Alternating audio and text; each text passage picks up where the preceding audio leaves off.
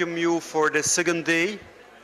I hope everybody enjoyed well the dinner of yesterday, and that we all ready for another second last day where we can indeed hear about several other issues that has not been tackled up to now in this meeting. And I hope as well that you will have all the chances to have your questions, practical questions, responded by the panels that will come up today, as well as by our discussion among ourselves. So the first session of the day is about pharmacovigilance of the new drugs. And I warmly invite here Dr. Sandrine Chloé to present the first session on importation of new drugs, and so explaining how countries like Russia, Georgia, and Armenia have accessed the new drugs, including the use of compassionate use. And so the speaker of today, Sandrine is a pharmacist who specialized in management and quality of medicine. She worked in many different countries throughout the world and with different international organizations and institutions. And she mainly focused on malaria, TB, and HIV drugs. So as a pharmacist, she is also the pharmacist of the International Office, focusing on TB drugs and neglected disease at MSF. So Sandrine, the floor is yours. Thank you.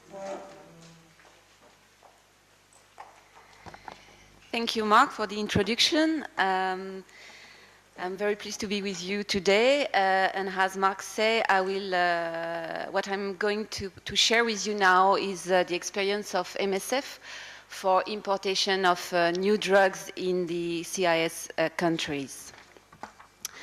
Next slide.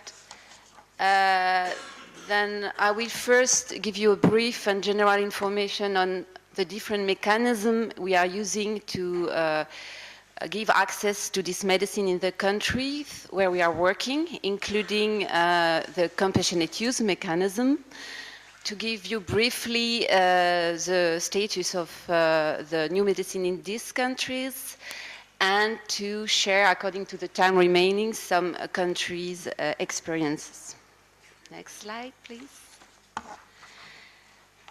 Then briefly, we are using three main mechanisms to get access to the medicine. The first one is the easiest one, I would say, when the product is registered in the country where we are working, meaning that the manufacturer submitted the product file to the regulatory authority of the country, and then the pharmaceutical regulatory authority has approved this product for this specific manufacturer. In this case, the country is fully legally responsible of the product that will be put in the market. Then this way is the easiest one, and there is no. Of course, we still go through get the authorization from the country to import, but it's much more easier. The second way is the one which is used for most of the MDR-TB medicine, because there are few which are registered. Then it's to import products which are not yet registered, and for this we benefit from some flexibility, called with different terminology, but the most common one would be the humanitarian access. Then we have the possibility to import unregistered drug through this humanitarian access procedure. Doesn't mean that we don't have to provide anything to the authority. We really need to provide certificate of origin and all the quality documentation of the product.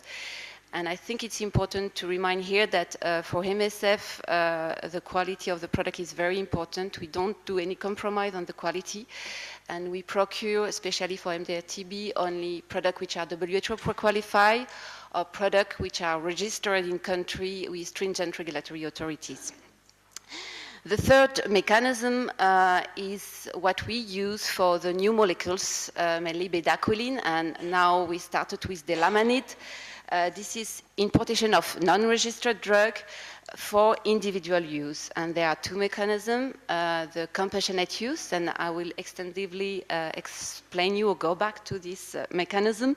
And in some country where there is no compassionate use framework, then there are specific laws that we can use to import unregistered medicine for individual use. And in this case, a full medical dossier of the patient is required. Next slide, please. Then now I will present you the principle of the compassionate use and also, and what is more important, how at MSF with the countries we implemented the compassionate use for the new molecules. Next slide, please. We'll not go back to that. We all know that we need new medicine, more efficient, more tolerable treatments for MDR-TB patients. Next slide, please. As Christian and Francis extensively explained yesterday, there are two promising medicines for MDR-TB, which are completed the phase 2B clinical trial. For delamanid, now phase 3 is in process, not for bedaquiline, unfortunately. These two drugs have been registered under condition by stringent regulatory authority. In December 2012 for bedaquiline by the US FDA and for delamanid by the European Medicine Agency in 2014 and by the Japanese authority as well.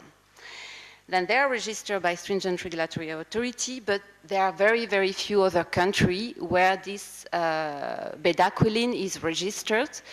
As Dr. Irina mentioned yesterday, bedaquiline is registered in the Russian Federation, but it's a quite unique case. And outside of the CIS, bedaquiline is also registered in South Africa and in some other country, but there are very few. And for delamanid, it's not registered anywhere. Then, before these two new products to be fully approved, fully registered, the best way to get it in the country is to use this compassionate use mechanism, kind of interim measure before the product to be fully approved to get it quickly for the patient where this is the only solution for them to be treated. Just mention that only the Russian Federation has a medicine bedaquiline register, but some files have been submitted in many other countries in the region through Pharma Standard, which is working under license of Janssen. Next slide, sorry, please. I want just to go back to the main principle of what is compassionate use. Then this is a mechanism which is aiming to provide medicine which are still under clinical development, which is the case for bedaquiline and delamanid, but for which we have data on efficacy and safety thanks to the phase 2 study. And it's aiming to provide this new medicine to patients suffering from life-threatening disease and for which there is no other alternatives. Then it's a way to get access more quickly to new effective medicine. And for a lot of patients, as we could see during the very interesting visit on Monday to the hospital, it's sometimes the last hope for them to get the medicine. Next slide. And yeah, there is a definition from WHO for compassionate use. I will not go back to this because I think I explained it before. Just to remind that there are other terminology which are used to describe the compassionate use. This is almost the same. Expanded, you can hear about expanded access, special access, and all are the similar meaning. Next slide. Just to go back to the principle, what compassionate use is not. It could help to understand maybe better the principle.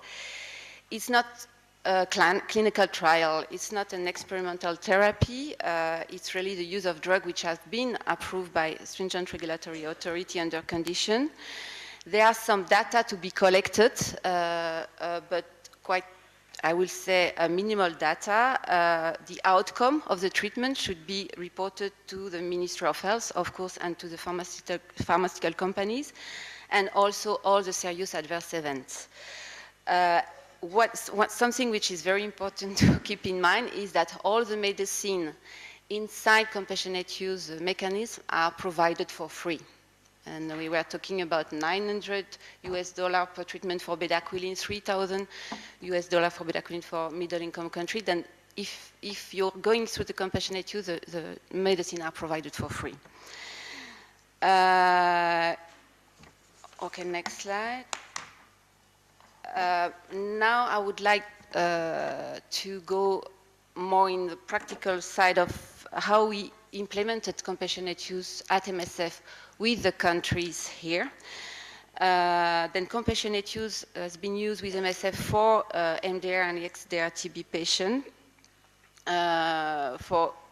in an individual basis, then for patients presenting life-threatening conditions, and for which there was no other available treatment, no other medical or surgical alternatives.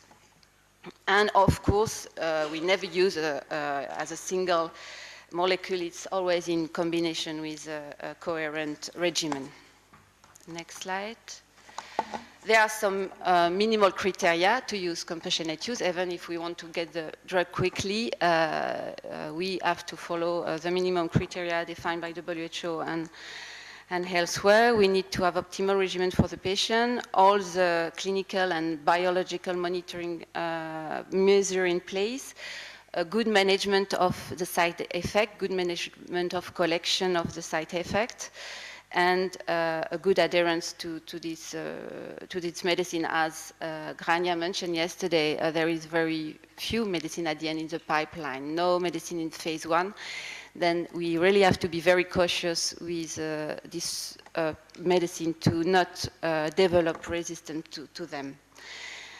Specific monitoring is required because they are new drug, and we spoke about ECG yesterday and all the side effects which are known. Then you need to monitor carefully some criteria, and there should be a systematic report of serious adverse event. And all these things are in place in the program when we start compassionate use. Practically, there are 4 first, the patient, second, the practitioner, third, the role of a medical committee, which has been set up by MSF and Partner in Health, and the final decision taken by the developer. Next slide. And for the patient, what is very important is to be sure that the patient will be very well informed, that the drug that he will get, which are the intended action of the drug, and what are the adverse effects we will expect from this drug that can occur. He should also understand that it's a drug which has been approved, but with no full guarantee of the benefit. Efficacy is not fully proven. And all this understanding should be formalized in the written consent. For each patient, you should get a written consent. At the practitioner, then the practitioner will be responsible to initiate the request and on behalf of the patient. Then a full medical dossier, of course, should be as normal, should be developed with all the argument why this new molecule are needed and why we ask for getting it through the compassionate use. And the practitioner must agree to report the outcome of the treatment and any serious adverse event. In some cases, like for Delamanic, for Otsuka, prior to approve any patient, they require the team to follow kind of pharmacovigilance training through webinar. Then the practitioner will send a request to the MSF PIH Medical Committee. Next slide. quickly, but there will be possibility to answer to your question. Cathy is here, and she's really, really involved in this committee. The attribution of this committee is to review all the requests, to give recommendation on this, and there is a regular reporting to ethical review board at MSF. And at the end, they will finally recommend to go forward and to send the dossier, if it's eligible, to the developer, to the manufacturer. Next slide. And the drug developer, in this case Janssen or Otsuka, will have the final decision and will decide if yes or no they will supply the medicine for free to this specific patient. They will be responsible to provide all the information on the medicine to the practitioner and to the patients. Next slide. In practice, where it was used, then just as a background, the compassionate use is not something only for TB. Yeah? It has already been used in high-income countries like in US, Canada, Western Europe, for other diseases like for Alzheimer, for oncology. It's a system which is used in all these countries. For TB, Janssen with bedaquiline is gathering a lot of information, and we have some update from 2014. Then more than 40 countries have patients which got bedaquiline through this compassionate use program. Armenia, Georgia are part of these countries, and there are more than 600 patients who receive bedaquiline through compassionate use. Next slide. Christian, I mentioned yesterday briefly the South Africa example. I think it's, even if it's out of the region, it's a good example on how compassionate use can prime the system to get full approval of the new molecule. Then we, together with the authority, they imported bedaquiline through a specific channel, the Section 21, and the MOH, with the help of other partners, including MSF, conducted a clinical access program, which is a kind of compassionate use, but a bit different because it's a compassionate use not but all the persons are identified, but it's for a cohort and not for single individual patient. And at the end, 200 patients were treated by bedaquiline through the compassionate use. And in October 2014, the bedaquiline was registered. And it's a very good example of early access to bedaquiline, which end by a final approval of bedaquiline in the country. Next slide. Unfortunately, there are very few other examples where compassionate use has been formalized. India is just an example that there is a possibility also to import bedaquiline, and we hope delamanine in the future, not using really compassionate use, but some specific law authorizing importation for a particular patient. Next slide. Georgia and Armenia, as the representative of Armenia yesterday also explained quite extensively, authorized compassionate use from 2011. There were practicalities which have been put in place to select the patient and to implement the compassionate use.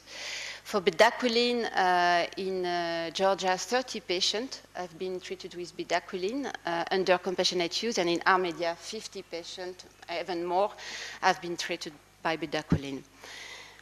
What about delamanid?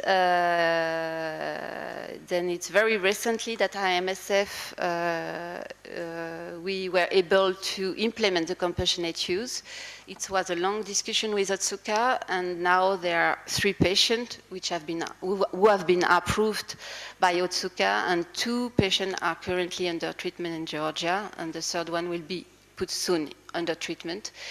Then I think the system is starting also with delamanid, and we are confident that we can have more patients approved for compassionate use for delamanid. Next slide. Yeah, what are the minimum requirements to put in place a compassionate use? For you, for sure, the first step is a decision of the MOH. The MOH should estimate the added value of having a compassionate use in the country and should be the one to approve and to start the process. There are four main principles in terms of international rules before implementing compassionate use. It's to have in place an ethical committee, to get for the MOH the information on the medicine, information produced through the phase 2 clinical study, to have this informed consent of each patient and have facility to import the drug at the end. Next slide. Alors, in conclusion, there are unfortunately only few countries where a regular framework in place for compassionate use. This is a process, it's sure that is limited in terms of number of patients, but we could see that in South Africa they negotiated to have it for a cohort of 200 patients, which is quite huge. It's true also that depending on how the country is fast to register the new molecule, the window to use the compassionate use mechanism is limited, because as soon as the product is registered, of course, you don't use the compassionate use anymore. But we strongly believe that there is an important benefit for the patient where there is no other solution to get this new molecule through the compassionate use, and not only for bedaquiline, delamanid, but for the future molecule, because once you put the system in the country, it's much more easier after to do it for other molecules and also for other disease. And as we could see in Georgia, Armenia, it's also a good system to introduce early the new molecule and the first step before a full approval of the product. Next slide. Okay, I don't know how many, 2 minutes only. Then I will not go to this one. You will get the slide, the overview of the status in the different country. Just, yeah, maybe briefly, delamanid is not registered anywhere. Bedaquiline is registered in the Russian Federation and is accessible in Georgia and Armenia through the compassionate use. Next. I would like to thank the colleague of MSF in Georgia, Armenia, Kyrgyzstan, and Chechnya, who prepare and draft some slides for me to share the experience of the country. I will try to go quickly through some of them. Then for Georgia, next slide, briefly, they were using the 3 mechanisms I was mentioning before to get all the regimen for the MDR-TB. Some drugs which are registered in Georgia are easy to import. Some non-registered drugs could be imported through an exemption mechanism. And for the new molecules, they use a compassionate use and allow to import limited quantity of the medicine to facilitate the importation. In Armenia, and the representative of the regulatory authority in Armenia can correct me if I don't clearly report the slide they prepared, but there are two different ways to import medicine. Either it's for commercial purpose and then it's compulsory for the medicine to be registered, and there is a strict control at the custom to be sure that the product which is registered is the one imported is the one which has been registered with some QC test as well. And for the humanitarian partner, there are and purpose, there are specific also channel for importation. If it's registered, it's the same than it's quite straightforward. If it's not registered, there is a possibility to go through a humanitarian access program, but with full control of the custom and QC test as well. And for bedaquiline, it's very specific, and it's really under risk assessment and on a patient basis. Next slide. For Chechnya, the situation is different because, as we say, bedaquiline is registered in the Russian Federation, then it's quite easy to get it locally through a pharma standard. For the other drug, we can get the registered product in the country. The only issue is with clofazimine. And then next slide, for clofazimide, there is also a specific law that allow you to import medicine for a specific patient. And it's what is used now for specific patients who really need the molecule to import the medicine. Next slide. And for Kyrgyzstan, I will be very quick. Then the processes to register bedaquiline started in February 2014 through Pharma Standard as well. It has been stopped because there was a need, according to Kyrgyzstan, to strengthen the pharmacovigilance. Then the registration process has been stopped, but now the authority is working on implementing a legal framework to get access to this new molecule for patients who are really needed the molecules. That would be the end. I just want to conclude by saying that now to get access to this new molecule is very feasible. We could see that it has been done with great success in many countries in the region, in some countries of the region, but we are still far to have full approval of this medicine in the country. Then in the meantime, we really encourage a country to set up this framework of compassionate use. It's quite quick for the patient to get the medicine who are really needed in the very short term, and it's for free. And for more information, of course, you can get back to me, to Cathy, and also we encourage to have country experience sharing, because there are quite good experience in the region to share with other countries. Thank you very much.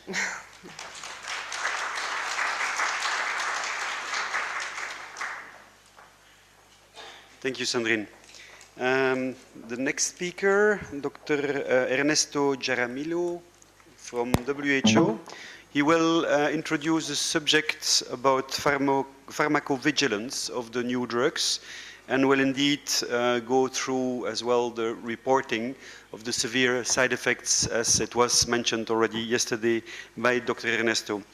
Ernesto is a Colombian doctor who had a lot of clinical and programmatic experience in managing TB and DRTB in his home country, Colombia. And so basically now he is also the drug resistance policy task manager at the global TB program at WHO.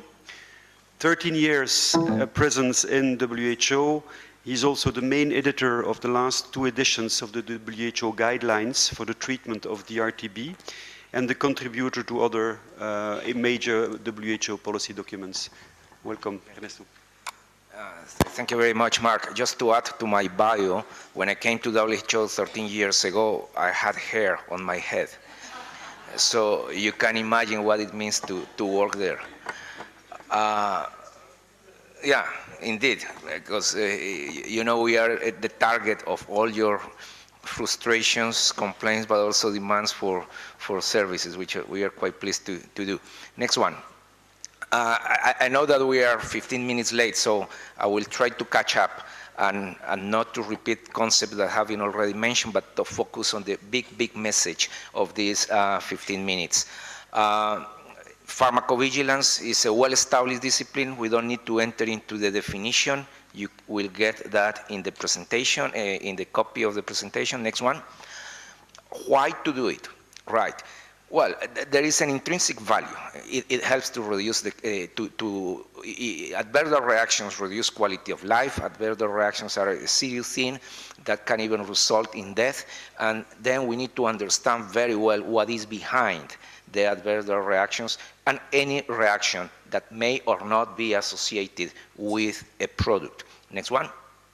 So from a patient-centered care perspective, that is really fundamental in the new NTB strategy.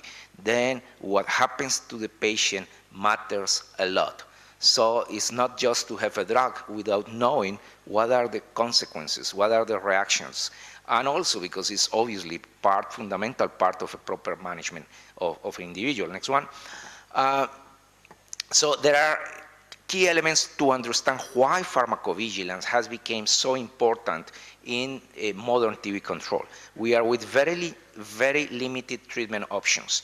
And when we are in front of a cohort of patients who have a lot of adverse drug reactions, we need to plan properly, budget for the drugs to treat the adverse drug reactions.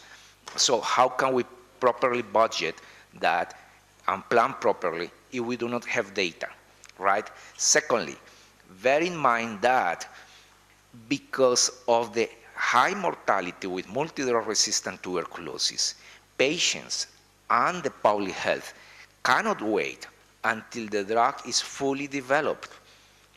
We know that for bedaquiline, results of phase 3 trial would be available by 2021. How many people are going to die if we wait until 2021 before they can benefit from bedaquiline?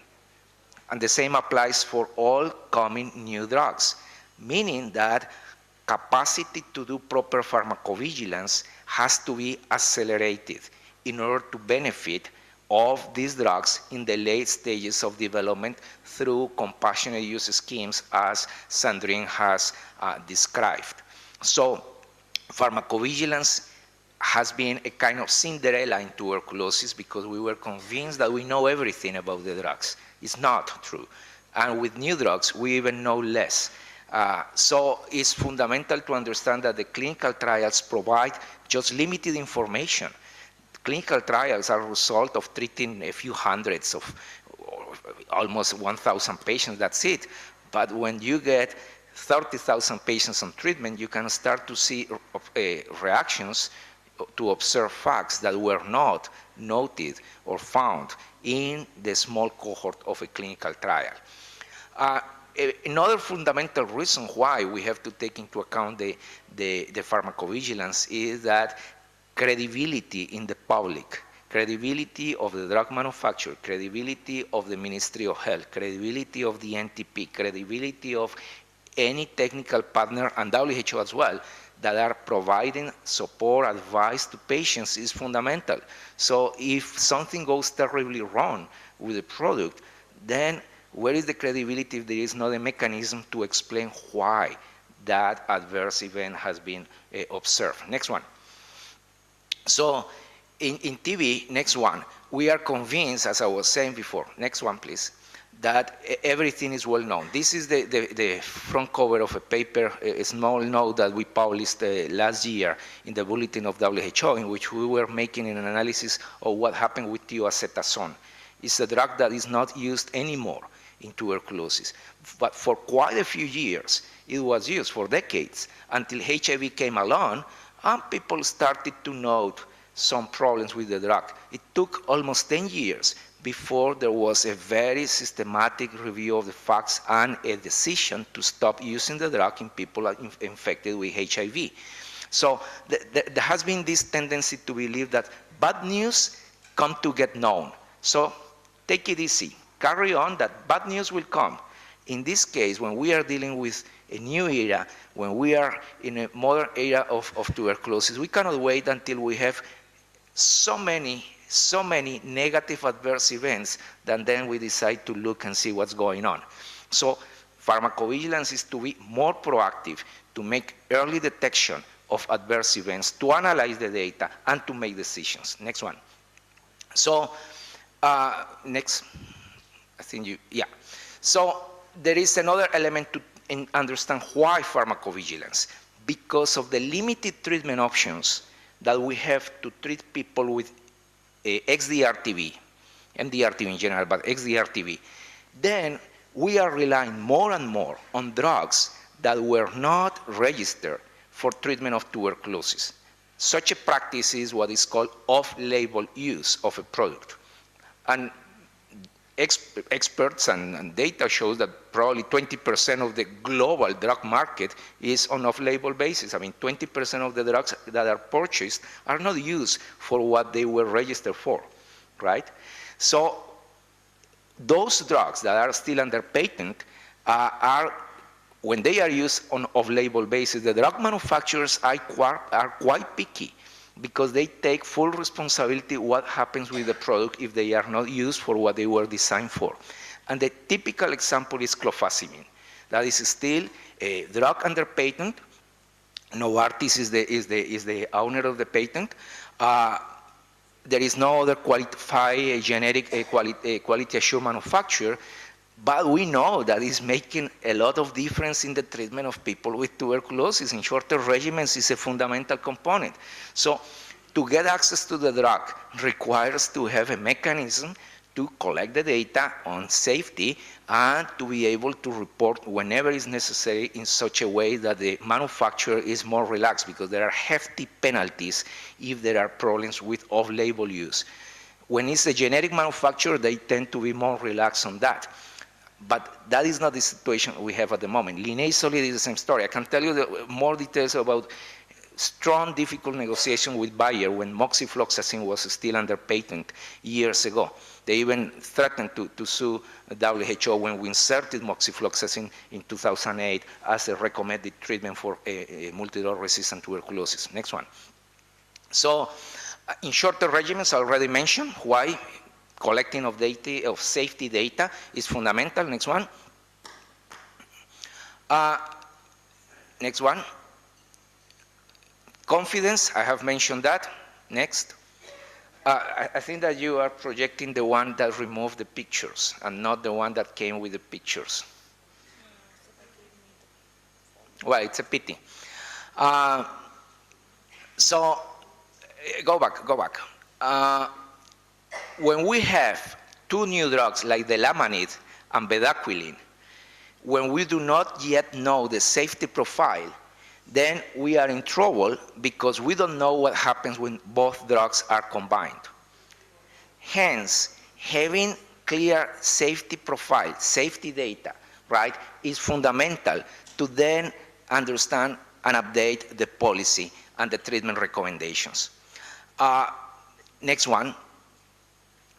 This is just a summary of all the reasons when we are putting together a plan for pharmacovigilance and convincing the players why in modern TB control, pharmacovigilance is not an option, but a must.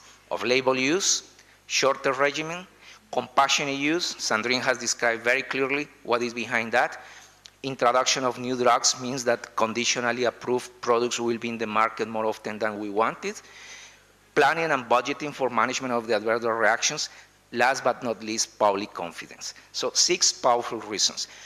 I would like to finalize by making clear something that has contributed to a bit of confusion and seen pharmacovigilance as a standing block in the early introduction of new drugs. When we go to the field, and people from countries are here, you know that most countries do not have powerful pharmacovigilance units able to do active pharmacovigilance, able to do cohort event monitoring, which are the recommended methods to do pharmacovigilance for the new drugs. That should not be as an absolute obstacle to quickly enroll patients on life-saving treatment. Having a very nice, sophisticated, effective, powerful, put all the adjectives you want, unit on pharmacovigilance can take a generation, can take 5 years, 10 years. Countries should not wait until that to happen before people who are dying of multidrug-resistant tuberculosis can have access to treatment with these new drugs. More important and more urgent is that data collection starts as soon as the patients are enrolled on treatment. Data collected can be and should be analyzed at a later stage.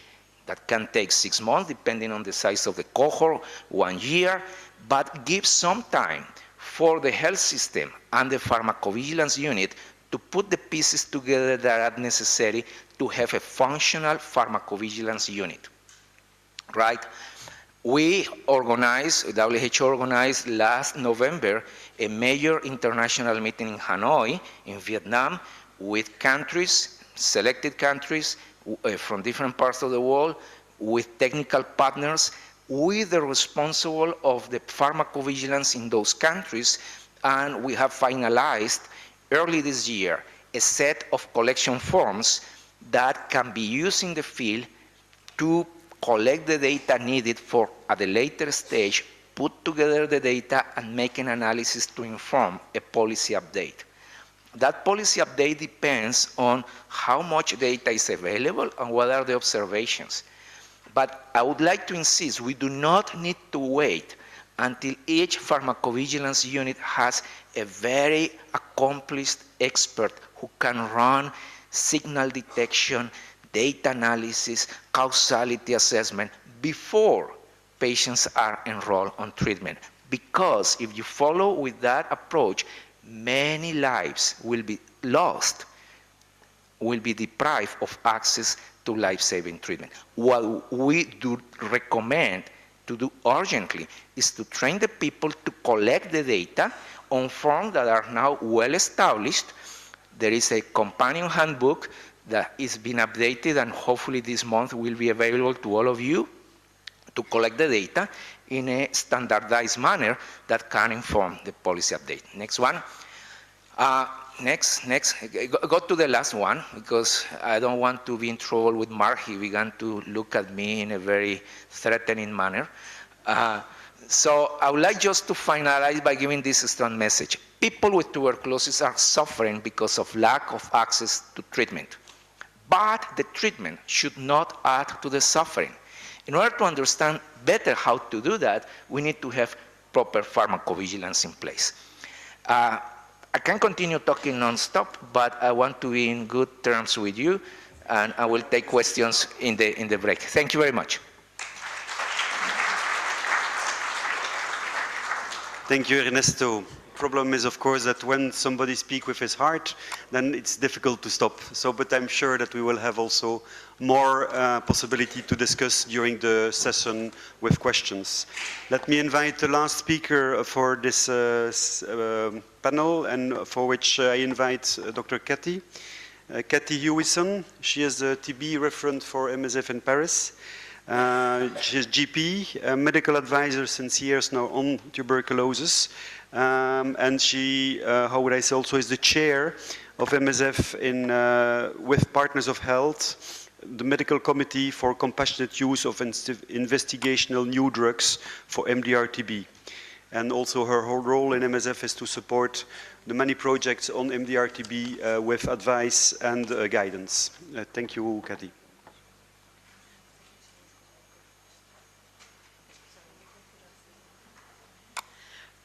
Thank you very much. So, in fact, there's going to be two parts to the presentation, myself and then somebody from the National Drug Authority in Armenia. And the idea is to present a little bit of the practical experience from Armenia of the pharmacovigilance that we've done since the introduction of new drugs. And I think pharmacovigilance is a bit of a mystery to everybody. Before new drugs came, we never talked about it, and now we only talk about that. And I think most people are not really sure what it is. And certainly I wasn't sure what it was before, and I'm not an expert on it. But I think the practical experience will really try to demystify it a little bit. Okay. So the way I think about pharmacovigilance is at different levels, and I think Ernesto's last words were quite pertinent, because there's the patient care level where the practitioners are caring for the patients and they're detecting the side effects, they're treating and monitoring the patients, and they're collecting data, which is at the program level, going to the program level.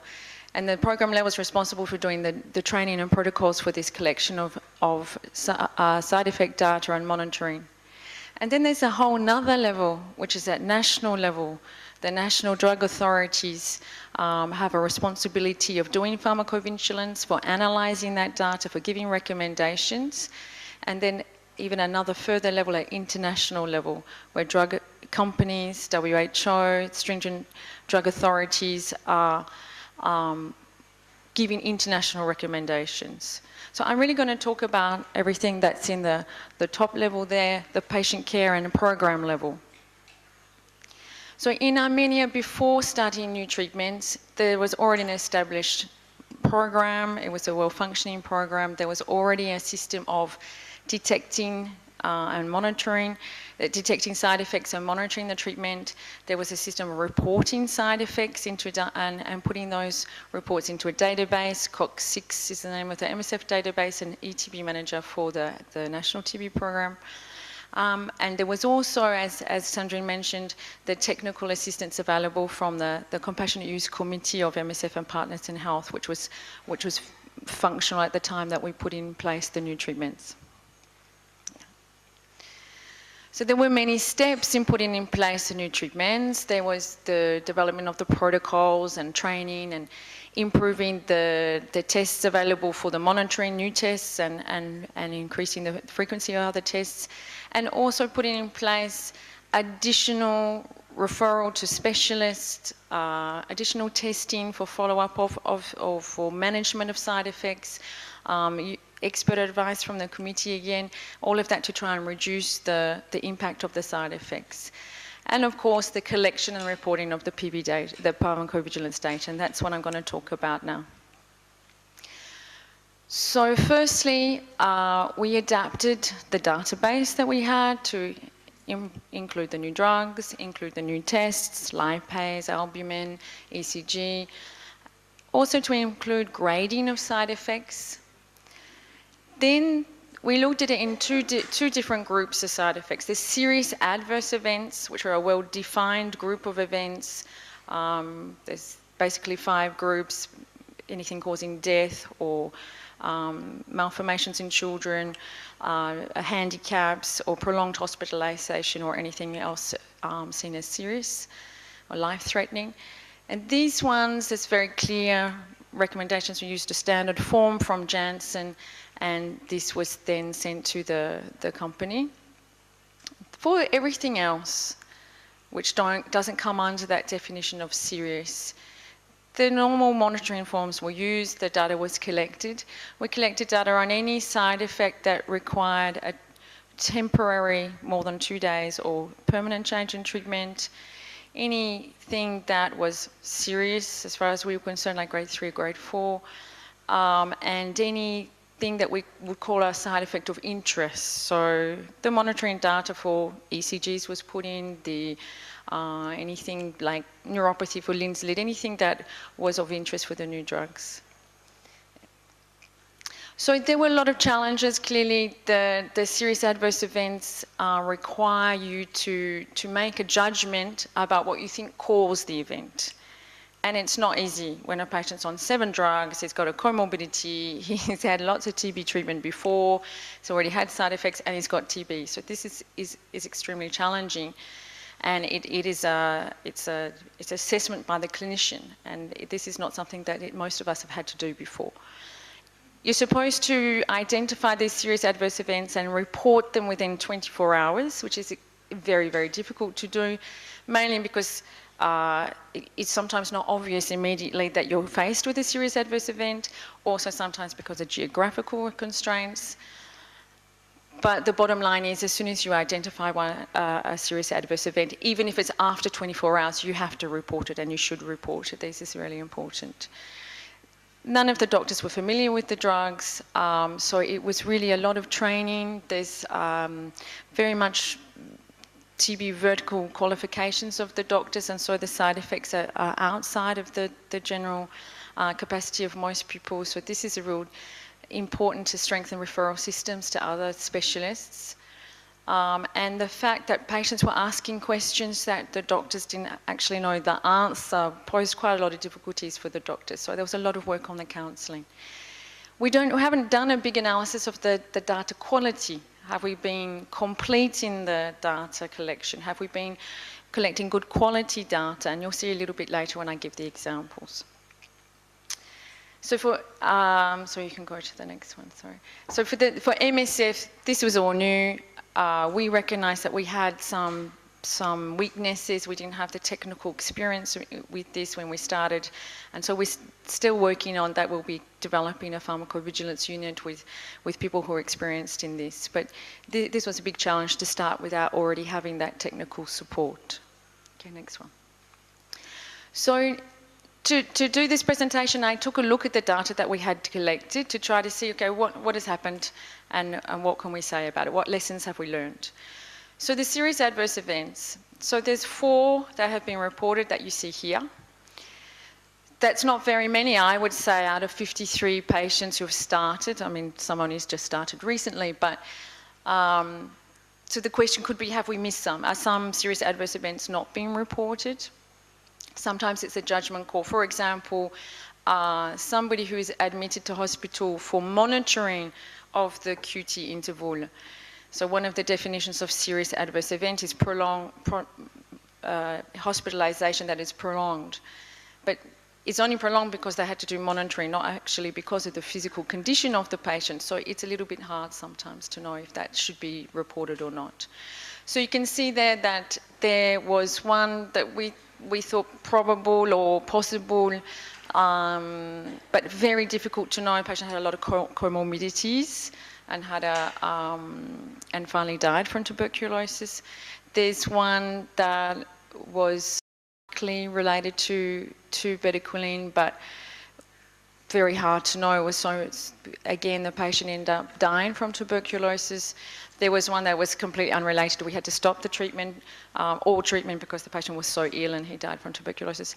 And then there was one that was clearly related to the bedaquiline, but the patient managed to finish the bedaquiline and still on treatment and is negative.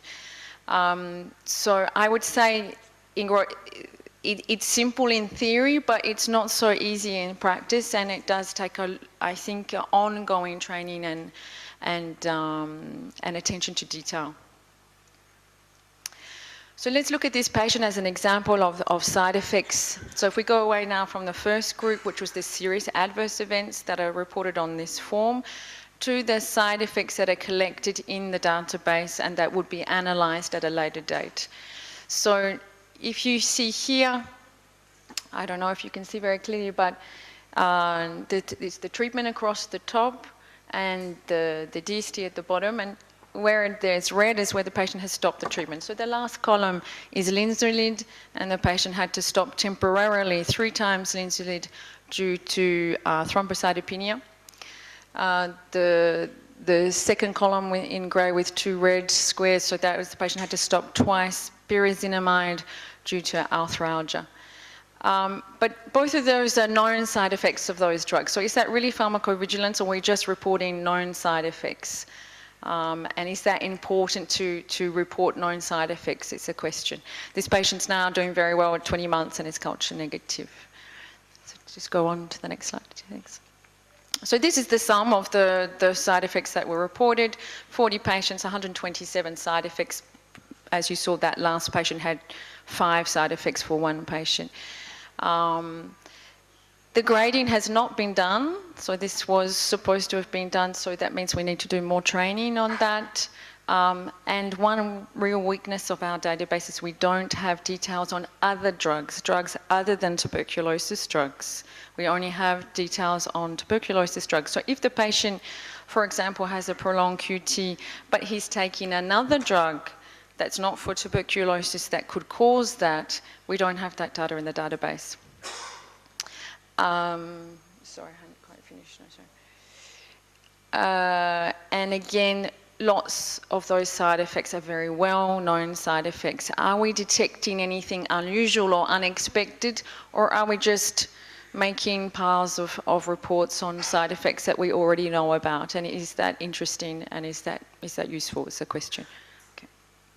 So let's take a second example. So the last slides were about side effects. These are treatment interruptions due to side effects. So you can see this patient, there's 4 lines where the patient stopped all treatment, so a complete treatment interruption 4 times.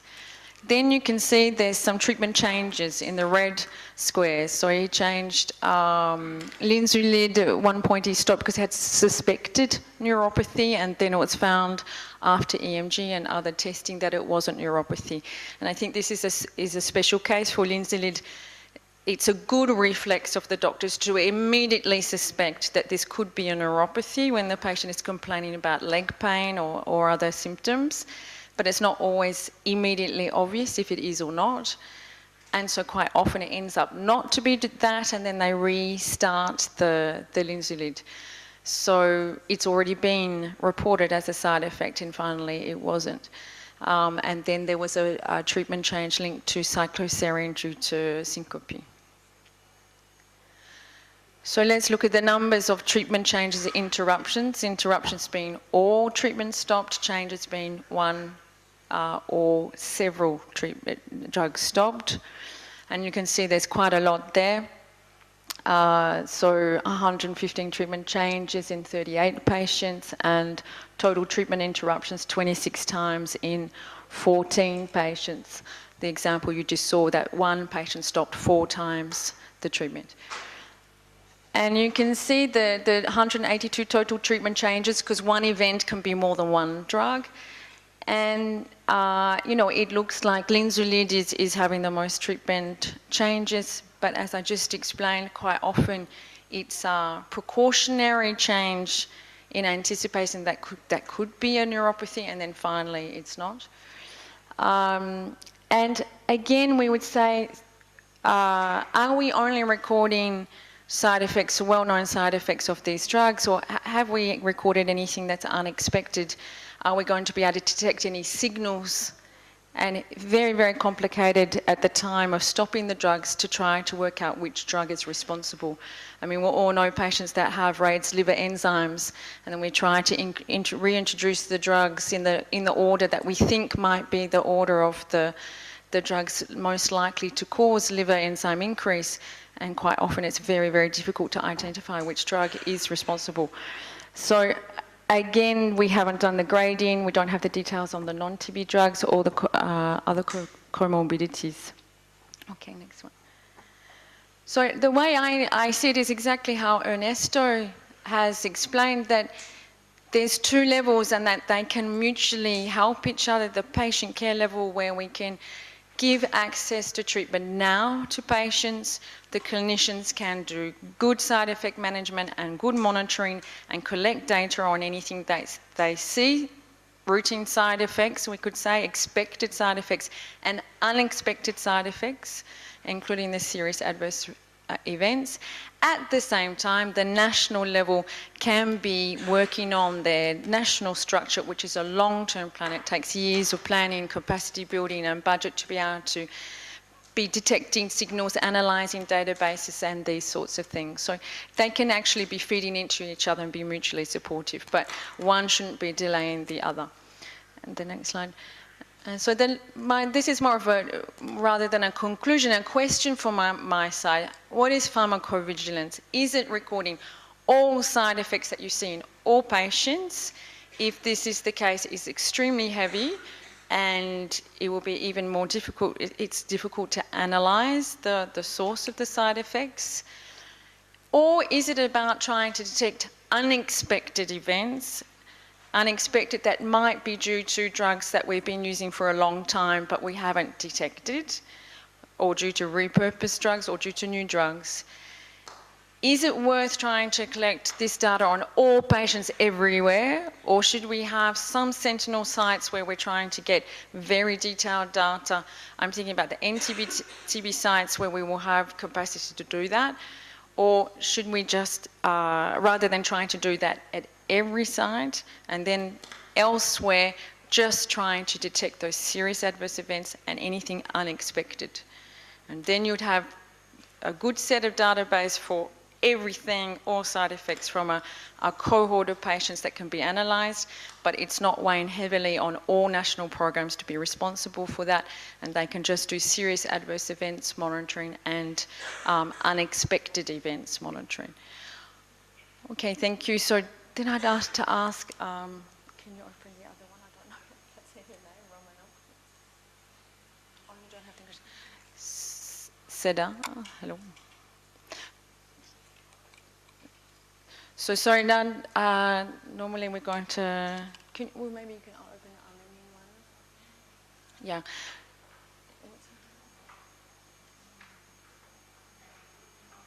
So Nara, would you like to present your slides? Yes, thank you. So this is thank you.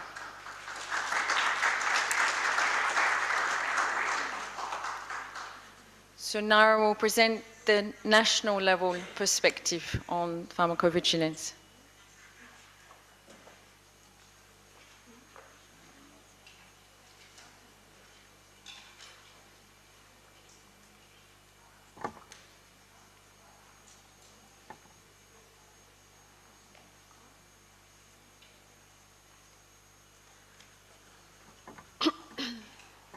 Բարև ձեզ, ողջունում եմ բոլորիդ։ Today I would like to welcome all of Ես you. դեղերի փորձագիտական կենտրոնի էքսպերտն I եմ։ am an expert of Scientific Center of Drug and Medical Technology Expertise.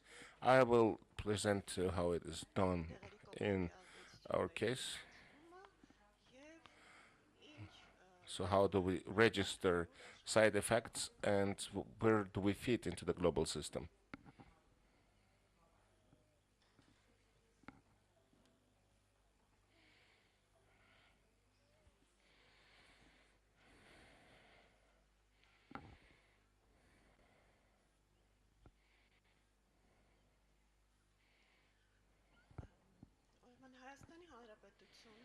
The Republic of Armenia, since 1997, is a member of International Monitoring Program of Side Effects of Drugs.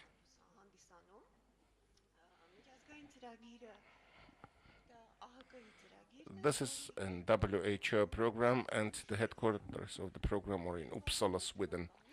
Since 2001, Armenia is a full member of Monitoring Center of Side Effects of Drugs, which means that any side effect, whether it's spontaneous or reported or under active or cohort monitoring, so if we identify cases as a result of those activities, are being recorded entered into our database and sent to Uppsala, Sweden, where they do coordination of those data and further analysis, processing, drawing of conclusions, and providing those conclusions globally.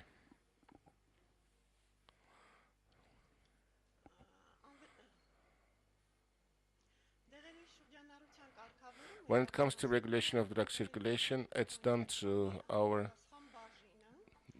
relevant department at the expertise center. We have side effect monitoring department in our inspection, and this is according to the law on drug circulation, which was adopted back in 1998 in Armenia. We also have a new draft law which is now being developed actually, and we expect several changes as a result.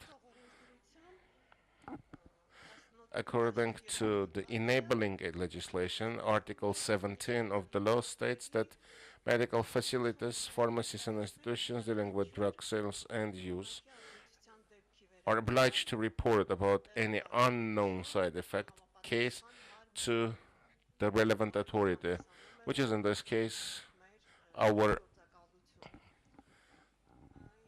agency. As you see, we actually follow all side effect cases.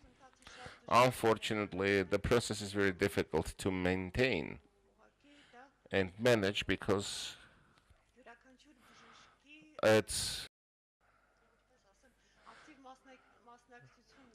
requires actually active participation from the side of each and every practitioner, which unfortunately is not being yet done by our physicians due to several reasons, including the fact that they have extensive workload to manage.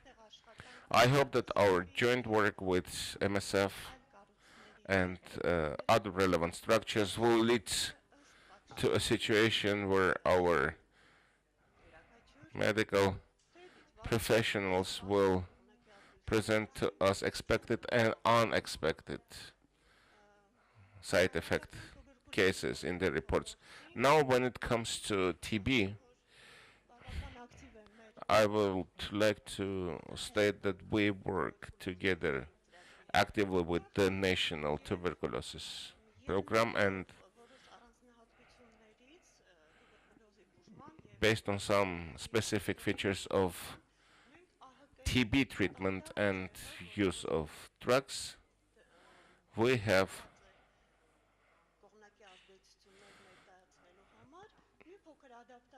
somehow adopted the standard form of WHO used for side effect reporting, and we have added here some known side effects of TB drugs in order to facilitate the work of our practitioners and also to easier assess, so to speak,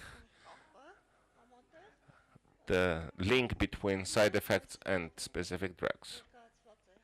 So you see on the slide, if you can, of course, the standard reporting form and Armenian medical personnel of Armenian medical facilities or healthcare facilities treating TB are using this standard form to notify us about any side effect cases. In 2014, we had 92 such reports about side effect cases. As the previous speaker, colleague, referred already to, it is quite difficult to monitor side effects, or actually to determine whether the side effect is a result of comorbidities or it's a side effect caused by other drugs, or is it actually the side effect of the TB drug or drugs. So each side effect case is report about each side effect case is collected at our center, and then we to process it into VGFlow program, and then it is being sent to Uppsala, Sweden, where they do processing and analysis of data and provide some conclusions. Next slide, please. So when it comes to bedaquiline, since 2015 we are working jointly with the program, and we're carrying out active monitoring of side effects of bedaquiline. Actually, we monitor those patients who are on bedaquiline treatment.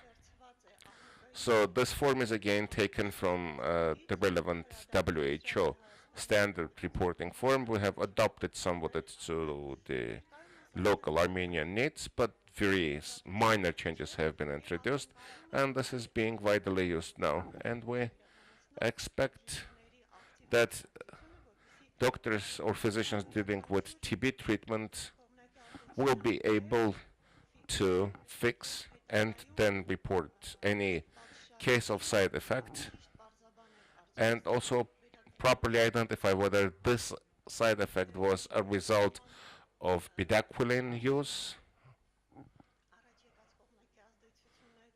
or it is a result of comorbidity or a result of other drugs that can cause expected potential side effects. And we already know, we're well informed about those side effects of the other drugs. Again, I would like to repeat, it's quite complex process in terms of rating whether this is a side effect of bedaquiline or other drugs or comorbidities. And here we actually need some support from practitioners, and we do expect it.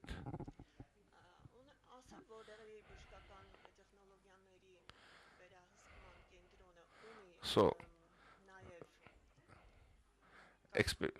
expert center for monitoring of drugs and medical technologies has its own website, and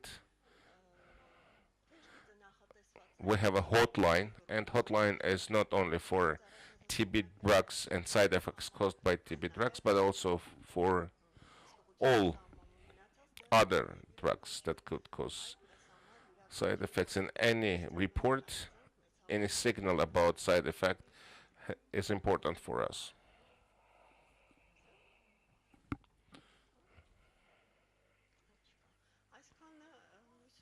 I guess that's it, and I hope I was able to briefly present you what is the general situation with reporting on side effects of TB drugs, and also our role in the global system. Thank you. Thank you very much. Шнурак алучун, менг хетенкен георак аркетс пайц. Our task mi kċawl xaġġamana kunen kima kusenaj vorpezi bolor hosnak. Session with questions and answer. So could I invite Kathy, Sandrine, also Enrico, and of course Ernesto, sorry, and then also Dr. Lilit Gazarian, Deputy Director, Scientific Center of Drug Medical Technology of the MOH in Armenia, also Dr. Nana Kiria, TB expert at Ministry of Labor and Social Affairs in Georgia, and also Mr. Nicolas Canto, Regional Manager, Global Funds, or his representative. Okay, fine. Mr. Mohamed Yassin. So we have something like half an hour for questions and answers.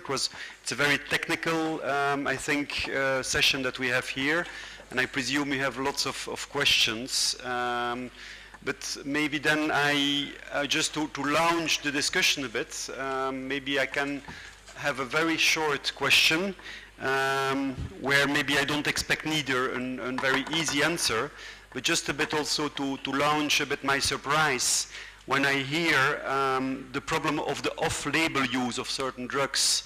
And I'm thinking particularly on clofazimine, which for me as a medical doctor, I've been trained that this is a drug used for leprosy.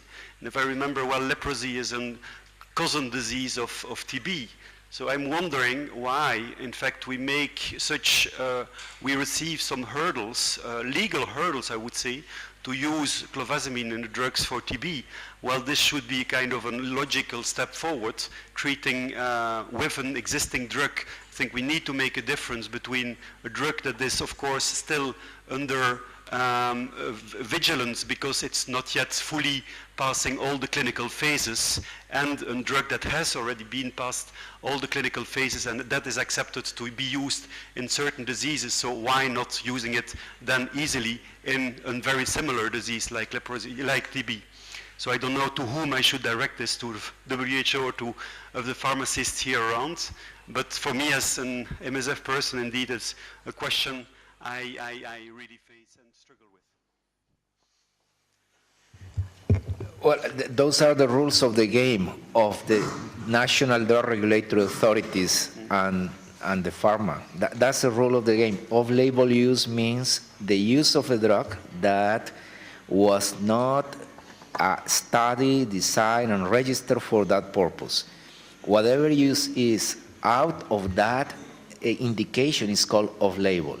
And since there is a very close eye on how these drugs are used, one of the recommendations and actual impositions by the industry as a consequence of the heavy penalties of the drug regulatory authorities is that there is proper pharmacovigilance. There are three criteria, because I have been closely involved in that negotiation with drug regulatory authorities and with pharma. First, that there is a medical doctor who takes responsibility for having prescribed this off-label product first. So it cannot be just like that. Where is the medical prescription? Second, there should be an ethical accountability. If it's a big cohort of patients, okay, there is some kind of ethical approval. And thirdly, there is a mechanism to report the adverse events. So those are the rules of the game of the national drug regulatory authorities. It's nothing that the Global TB program or that the Global Fund or that any partner imposed. And it not only applies to clofazimine, but to any off-label product. But as a result of the increasing demand and plenty of discussion in which MSF has been also involved, we know that Novartis is now moving to have a clinical trial on clofazimine just to get that product registered for treatment of tuberculosis, particularly MDR-TB. Okay, thank you, Ernesto. Well, the floor is open, please. First speaker.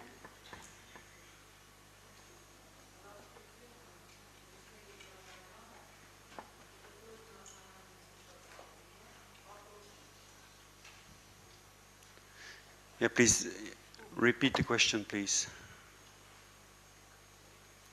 The mic doesn't work. Maybe, is there another microphone?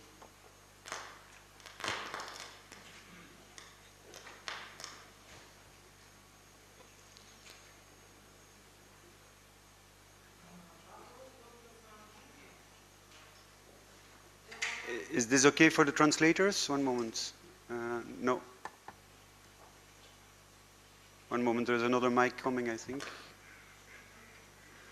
But there is a button on and off on the mic. Yeah.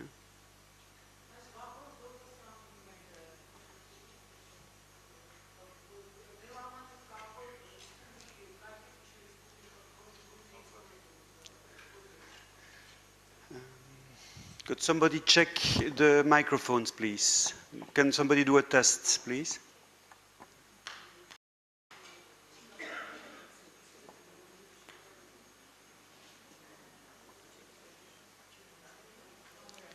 We apologize for this delay.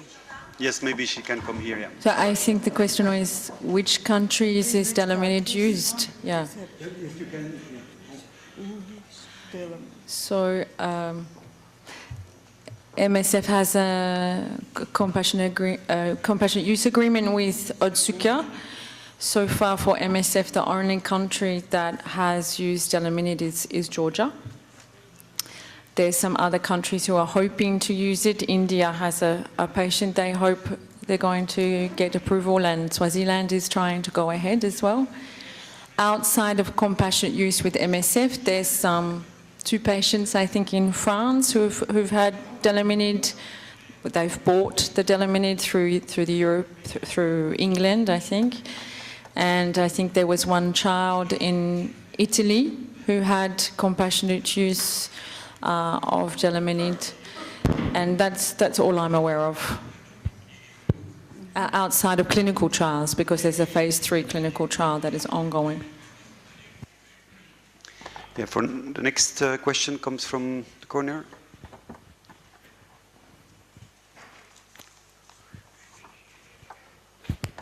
Thank you very much. Congratulations for all the work done on compassionate use, and I would like to have just a very practical question to Sandrine, please. You mentioned a series of patients being treated under compassionate use with bedaquiline and 50 in Armenia. I just would like to understand how does it work from your side to establish such a compassionate use program? Because you are not speaking about 1, 2, 3 patients, you're speaking about 50.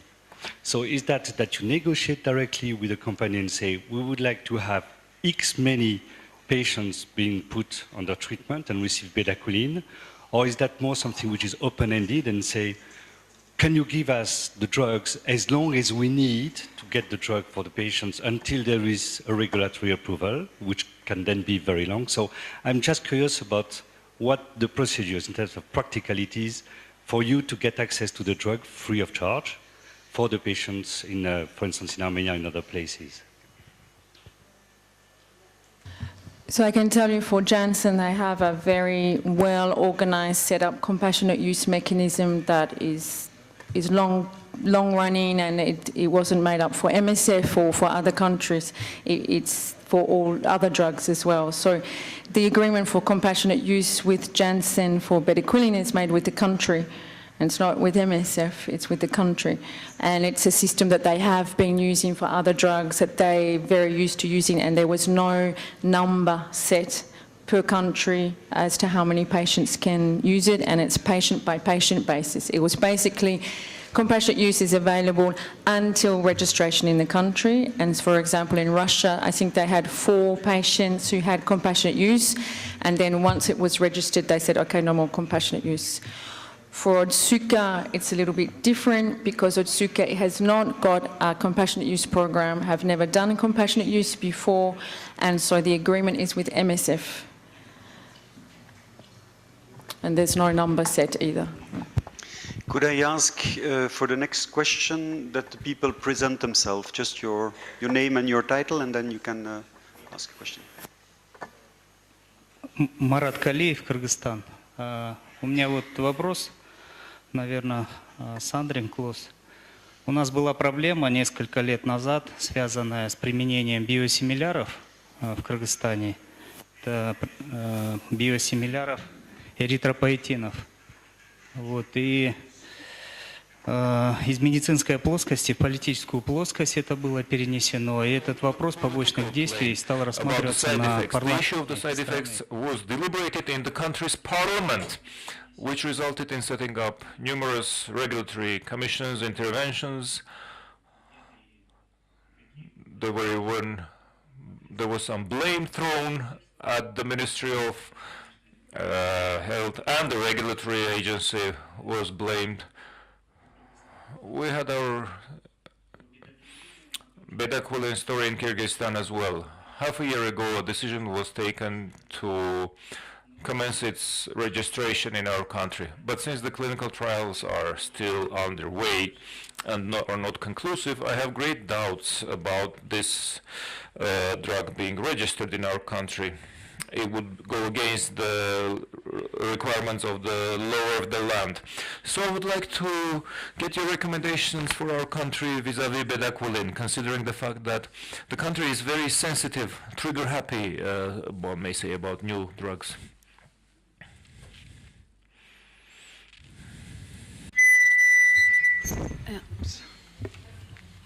I think for Kyrgyzstan, then the first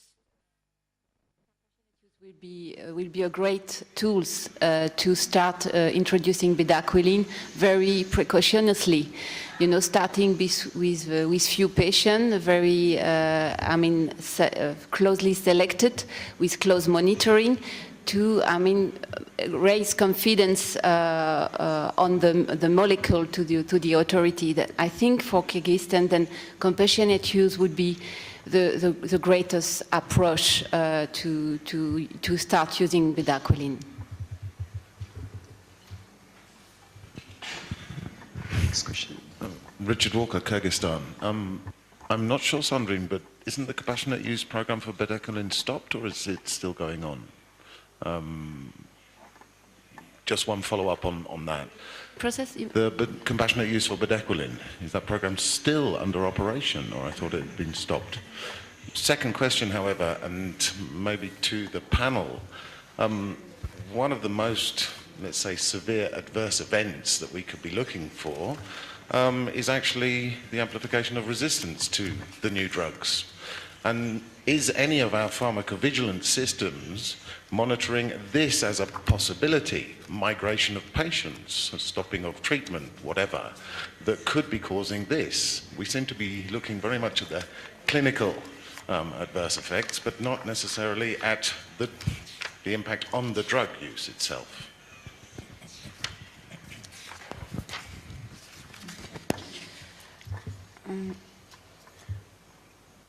Cathy, do you want to start? Yeah, so for the second part, so yeah, there was also a question here about the number of patients with positive bacterial results, if there is DST results to bedaquiline and delamanid. So it's not systematically done at the beginning of treatment to look for bedaquiline resistance, because as we heard, there could be a possibility of cross-resistance between bedaquiline and clofazimine. Some patients have already had clofazimine. I think probably it should be done systematically at the beginning of treatment, and Mathilde can probably give what they do in France. She can supplement on what they do in France. We only have the possibility to do bedaquiline DST in Antwerp, at the Tropical Institute of Antwerp. So there's two things. Patients who have failed, we've sent samples to Antwerp, and they've done clofazimine and bedaquiline DST. Unfortunately, I mean, at this stage, it's not very clear what is resistant and what is sensitive, but we have an idea from the DSTs we got, and some of the failures were resistant and some were not. For Delamanid, we don't have a DST at this stage, as far as I know. At least we don't have access to one. But maybe Mathilde can tell us what they have in France. Yes, for the DST, we had the problem with the clinical case I showed yesterday. The problem with DST is that bedaquiline has a very high level of link with proteins, and when you perform the DST, it can be worse, it can be wrong because of a link of protein, and so that's why the DST is not still validated.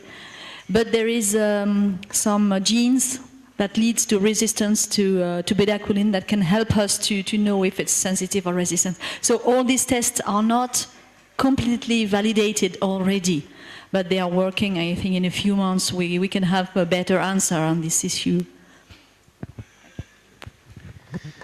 Anybody else wants to answer on this last question? Next question, please. Yeah. But actually, the response to the first question, though. I'll respond if you like. So, compassionate use continues for bedaquiline in Armenia and Georgia until the bedaquiline that we've ordered from GDF arrives. And it's supposed to arrive now, this week, next week, something like that. Once we have the bedaquiline in the cupboard, then we'll stop compassionate use. But it's not registered in those countries. It's coming through GDF. It's coming through humanitarian channels and other channels. Yeah. Okay. That was also, yeah, okay.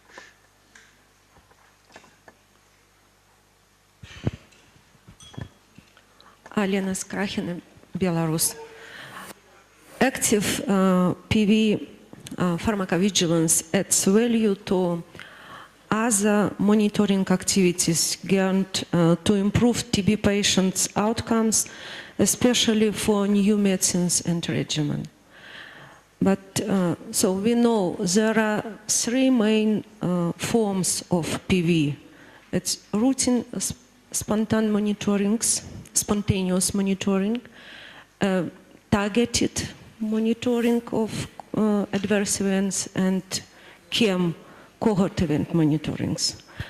But my question is, I have one patient, and as a clinician, I have and I should to help this patient now, because after all form of PV activities, PV monitorings, we will have our analysis, our outcomes in many years, sometimes in 3 years, for example, after cohort event monitoring study.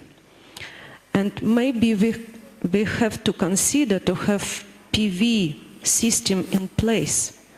And what are your recommendations? What kind of system we have in place? What does it mean for us?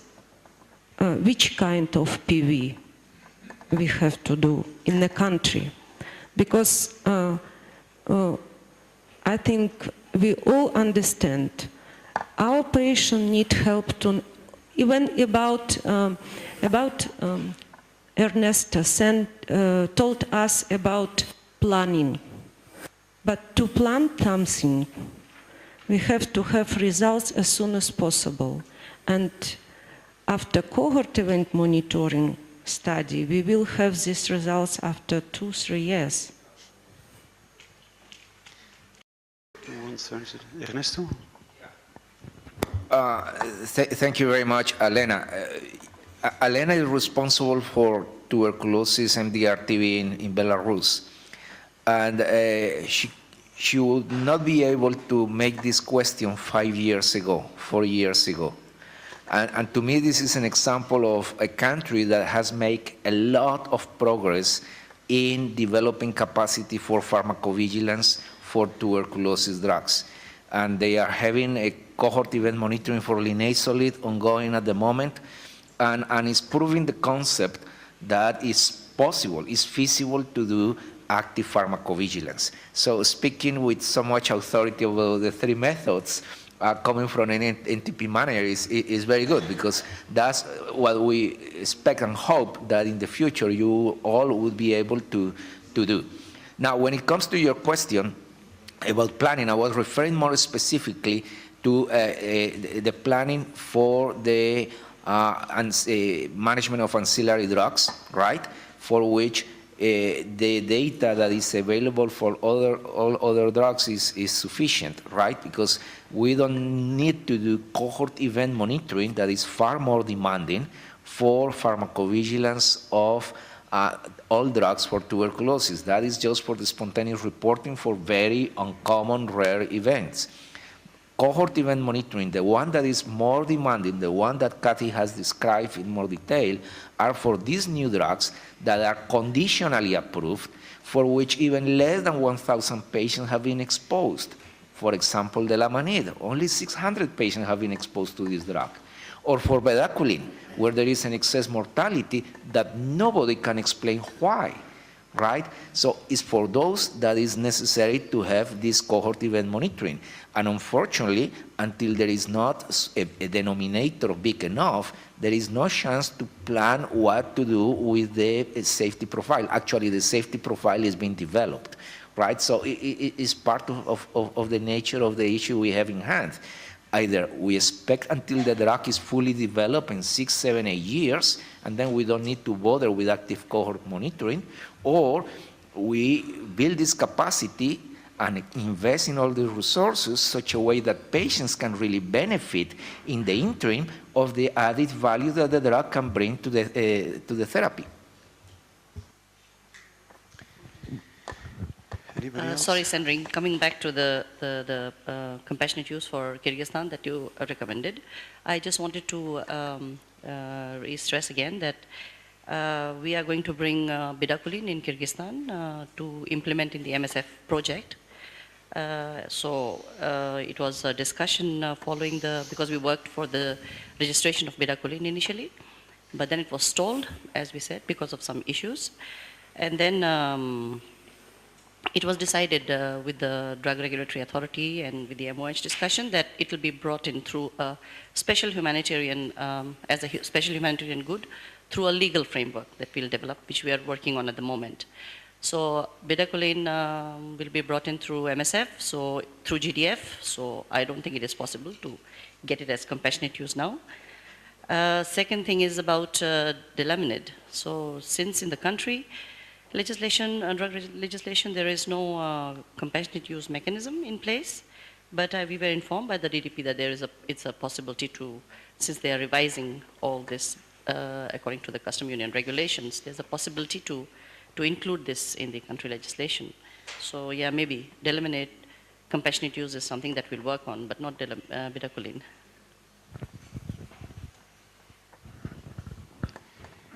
Another question? Maybe I just would like to go on that in the meantime, that last this point. Is there somewhere a toolkit that exists in which we could send this or put this on the internet for ministries of health to know how to start with compassionate use? Can we refer to that website, or is there anybody in charge to really help ministries of health in the region or elsewhere in Africa to proceed with this quite, I would say, tedious steps towards this kind of legal framework?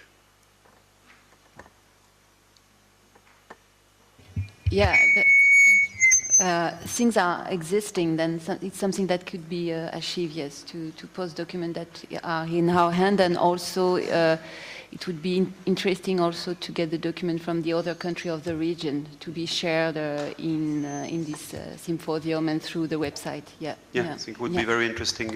Yeah. But I think it's important to know it's not necessary to introduce an entire legislation. That you can also just introduce a mechanism like they did in Georgia and Armenia. In fact. But I think indeed it could be an interesting way forward to show how this or that country has developed its own pathway on an individual way, and then a more legal framework in that sense, and to really give the advice to other countries to follow, and maybe have contacts in other countries to contact for. Sorry, Mohammed. Yeah, thank you very much. I just want to provide some updates where we are here. I'm Mohamed Yassin from Global Fund, Senior TB Advisor. I'm on behalf of Nicholas and the Global Fund. We just want to make sure that the Global Fund is supporting already introduction of new drugs and short regimens as well globally. In this region, the Global Fund in the next 3 years will be supporting over 1,400 patients on new drugs, bedaquiline. And we expect that this projection would increase while countries are learning from others and willing to expand the use of new drugs. And as you may know, the new funding model of Global Fund is flexible and countries could reprogram their funding anytime. And the relevance of pharmacovigilance, as Ernesto said, it's not only the credibility is not only for the NTP and the technical partners, but the financing organization also want to ensure that the funding investment is used for credible activities. And in that regard, the Global Fund support not only the pharmacovigilance, but establishing, improving capacity building from pharmacovigilance, and all the conditions, WHO conditions are fulfilled in the country. So it's not only for the drugs, Global Fund support establishment of those capacity, and that's what we are doing, including in early applicant countries. So this trend would continue, and as far as there is request from countries, Global Fund is willing to continue supporting. The reason that we are here is not only from pharmacovigilance, for all the session yesterday and today are very relevant for all of us, and the lessons learned, information, and in challenging situations, these are really very important, and we want to make sure that some of the lessons learned in countries are expanded and scaled up, and again sustained at country level. And that's why we all are here and be part of the discussion. And as a Global Fund, as partnership, we are happy to learn from you and ensure that resources are invested according to the needs and according to evidence and data. I just want to highlight on that. Thank you very much. Thank you. Any other points, or maybe any other panelist wants to say something on indirectly or directly linked to the questions? Спасибо. Касаясь вот предыдущего вопроса, я просто хочу проинформировать, что на тот момент, когда мы должны были разрешить применение бедаквилина в нашей стране, в нашей законодательстве уже не было. Our legislation was not favorable for it. It did not contain the language compassionate use, but we chose another way. We could allow the importation of non-registered drugs as humanitarian cargoes, and since it was life-saving, upon the consent of the ministry and the conclusion of the ethics committee, we allowed the use of a non-registered drug. We're also working on a new draft of the law which will contain the phrase compassionate use. The ministry still would have, under even this new law, even for non-humanitarian purposes, for particular groups of patients, it will have the authority to allow the use of non-registered drugs, of course, assuring proper monitoring and having every tool to oversee it. Thank you.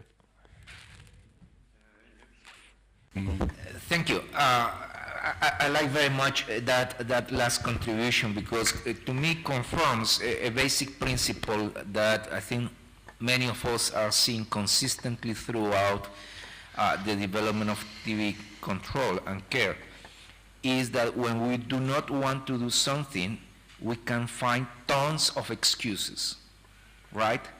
But when we do want to do something happening, when we do want to introduce change, there is no excuse. No excuse.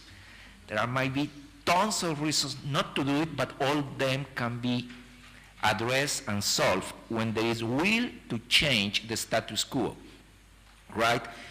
Since 2008, the WHO guidelines for treatment of MDR-TB had mentioned the need to develop alternatives to get imported drugs under compassionate use, patient name basis, within the expanded access.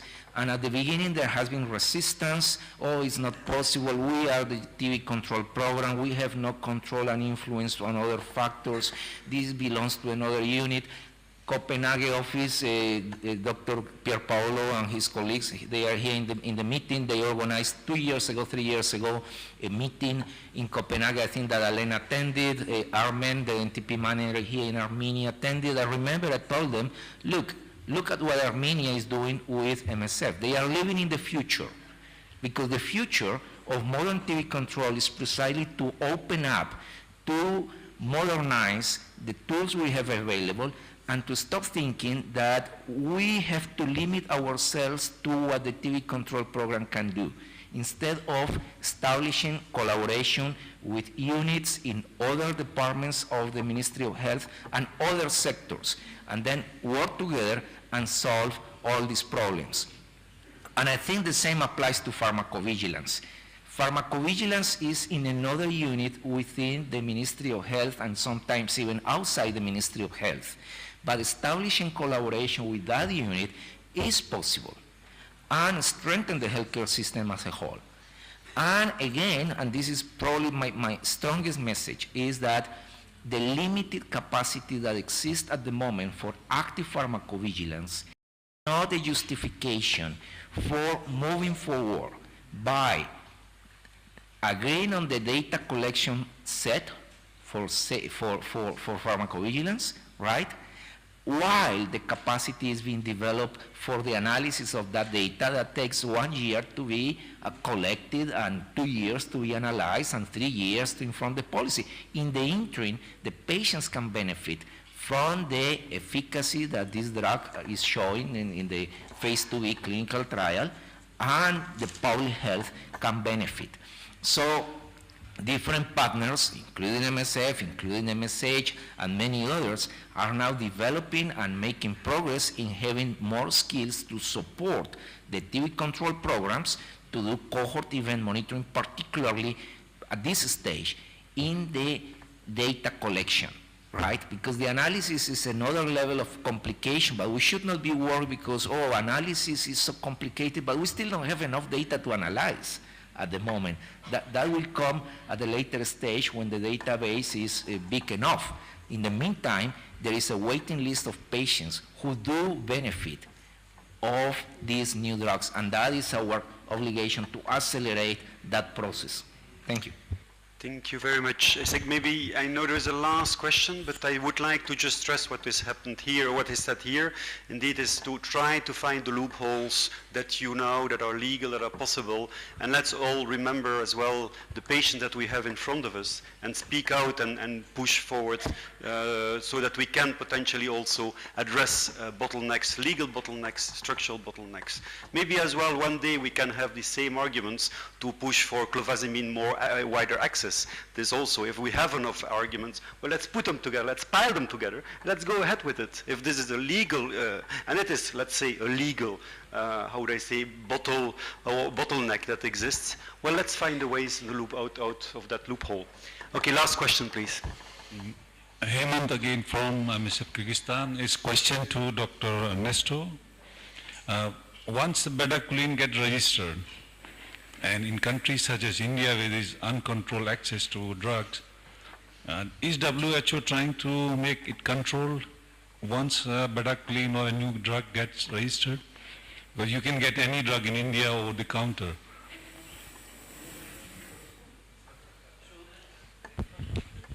Well, thank you. Now, your question, I think, is a very topical question because it relates with the other point that Dr. Walker has mentioned about how to ensure that the drug is not, there is no amplification of resistance. And the best way to prevent amplification of resistance is to not to restrict access to the product, right? Full restriction no amplification of resistance. The challenge is how to strike a balance between access and use according to the guidelines that reduces to the minimum or to a reasonable level the resistance. There is a study that many of you are familiar with, the PET study that was led by US CDC, and that collected data over quite a few years to look at what happens when treatment of tuberculosis is implemented in countries. And one of the findings was that when the drugs are used according to the guidelines that were set by the Green Light Committee, the chances for amplification of resistance were significantly lower than when the drug is widely used. Now, controlling or ensuring that the drugs are used according to certain standards is the responsibility of the individual governments. And what WHO does is to provide technical advice, to present global policies that have to be adopted and adapted by member states. In the case of countries like India, that we know very well, that you go to get diazepam, Valium, and you need to have a prescription, but you can get all other drugs for tuberculosis over the counter without restriction. There is no amplifications of insomnia, but there is amplification of resistance to TB drugs. So it's the responsibility of the country, and we are providing technical advice, recommendations, but we, WHO, have no remit to impose any restriction. Furthermore, the Green Light Committee that we knew before the resolution of 2009 was one committee that was striking a balance by reducing access to those who had proven capacity to make rational use. After the resolution in 2009 of the World Health Assembly, countries took the responsibility to scale access and to ensure proper use of the drug. And therefore, the GLC disappeared.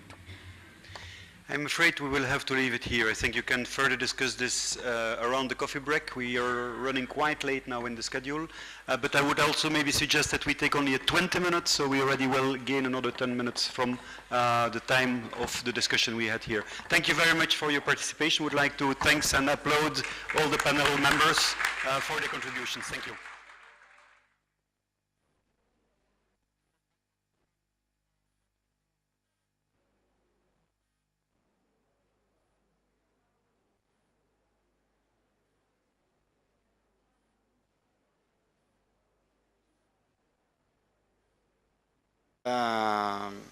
It took some while, but as we completed this all the software development, and we should launch this in the web before the World Phase meeting. That will be at the end of May. Now we are just revising a little bit what are from the legal point of view, all aspects. Next. But of course, this communication was very important, but it's not the only one to ensure for a full implementation. So we have other level of actions that are required that are similar to what has been identified, the actions for addressing other social determinants. In the case of migration, I will say that there are, again, 3 levels of actions. One is the level of action of collaboration with other programs and developing specific interventions to the population of migrants. The other is involving the health system. So, and this is especially in solving the problem of financing the TB services delivery specifically for migrants. And then is beyond the system, coordinating with other sectors, like, as I mentioned, Ministry of Interior, Ministry of Foreign Affairs, Ministry of Migration, Police, and then advocate, that is what I described before, supportive environment. Next. And then there are, again, some difficulties. It was very much easy to develop application software, building from the existing TB Consilium, but when we go to the other parts of the minimum package, it is very difficult. And the experience is that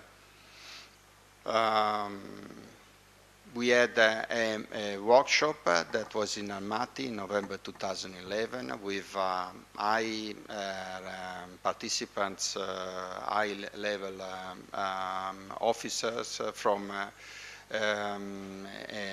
Central Asian republics. And then at the discussion during the workshop, we presented the minimum package that was not published yet, but was already shaped in its final form.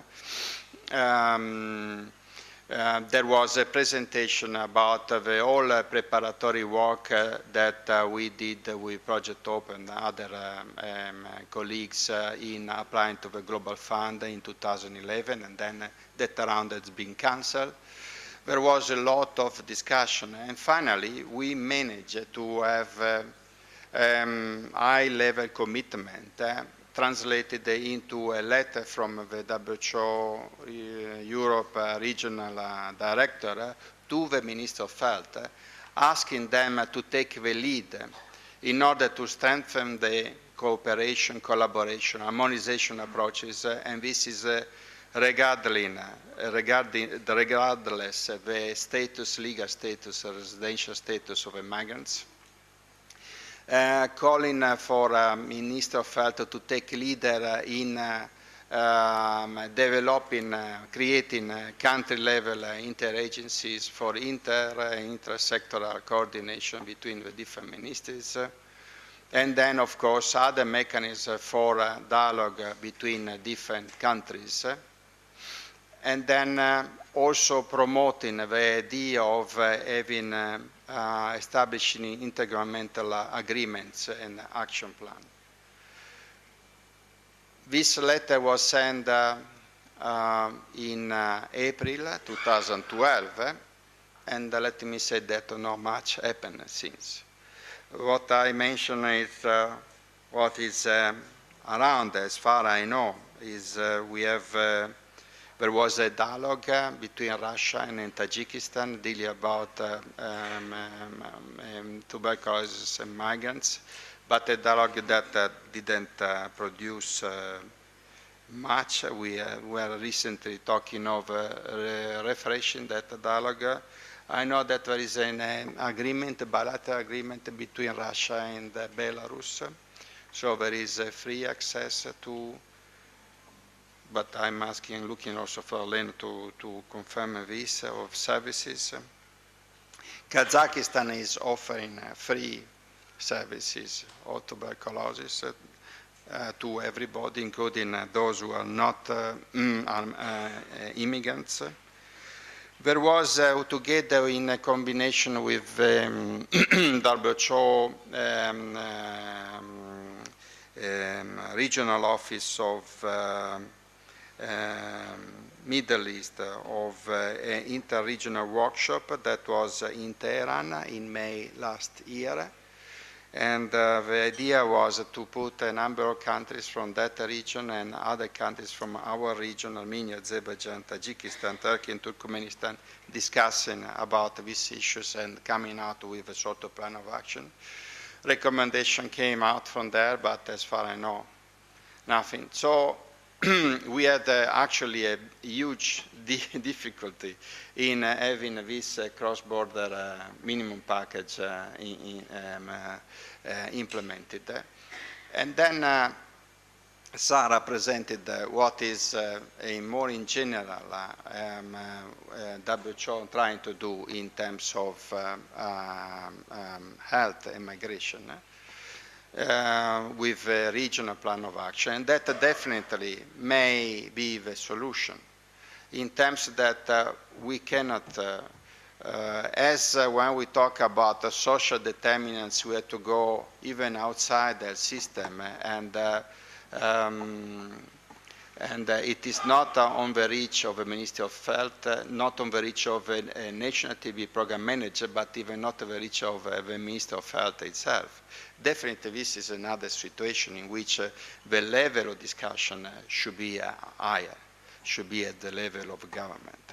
So let's see that maybe in this larger context of health and migration, we may again come back with tuberculosis and maybe contribute with some concreteness to ensure and maybe develop in future a minimum package not only for tuberculosis but for health and migration. Thank you.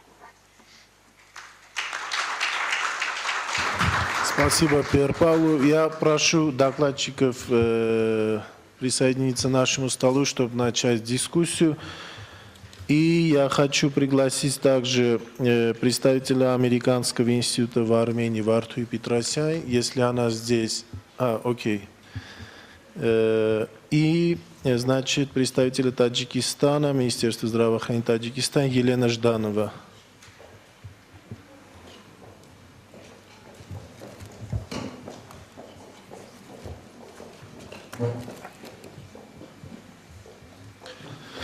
Так, уважаемые коллеги, пожалуйста,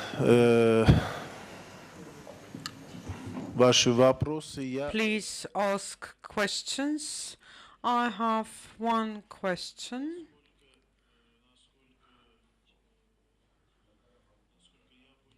As far as I was able to understand, in Eastern Europe or countries of the former Soviet Union, not all countries, or none of them rather,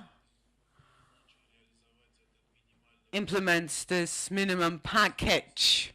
Or should there be such a country or such a country experience, it would be interesting to get some insights.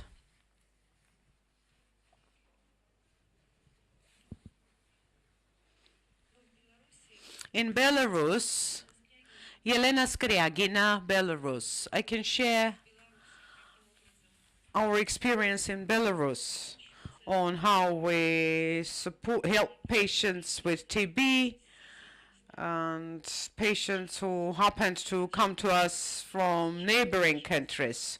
We've got quite a few inpatient cases, 11, if I'm not mistaken, from Russia. As for what we can do for them and what we have been doing for them since 2007,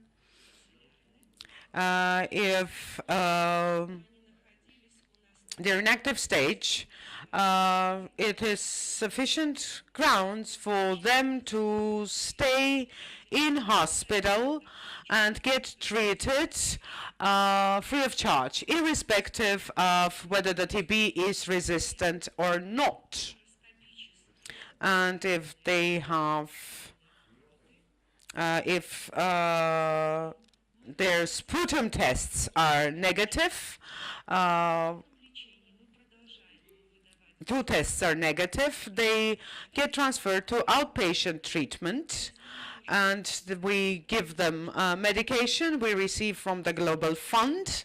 There are quite a few TB drugs manufactured locally. We cannot, as of yet, dispense these drugs to such patients, but there is an ample supply of TB drugs that we can provide to them. But when it becomes outpatient, they should pay for their sputum tests, for their blood tests, and they have to find accommodation. And many of them prefer to rent an apartment or to share an apartment and get this treatment instead of going back to their country of origin. That's the experience that we've got. And as the previous speaker was mentioning, there is this agreement between Russia and Belarus about free of charge treatment, comprehensive with active stage of TB. And we have been doing this for quite a few years by now. Thank you.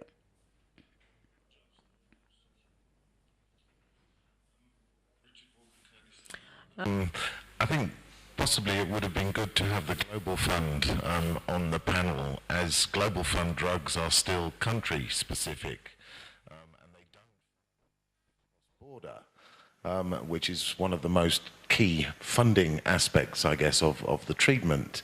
I'd like to hear from members of the panel what ideas they have about how, or the willingness that they have to cooperate internationally in terms of allowing patients to go perhaps with their drugs, or sort of sharing drugs between. If you're registered somewhere else, then you sort of participate in a program. Has there been any discussions from WHO with the Global Fund or between the countries on this kind of issue?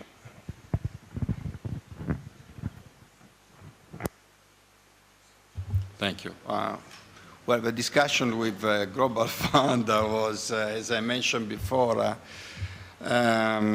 looking for a grant that was covering the whole region and specifically addressing this problem.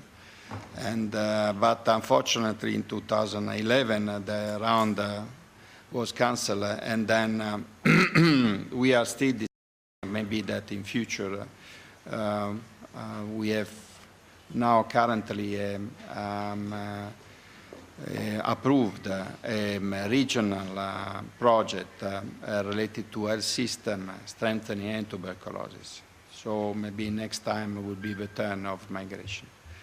The issue of financing is a major issue, and needs, I'm not sure that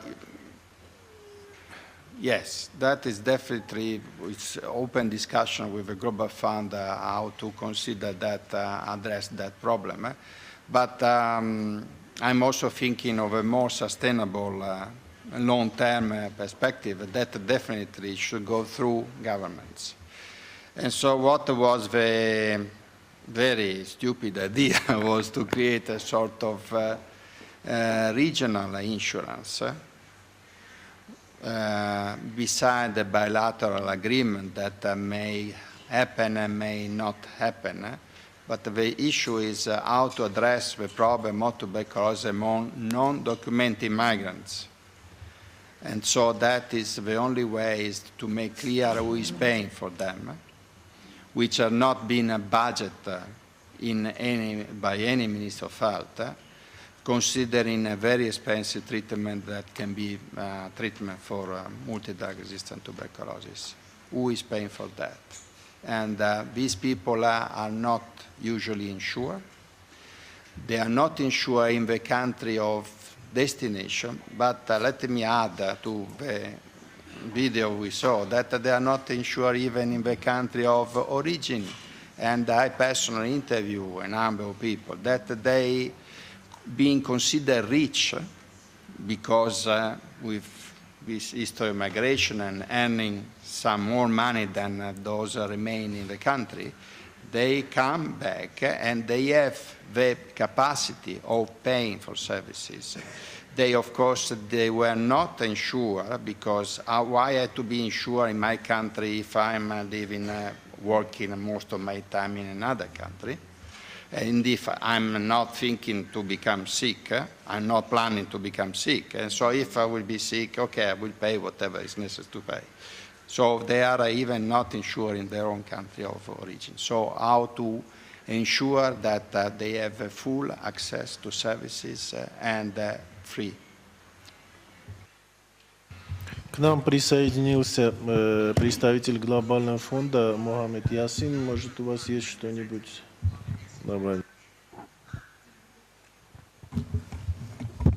Thank you for the opportunity and for promoting us here. And for the question, actually, which is very important.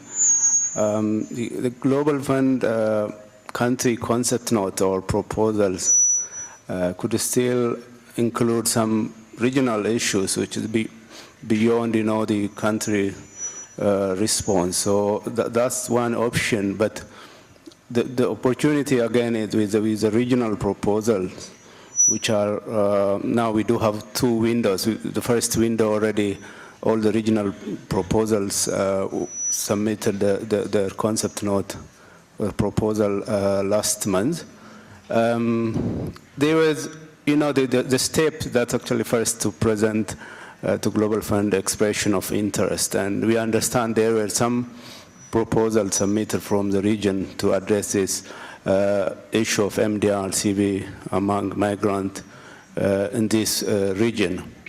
But this is more competitive process, unlike the country-specific allocation, which is predetermined.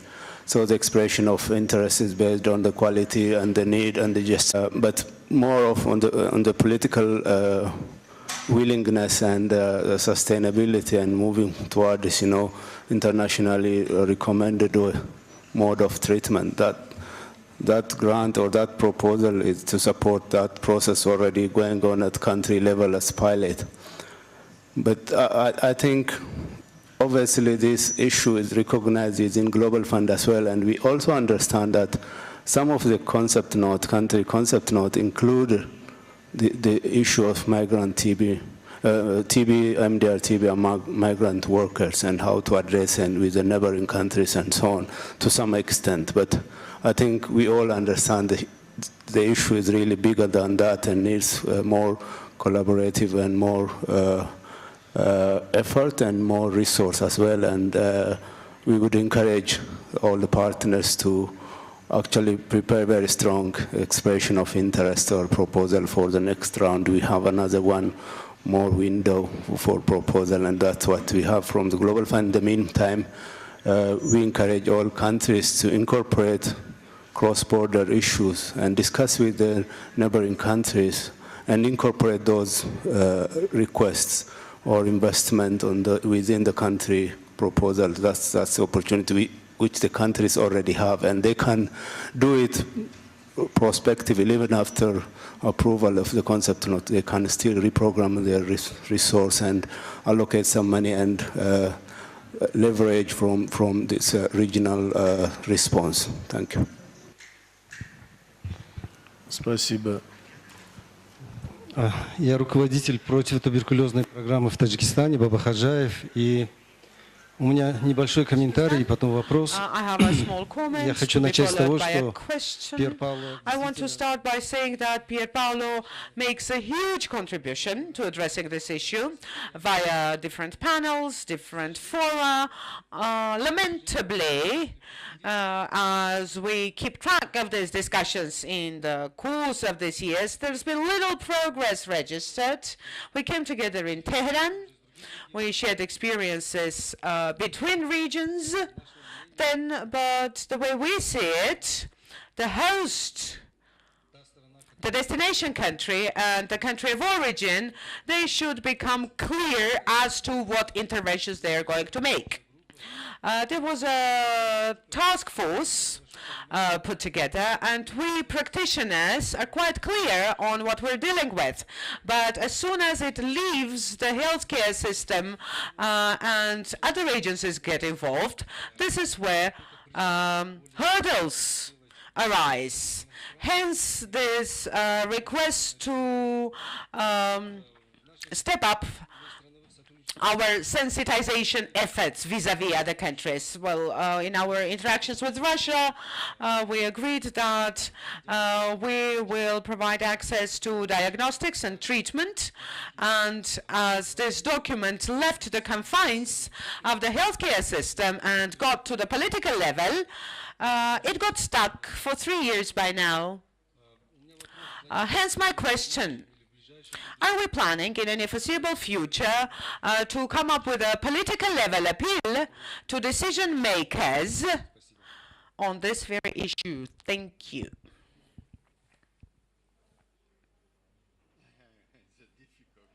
Сложный вопрос. Ну, на политическом уровне. The right approach may be not to be specific on tuberculosis, but be consider a larger perspective and a broader approach. Because we TB people, family, we have in mind tuberculosis. Minister of Health, often they don't have tuberculosis very much among their list of priorities. And I hardly think that any government has that kind of problem. So they see the issue of migration from a point of view of expensive to the system in terms of threaten of national fellows. They see from the point of view of can be also seen as an instrument of foreign policy. So there are dynamics that are very complicated. And so what Sarah mentioned before may be an entry. And of course, it cannot be only for tuberculosis. So maybe that the future is even define a minimum package for cross-border TB care. So we may define a minimum package for cross-border health care. And then maybe where create a consensus also from the political level, and I repeat, necessary from the highest level, that is governments. I should remind that WHO works with Ministry of Health. Our regional director sometimes meet prime ministers, but it's not the level, our level of communication with countries. It's Ministry of Health, and we are talking here or something that is above Ministry of Health. Yeah. If I may add to that question, that's precisely one of the objectives of the Euro Action Plan that we are developing. When I describe this 2-year process, in this first year we are focusing on the healthcare sector, on technical staff. We want to map out the priorities. So we are doing in the south, now in the east, where tuberculosis might be one of those priorities. Then we are already starting this year. Пожалуйста, вопрос. Yeah, maybe I can react on this by saying maybe we are here with different ministries of health, with WHO, with global funds, so maybe we can make and write an appeal letter in name of this Yerevan workshop to ask every minister of health of the countries represented here to take this serious and to really look forward for a constructive meeting and trying to solve, like Dr. Enrico said as well this morning, let's put aside all the legal problems and let's go for finding solutions together. And if I permit myself, I would like to, so I'm program officer for Southern Africa, mainly on HIV and TB for MSF. And so I confront with lots of migration as well in HIV world in Southern Africa. Lots of economical migrants, so I'm not speaking about undocumented migrants, as we now see in Europe quite a lot, but more about people that just go for economical reasons to another country, just they go where the money is. And I speak about Zimbabwean farm workers, for example. Zimbabwe, out of 13 million people, has 10% HIV positivity. They have 3 million people working outside of the country. I'm speaking about farm workers, that can also be about sex work. Zimbabwean sex workers, 60% of them are HIV positive, and you find them in all the countries around because they need the money to pay for the school fees of their children in Zimbabwe. So this is the reality we face. So in several of these countries, between Zimbabwe, Malawi, and Mozambique, we are now developing several practical experiences, and that also have been joined into a toolkit about one of the experiences for farm workers. And we also collaborate with IOM. We have collaborated with IOM for a practical guideline and toolkit on that as well. So, and there are 3 main points I would like to raise here. The first very successful point that we made first is, well, let's accept the fact that people are migrating and go where the money is. So, and the basic perspective of this is that we have to think a disease from a patient perspective, not from a system perspective. I know we need governance, we need money, we need agreements between governments, fully agreed. But we will never control a patient who needs to look for money for his family. So basically, the thing that we need to do first, and this was very successful with the Zimbabwean farm workers, they just go over the border to South Africa to work up to 100 kilometers or even further in the mines in South Africa. And they had a little booklet where it was written down they are HIV positive and they have this or that treatment. So instead of trying to have a system of one government speaking to another government, the most successful way is empowering the patient to have access to his treatment history, his side effect history, and also what kind of treatment he is on. Inviting the people, if you want to leave, let's not fight you. You want to leave, it's normal. You need to fight for your economical survival. Okay, we will give you extra pills. And we also will tell you where the drugs can be found in the other country. So it means to give extra drugs, for that you have a buffer stock of drugs, and also that you have a roadmap, that the person knows that if I have HIV or TB, I'm coming from Zimbabwe, well, I can go here or there in South Africa or in Mozambique, and I can get my treatment as well. Everything is not yet perfect. These are the basic ingredients that we are placing and that is really concretely helping the patients accessing their treatment continuation. And of course, this implies as well that the patient needs to know what is the disease about. So unfortunately, we saw in the film here that I think if this patient would have known that he was TB positive, that he would have also understood what kind of treatment this implies, he probably would or never have asked to go for working in Russia, or maybe he would have, but he would inform the people as well in Russia, I have TB and I need my treatment, please. This is what we've seen now with sex workers and with farm workers from Zimbabwe and other countries. They come to a health center and they ask for can I continue my treatment? And indeed, we must still help governments to sit down. Southern Africa has one community as well. It's called SADC. It's Southern African Development Organization. And basically, thanks to Global Fund, there is a regional initiative there that helps governments to sit down and try to find and find solutions and address these issues of all have the same treatment, they all are on the same treatment, but how can we do that one patient started in one country can continue in another country? And it's not even between countries. We even see that from one province to another, it's difficult for an HIV patient to get its treatment. So it's making agreement within a country as well, from one province to the other. And the powerful tool is your own partner, is the best partner, is your patient. So I would like to see that maybe we can further, and I think from MSF side, we're very happy to further share the experience of the HIV in that migration aspect and hope that we can find adaptive responses to that for the TB world. Thank you. Спасибо большое. Есть ли у нас еще вопросы? Марат Калиев, Кыргызстан. У меня вот вопрос к глобальному фонду. Мы подготовили заявку концептут на ближайшие 3 года.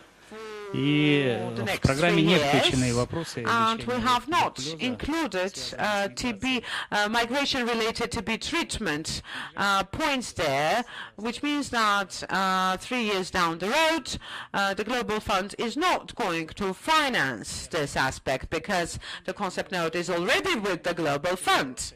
Here's my question. These issues have to do with funding. Our per capita TB treatment is between 1,500 to 4,500 US dollars for inpatient treatment. If you divide it by the number of patients, this is how much we spend per capita for patients. Treatment of migrants, you probably paid attention in the movie, the parents urged him to go back, and he did. We discontinued after 3 months, but the infrastructure is conducive to covering the costs of treatment and to continuing the treatment. Another thing that there were perhaps other issues, hence he discontinued the treatment. He had to support the family, apparently, therefore he had to go to Russia again. Here's my question to the Global Fund, Kyrgyzstan, Kyrgyzstan, Tajikistan, Russia, of course, because the main destination country for our labor migrants is Russia. These funds of the Global Fund they should not be, we should not request for them at the level of individual countries. It should be more of an umbrella approach, and at the level of destination countries. Migration is towards Russia, so funds should go to Russia to cover the costs for treatment of migrants, because in our countries, our global fund contributions are not enough to cover drug-resistant TB treatment needs.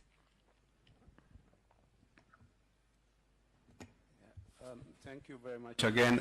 I just want also to comment on the information about the issue in Africa as well. That's related with the Global Fund regional proposal. And one point I want to make is it's very important that commitment from the countries and the leaders at the country at the regional level is very important. And for the Southern African countries where TB among mining workers and their families and communities is a big issue, there is already a declaration which all the ministers of SADC countries signed, and it's actually a follow-up of that momentum, and all the other partners are also willing to work. And from the Global Fund, they submitted regional proposals. That probably one of the highest amount of funding requested. But as you may know, for the 2 years, Global Fund Board approved 200 million for regional proposal for the 3 diseases. And the TB in mining in SADC region, probably one of the proposals which may get more funding. And the other one is on TB HIV for migrant workers and in the eastern IGAD countries where displacement and migration in Somalia, South Sudan, and so on in other that region, there is a lot of migration, internal and external. So there is a proposal which was already submitted as well as one of the potential candidates for funding for regional proposal. These are some of the examples which we need to consider, that migrant workers, MDR-TB and TB among migrant workers in this region is one of the areas which needs to be addressed, and for Global Fund this would be probably one potential area. As I said, that there is already example and good practice. But the regional proposal which the Global Fund is already supporting for the ambulatory treatment health system, that would be a good starting point where all the commitment required in that one and bring all the 11 countries on board, and that would be a good momentum to continue dialogue on the addressing TB among migrants. For a specific concept note or specific country request, probably that may be a discussion offline than here, but one thing is very clear. I mean, the Global Fund is not funding everything, so the Global Fund funding is not enough to cover everything. We all understand that the Global Fund is just covering the gaps, and the main funding source should be the domestic resource. That's the case in most countries. Global Fund is just supporting the key gaps. That's understanding. But if the key gap is actually to address TB among migrant workers, is the case, there is an example for Kazakhstan, for example, early applicant for TB, the Global Fund new funding model, they include that sort of regional or neighboring country engagement in issues with migrant, in-migrant or out-migrant. And the discussion should also involve Russia. That's very critical. And whatever proposal is going to come as a regional proposal for migrant workers in this region should engage and involve Russia. And Russia Federation is not eligible for Global Fund, but this is part of the discussion, and that should incorporate that. And I think partners would play a great role on that, bringing those opportunities together. Спасибо. Уважаемые коллеги, да, тема интересная, проблема, она существует, много можем говорить, но мы отстаем от графика, еще 2 вопроса. But we are well behind the program, so we will hear 2 more questions and Paulo's comments. Lucine Yegiazarian from Armenia. I am not asking a question. I just want to welcome and commend Belarus and share a couple of words about our experiences. Any patient with drug-resistant TB gets treatment free of charge and gets medications, both the ones that we import and also that MSF brings in, irrespective of whether they're migrants or not, irrespective of whether they're Armenian nationals or not. It's a TB patient and needs to be treated as such. Let's give the floor to Pierpaolo. Be seen from the two sides. One is how you deal with patient immigrated to Armenia. The other issue is how you deal with patients emigrated from Armenia to other countries. So let me be a little bit provocative, taking the advantage of this audience and of this, the existence of this is a tool, basically, this minimum package. I would like to ask to MSF and then also to Armenia, to Armen, who mentioned about migration in his plan of action. How do you think to move? There is a political level, but there is outside the system level, but there are other levels of interventions, of action. One is the level of a national program, TB program, and the other is the level of health system, and that is still under the Ministry of Health. So a lot of things can be done, even on migrants, and even using the Global Fund, once you included in your concept note specific interventions for that.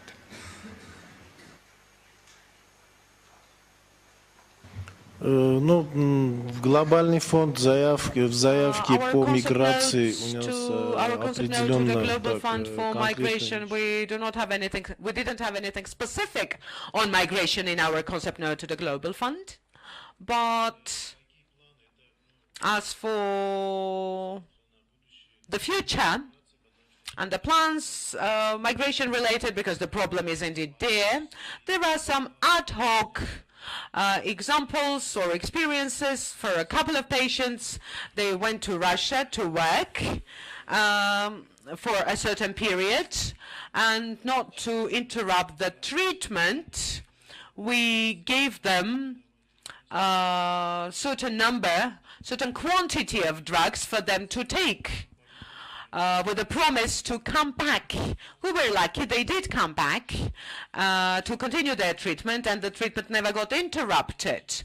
But these are ad hoc, individual cases, some sort of bootstrapping on our part, because if you don't give them sufficient stock of medications, they will not continue their treatment. As they come back, it will be more difficult to resume and continue it. But when it comes to this, the issue of awareness is particularly important. Awareness of the population at large, awareness on TB, on related measures. Many people migrate, and they simply have to know something about TB, and they should be equipped with certain skills. And we have public awareness and outreach initiatives on this. Also, Armenia joined the customs union, and this is a possibility for us to ensure continued treatment of patients leaving Armenia as labor market migrants to a destination country, which is also a customs union member state.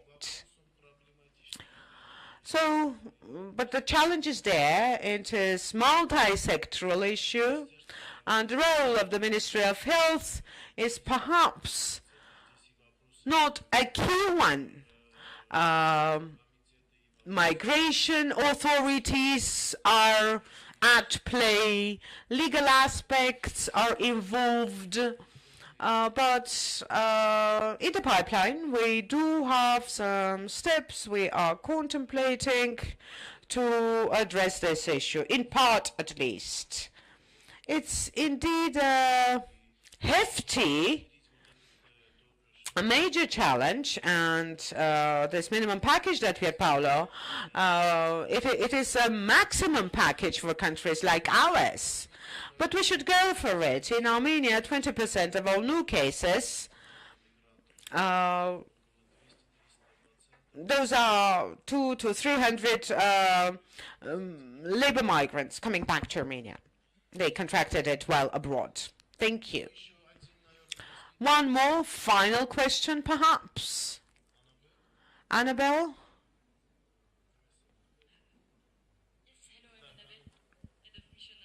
In Armenia. Thank you very much for your great presentations. It's nice to see that you are moving forwards, that there are some comprehensive package that should be helped to be designed into countries, not only for TB but for health. However, I'm a little bit worried about the time that will be necessary for it to be maybe implemented if there is a commitment from the countries, even though I see that, that you are trying to do your best for this to move on. If I'm making a comparison with what we discussed yesterday and this morning about new drugs, we all didn't really want them to be on the market with the normal time it should have taken, otherwise we would have had to wait for another probably 20 years. And there were some really good legal framework put in place, like compassionate use, in order for them to be used to cure the patient as soon as possible.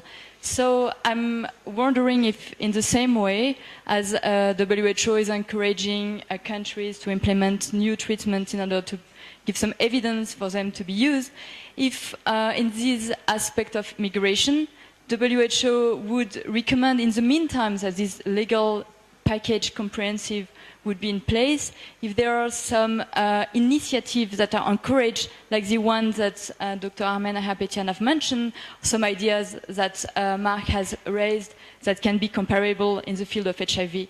So do you have such recommendation, encouragement for the countries? Thank you. So you turn my question back to me, actually. So from my point of view is, as a WHO, you know what is our mandate and our capacities. So one of the traditional jobs that WHO is doing is developing standards and advising on policies. So creating tools, and this minimum package is a tool, actually. And it is already there, as was being published in 2012, at the end of 2012, but still published 3 years ago. And we are trying to use any opportunity to promote this package in any different events. Thank to you today, but also in previous. And what I forgot to mention is that 2 months, just before Christmas, I was in Turkmenistan. They became a country of destination, Turkmenistan, recently with the oil and the construction. And I proudly came to know that Italy is one of the major partners, because there is a lot of marble buildings there, and all the marble comes from Italy. And so there was organized a discussion, a meeting was called high-level meeting in terms that was only Ministry of Health officers, and they wanted to know about migration, about health and migration but then with a specific focus on tuberculosis. And they wanted to do something, and before to decide what to do, So we are trying to promote this minimum package and more in general discussion about migration and tuberculosis, migration health in any event. And Sarah and the office in Venice, you may add later. But still, and then there is, I agree with you, there is a political level that is difficult to address, and then we already discussed about that. But still, there are the possibility to work at country level, at the level of a program, at the level of Ministry of Health. And so how this can be done by the colleagues who are responsible of the national program and by the partners that are working with them, like MSF. And if there is MSF working in more countries, let's take this opportunity to also ensure, maybe through MSF, these interconnections.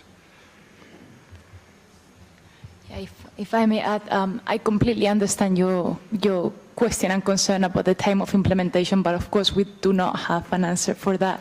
But at least we are working on that first step to submit an action plan on this area.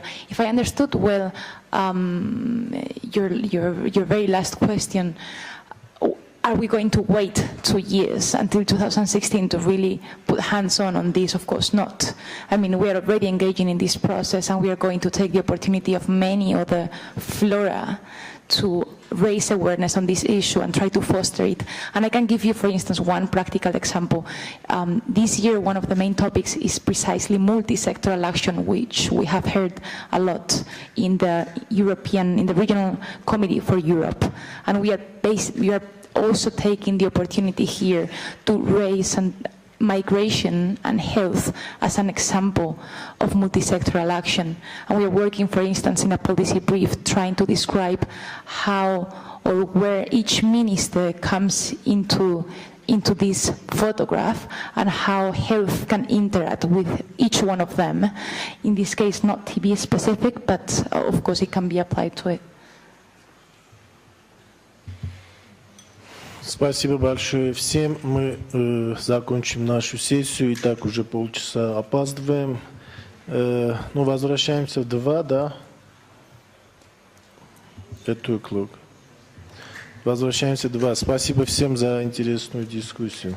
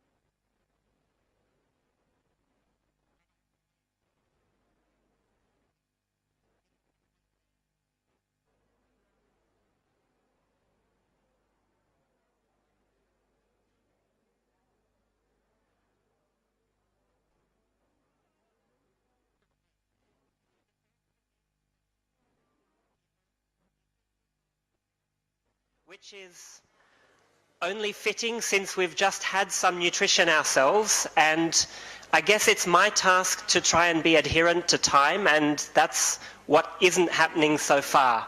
But don't panic, we have enough time for all the presentations, and we have some very interesting presentations.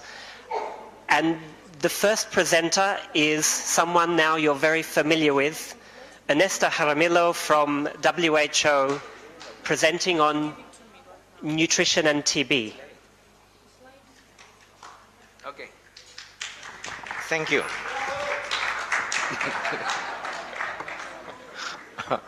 Thank you very much. Well, Philippe is saying that it's very timely to have this session on nutrition after lunch. And I actually was thinking the opposite. Because I grew up in Colombia, next to Venezuela, and there was a famous singer in the 70s who was extreme left, socialist, a revolutionary guy who was complaining that those who have the stomach full of food forget very easily of those who are starving.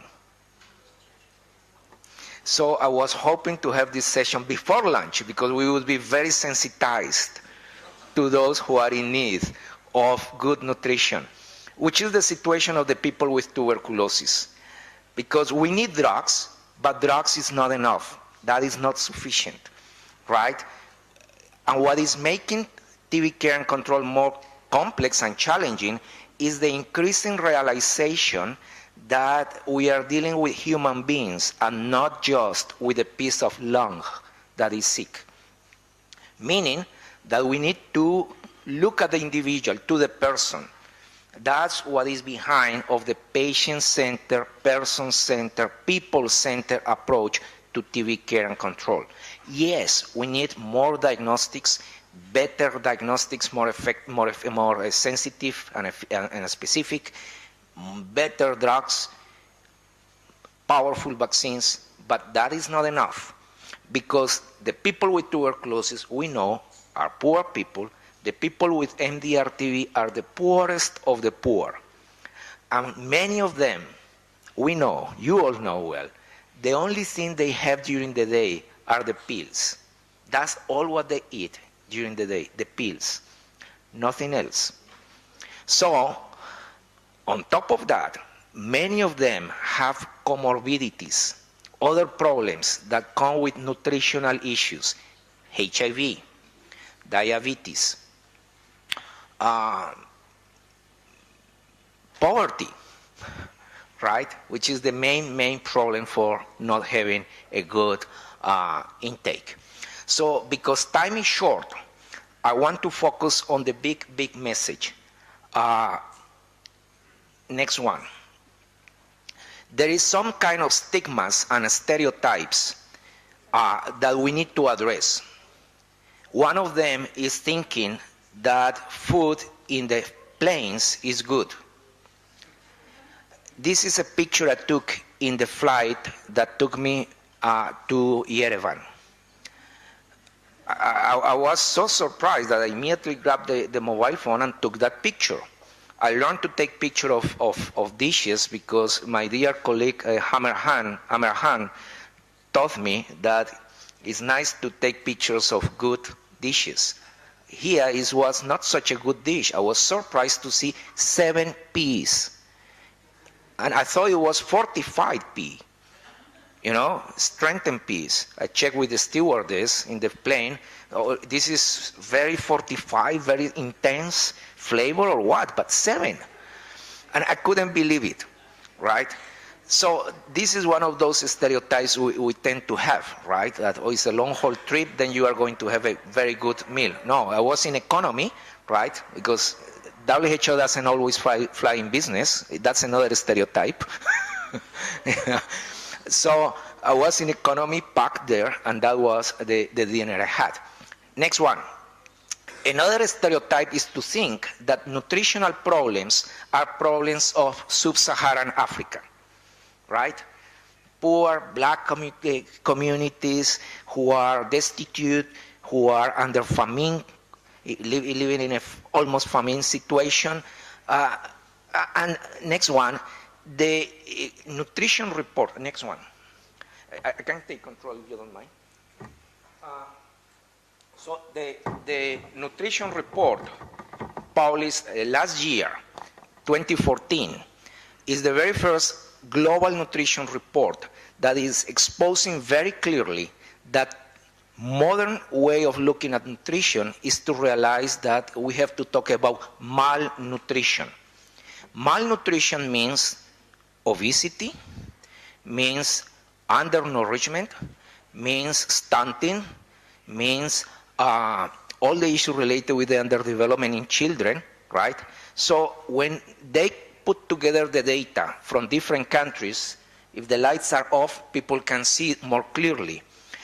But to the surprise of many, the categories they created for overweight, for stunting, wasting, and overweight, put together in the same group countries that go from Central Asia, for example, in overweight, Georgia, Kazakhstan, Kyrgyzstan, combined with Belarus, with Chile, with Mexico, with Mongolia, with Dominican Republic, right? If you go only to stunting and overweight, then you see Armenia combined with Equatorial Guinea, Lesotho, Malawi, Rwanda. So you have a different map in which that idea we have of separating sub-Saharan Africa from Western Europe, from Eastern Europe, doesn't apply anymore, because malnutrition, different types of malnutrition are occurring everywhere.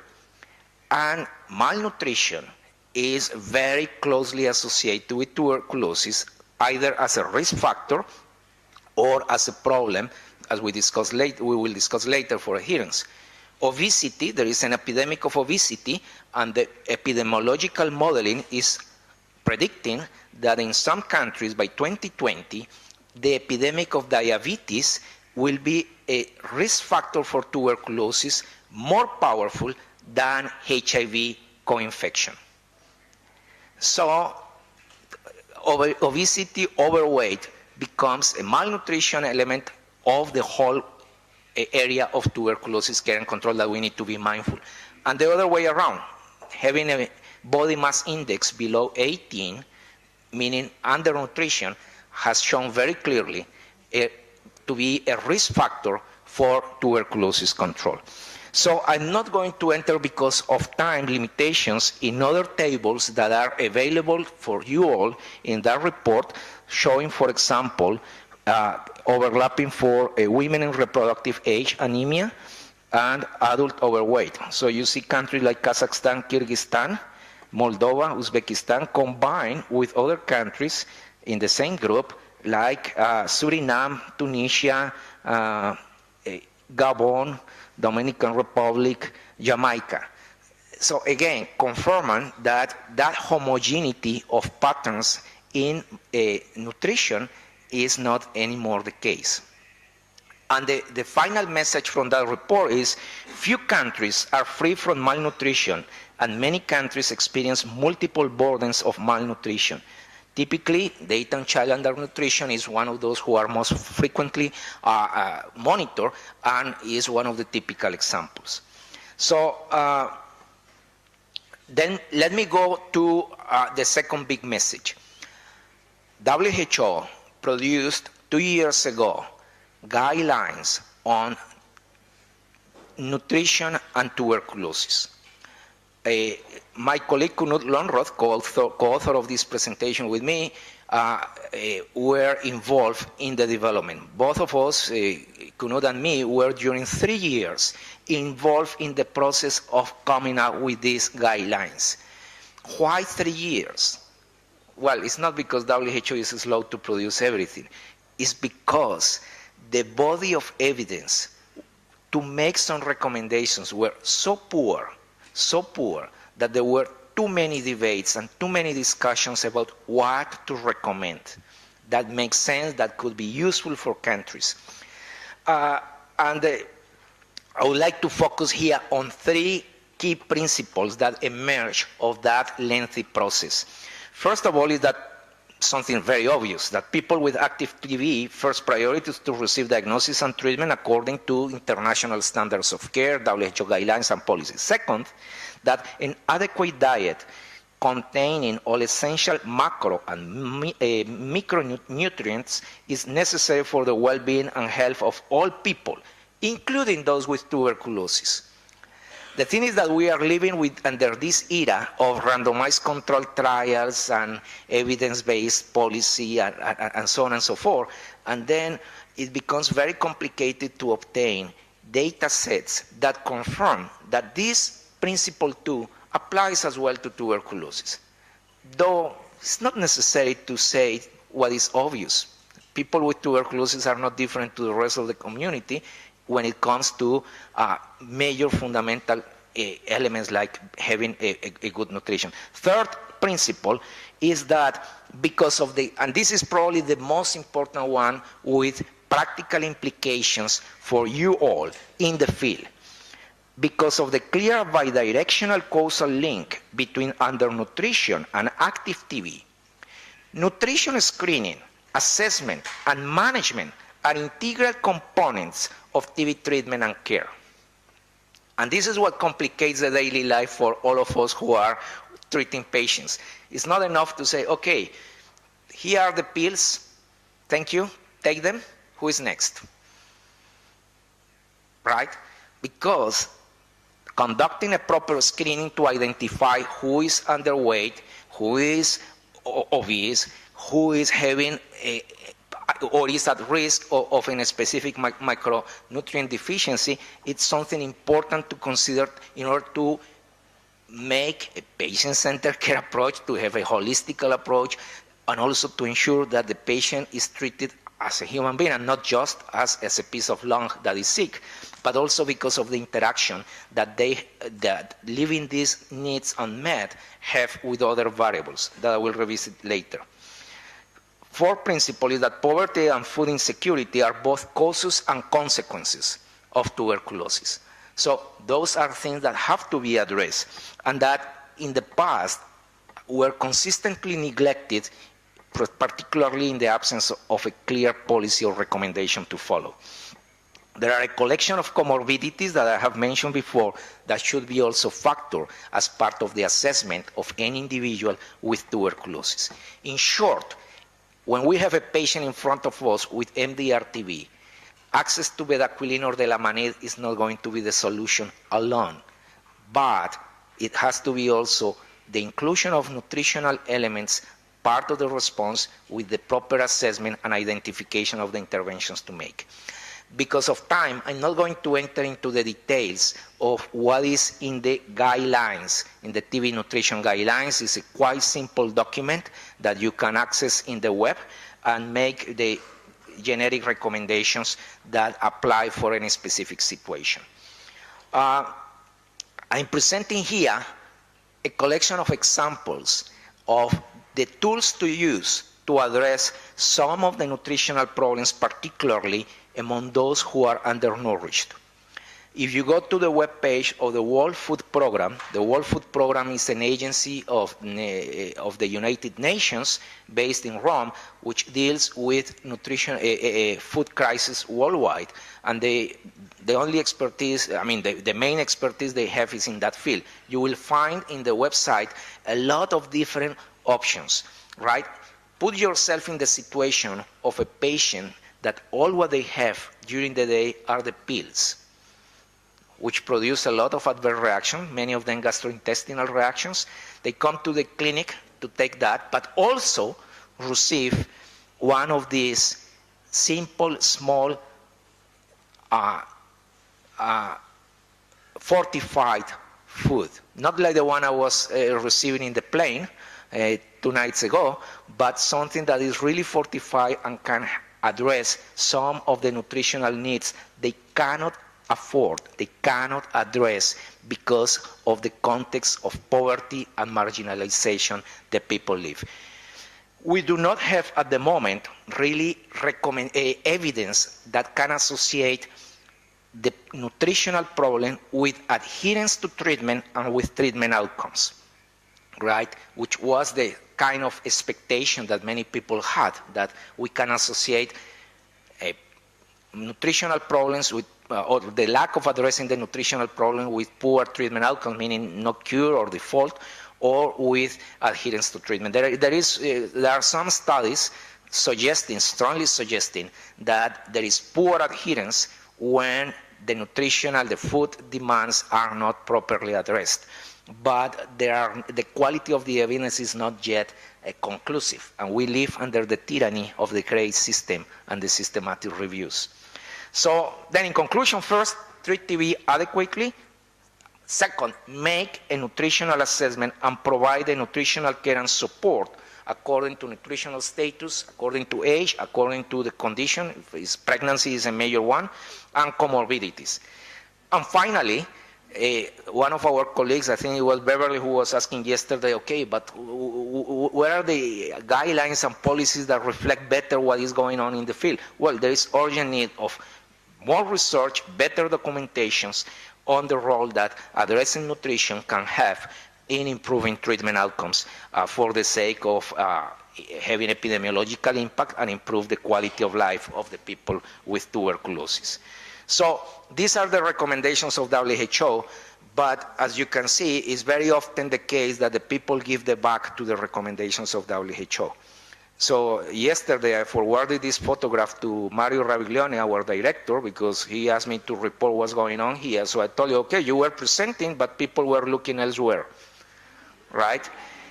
And so he was very much concerned, and I show you another picture and said, well, but you see some of them were also looking at you directly in the face. So he was more reassured. Thank you very much.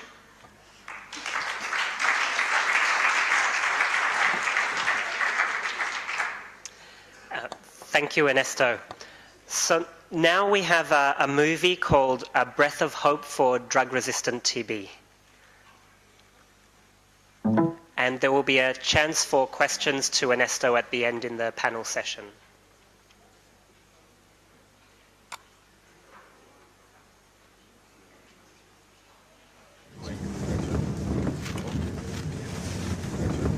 Մենք գնում ենք մեր հիվանդներից մեկի մոտ, ով բուժում է, ունի բուժման երկար պատմություն, տուբերկուլոզով բուժման երկար պատմություն, հայտնաբերվել է որպես սովորական բազմադեղորայքակայուն հիվանդ, բուժումը շատ երկար արդյունավետ չէր իր համար։ Դրա համար շատ ուրախացանք, երբ որ Հայաստանում եղավ ծրագիր, որը որ կոչվում է կարեկցողական բուժման ծրագիր, նորագույն դեղորայքով։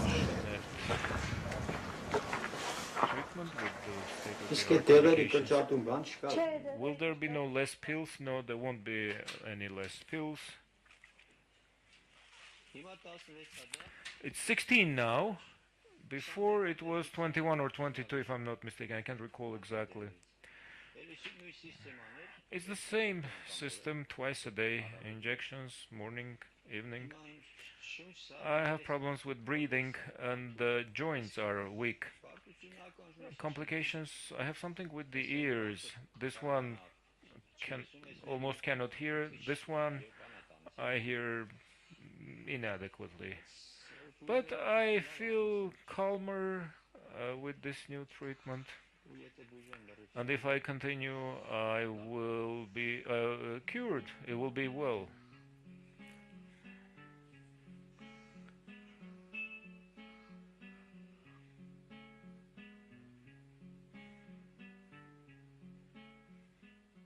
Those who are failing the MDR treatment, in fact, in Armenia before 2013, there was no treatment options. It means that a patient fail and end up in the street or in a palliative care center or at home and waiting for dying. But some company allow to use some drugs under compassionate use program, meaning that the trial hasn't yet finished, but early study shows that some encouraging result in TB treatment.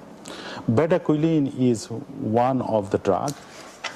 This is bedaquiline, which we use for CU treatment. This is new drug, which patients receive approximately 188 tablets during 6 months. I think it will be a good chance to treat XDR TB patients.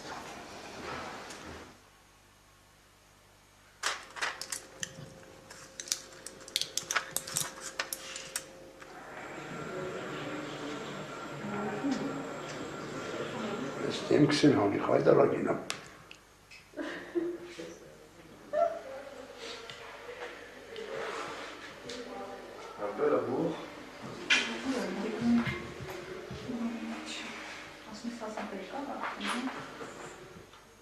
You can talk.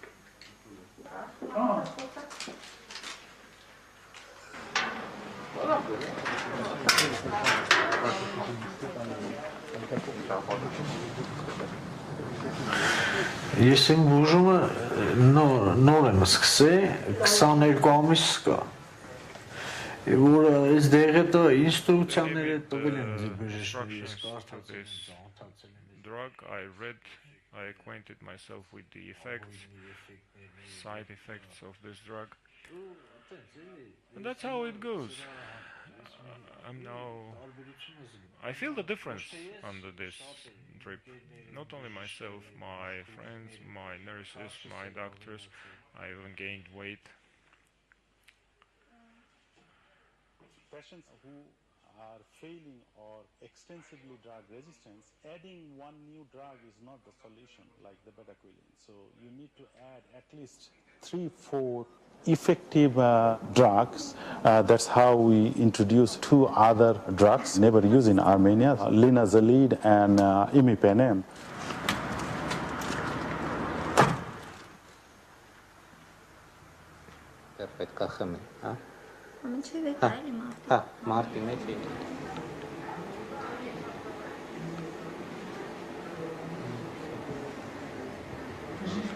Сердцебиение не ощущаете? Лучше было. Вот сейчас, знаете, вот да. После этой капельницы во рту у меня это бывает, горечь. да. Изменяется чувство вкуса, это бывает. Это, но потом проходит. Да. Это, да. With bedaquiline, we use other drugs which are new for TB in Armenia, and that is why it demands to be more prudent with side effect monitoring. And the main side effect is the changes in electrocardiogram. We follow it very accurately. We do ECG every week. At this moment, in my practice, I didn't have the case when the patients complained from bedaquiline side effect. Հիվանդը ստանում է օրը 2 անգամ, առավոտյան, երեկոյան։ 2 միասին 1 ժամից ավել է տևում։ 1 ժամ 15-20 րոպե։ Капельница. Когда мне в руках делали на вене. А сейчас нормально. Ну, бывает иной раз тошнота. А так нормально. Уже 9 месяцев. I've been on this 9 months exactly in bed.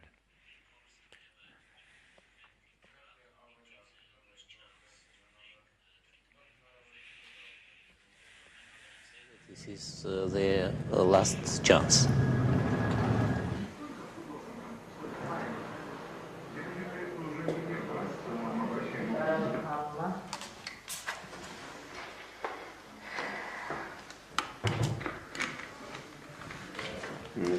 Pasnai.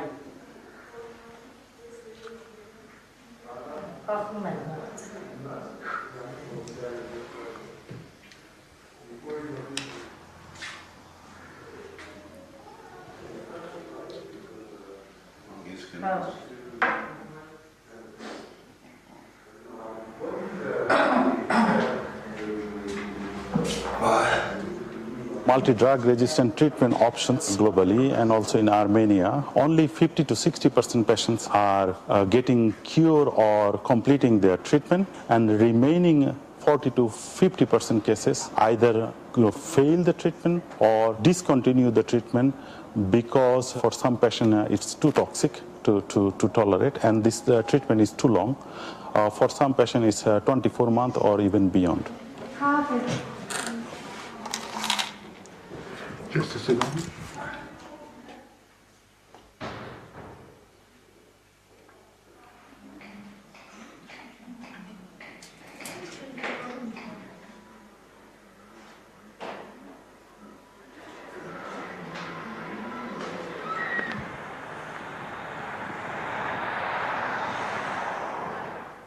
Maybe, but to be honest with you,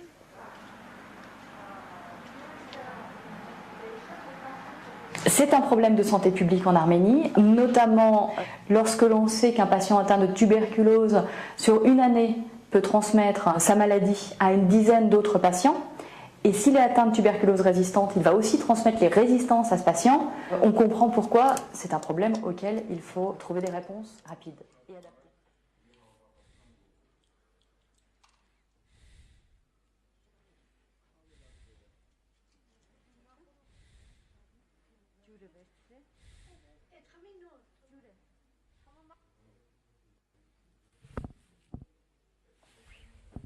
Tuberculin and two other drugs never used in Armenia, linezolid and imipenem.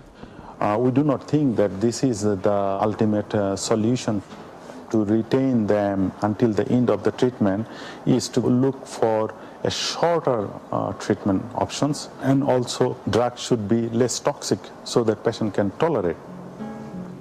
Բոլոր հիվանդներին կաշխատենք դեղերը գոնե քչացնեն, եթե ոչ վերացնեն։ Մի ուրիշ մեթոդ գտնեն։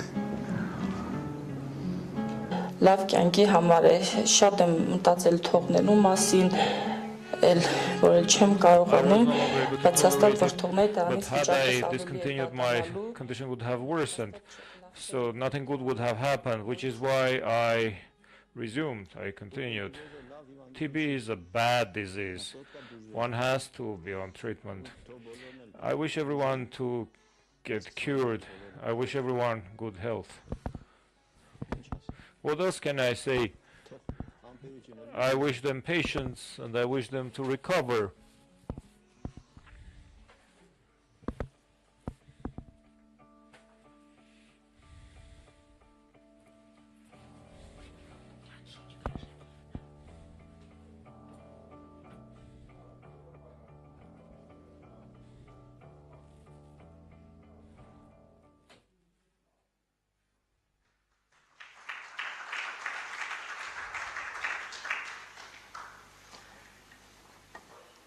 It's nice to hear about the new hope that we have with some of these new drugs, but the new hope also comes with the challenges that continue for patients to take this treatment for a long time.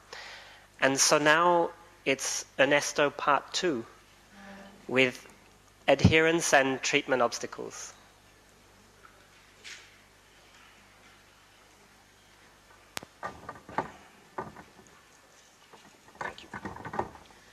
So thank you. You will not be bored for more than 20 minutes. So I mean, continuing with this notion, which is the request from the organizers of the meeting, Dr. Armen and the colleagues from MSF, is to look at all those other elements that are crucially important in addition to the drugs as part of comprehensive treatment and care.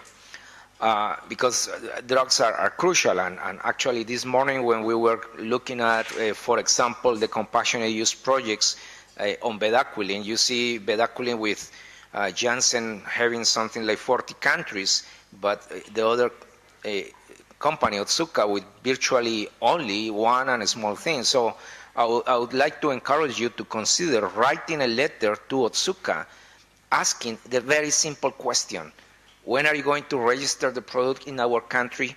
What is the price that you plan to use? And when is the time to get a quick answer? Because it's a simple letter for any of you at country level. Tell the manufacturer, according to WHO policy, we have 10, 50, 100 patients eligible to benefit from their product. We need an answer. WHO is asking the company, and we still haven't got an answer. But we are not the consumers of the drug. You are the consumer. The drugs are to treat your patients. So I would really like to encourage you to do that exercise, and probably later with Kathy and the colleagues of MSF and Dr. Armen, organizer, can look at how to make of this meeting a clear plan to be very proactive in demanding that from the manufacturers. Now, when it comes to adherence and social support, I don't need to stop here. We know that the treatment outcomes are poor.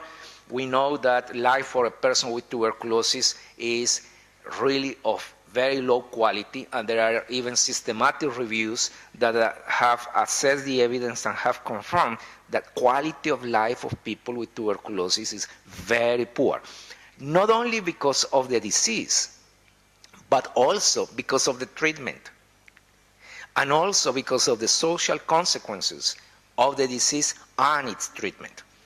And the drugs alone do not solve those problems, meaning that other things have to be in place. This is the systematic review I was referring to that looks at quality of life of people with tuberculosis.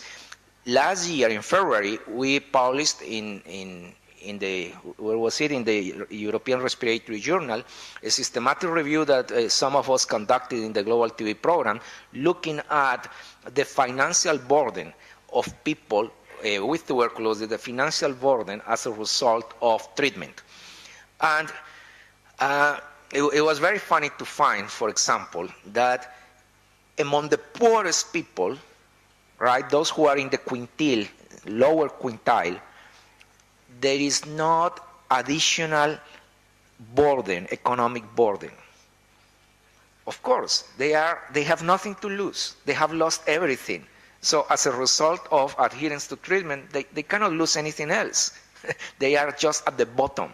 But those who are better off, the disease and its treatment can result in what is called by the economist catastrophic expenditure, meaning when the costs exceed what you get, the income is not sufficient to cover for the cost that the demands for the disease and its treatment is creating. And this systematic review has been one of the major evidence and pillars behind including social protection in the new NTB strategy. Now, from the ethical point of view, then, giving the support to the patient is fundamental, right? This debate about DOT or no DOT is kind of obsolete, because the question is not about DOT or not, it's about what is the support to be given to the patient in order to adhere to treatment. And we reviewed that issue in a document that was published in 2010, the WHO Guidance on Ethics of TB Prevention, Diagnosis, Treatment, and Care. And the recommendation was very clear. We cannot make a person responsible of something if we do not enable that person with the means to fulfill that responsibility. So demanding from a patient to be adherent to treatment without providing the enablers for the person to adhere to treatment is unethical, right? So DOT alone is unethical, right? Unethical. But a patient-centered approach in which you can provide the means to enable adherence to treatment, including DOT as a mechanism to confirm, because adherence to treatment is a complex behavioral problem. There are problems of poor adherence in people with high economic level, high level of education. It's a behavioral issue. But among those who have poor income and a lot of barriers, adherence is more problematic. Then there is an ethical duty to provide the enablers. All this is part of what I have mentioned, a patient-centered care approach to TB. This is a collection of pictures with all the type of patients we are dealing with. The picture in the top left corner is the house of a family in a beach in Papua New Guinea. I took the picture.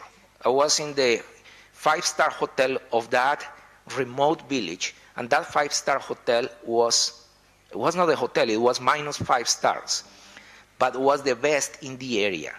And from the window, I took that picture of a family, which I later visited, and that was the penthouse in which they were living.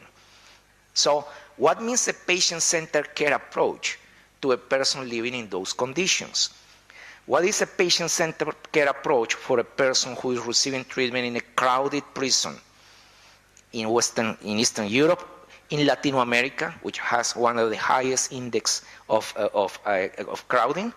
What means a patient-centered care approach for children, for minors, particularly in sub-Saharan Africa, in the southern African countries where the TB situation among minors is a major public health disaster, right?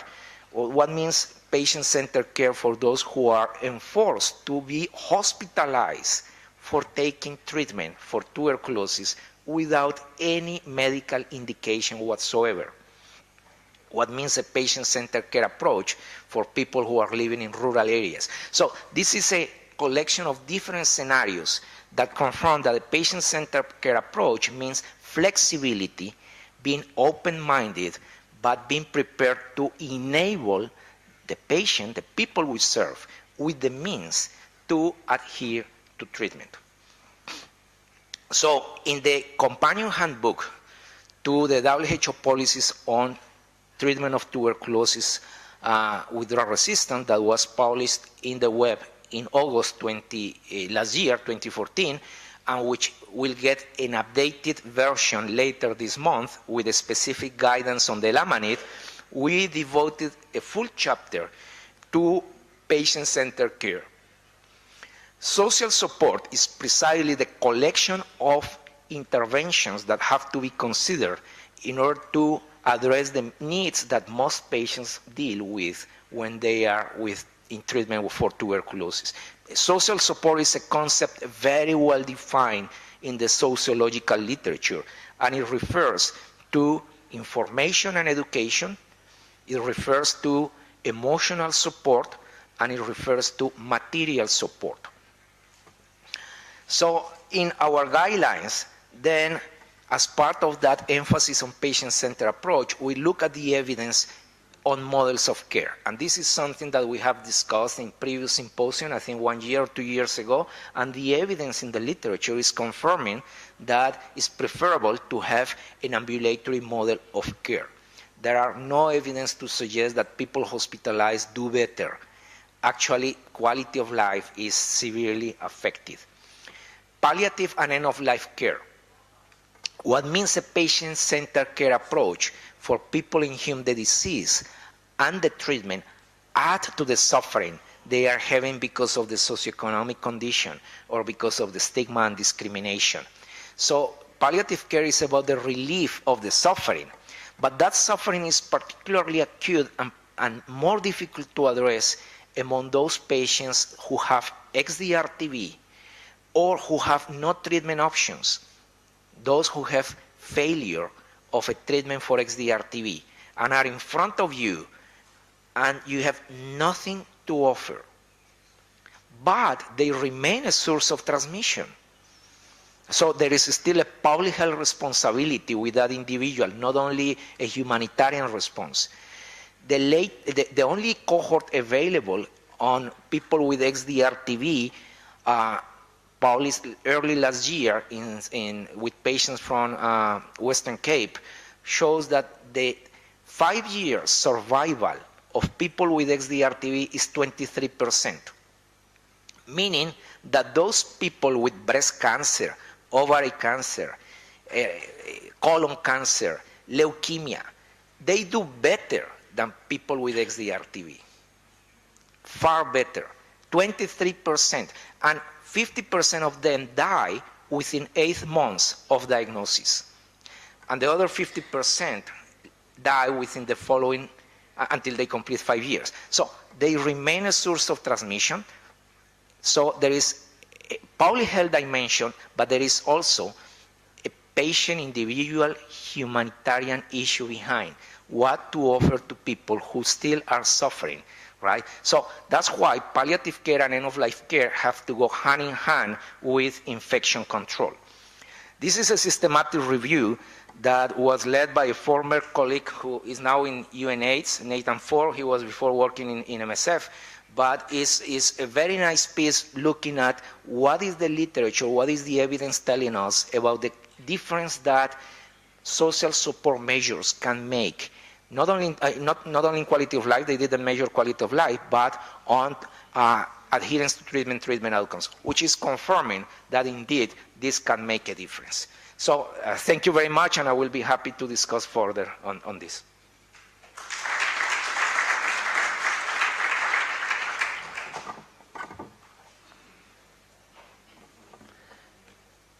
Every time Ernesto is putting the computer up here, I'm having a heart attack that we're going to lose all our slides, but so far so good. So it's my pleasure to introduce one of my colleagues from the London office. Bev Stringer is a health policy analyst and an anthropologist who's worked in many countries around the world, has been a long-time worker with Médecins Sans Frontières, and one of the most caring people I know. Thanks, Phil, and a very good afternoon to you all. I'm sorry that I'm not Ernesto, but I'll do my best.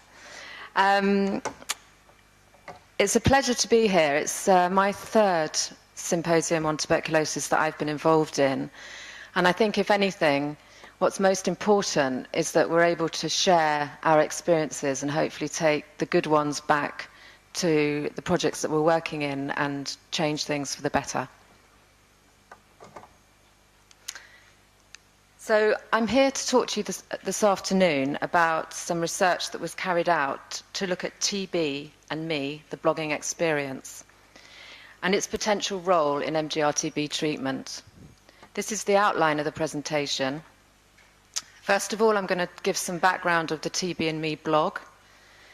Second, the qualitative study itself on method. Then we're going to look at the study findings and the conclusion drawn from that study.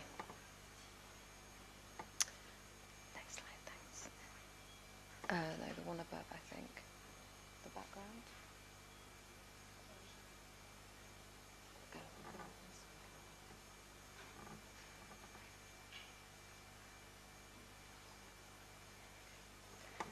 So the TB and Me blog started in 2011, and it was an initiative that was begun and thought through by some colleagues, but also field staff, to try and see if we could find patient voice and look at the positive impacts of social media and health.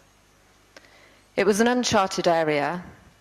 There's a lot of emphasis on patient involvement in treatment, and we'd had the examples from our HIV colleagues of the activism possible there. But we knew that with TB we didn't have so much social rights movements behind the ability to be active in our patient voice. So we decided to explore the value of social media to that end.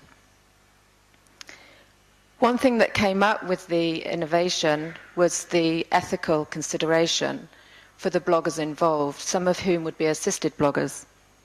And we were asked by the Ethical Review Board to look into the potential benefits of such an undertaking, and the risks as well.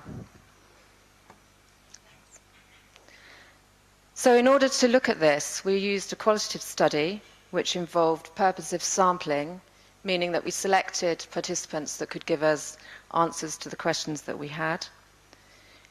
We interviewed 20 participants made up of bloggers themselves, but also health practitioners, WHO staff at headquarters and staff at our own headquarters. We used a flexible participatory approach, meaning that the questions that we asked were also patient-led.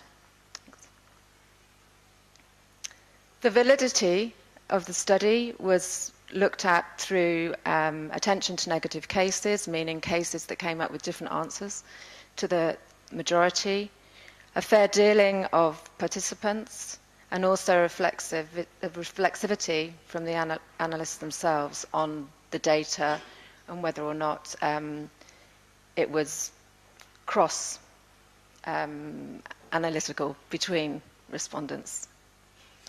Next slide. So the findings. The first findings we found was that the blog was seen to assist with adherence to TB treatment. All blogger participants and majority of staff that were involved in the study talked about the fact that it was supportive to the treatment-taking process. The blog was said to give a distraction to the long and difficult treatment, which patient bloggers found positive. Second slide. The second findings focused on peer support. The blog provided support to bloggers and perceived as a source of peer support for other patients.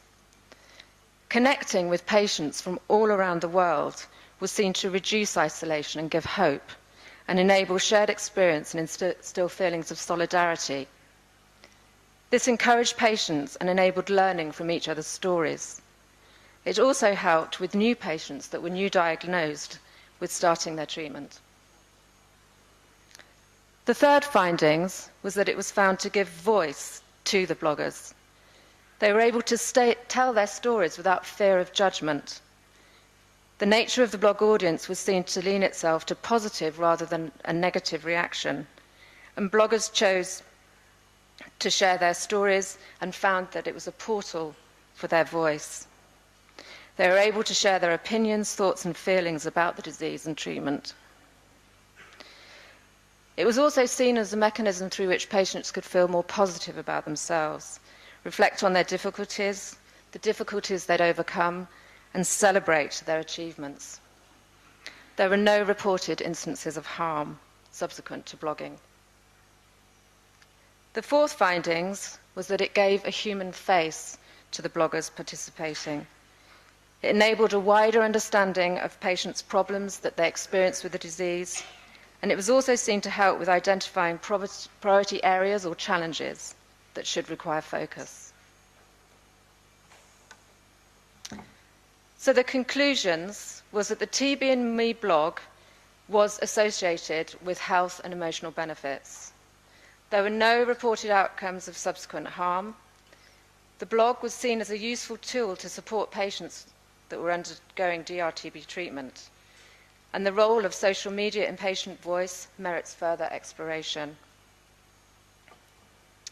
At the moment, we have over 300,000 visits to the blog site. We have over 100,000 unique page visits, and currently, since project conception, we have 28 TB bloggers active.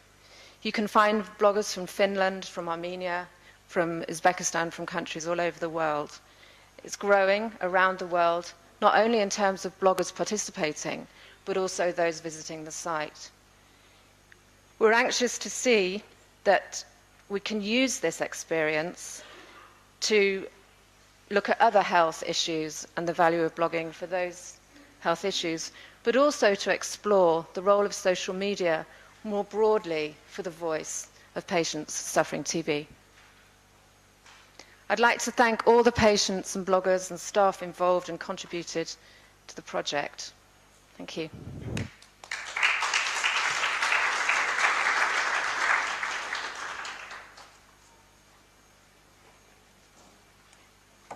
Thank you very much, Bev. I think we've been reminded that when we're treating someone with TB and we fill in these forms and there is these numbers, and at the end of the day it's about people, and it's about the connection between people and the healthcare providers, but also maybe whether it's through fancy media like blogging or whether it's just through talking in groups together, it's about connections between patients who potentially can support each other. And on a similar theme, it's my pleasure to introduce Timur Abdullayev, who is from Uzbekistan and is a community activist with a degree in human rights and has many years' experience in community activism and engagement with public health activities. So thank you, Timur. And also was a great companion on the excursion, which many of you missed out on, to see part of this beautiful country.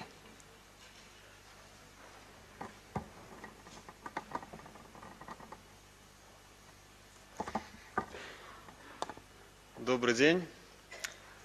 Я очень надеялся, что моя презентация не будет после обеда, потому что после обеда делать презентацию в 2 раза сложнее. Because it is twice as difficult to make a presentation after lunch, because the blood circulation goes elsewhere, so it is difficult to hold the audience. I hope you will not find it too boring. If you decide to take a nap, do it discreetly and please do not snore, not to interfere.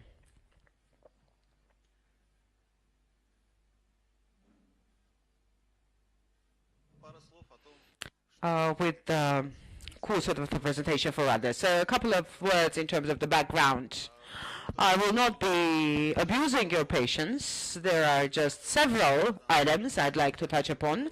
Benefits of evolving civil society, and this is the abbreviation in Russian.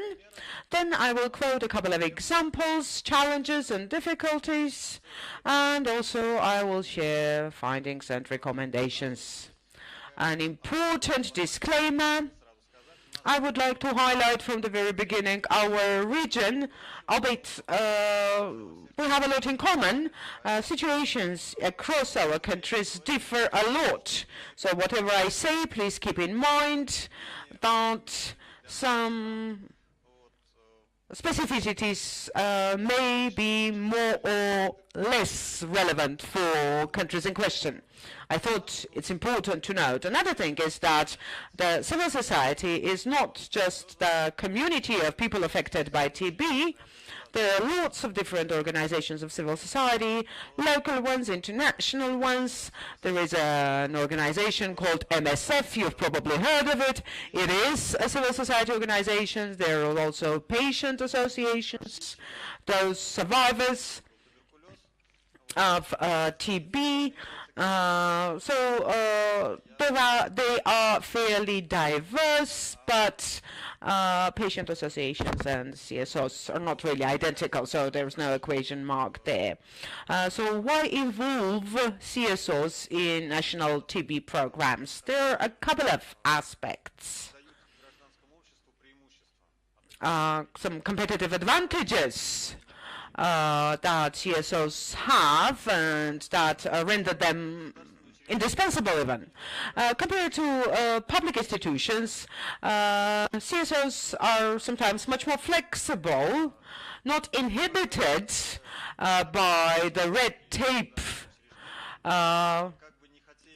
of the public sector. No matter how much officials or doctors are willing to do more, there are certain limitations. The office structure, internal regulations, job descriptions, this is not very conducive in terms of flexibility, while CSOs are much more flexible and responsive, much more so than public institutions.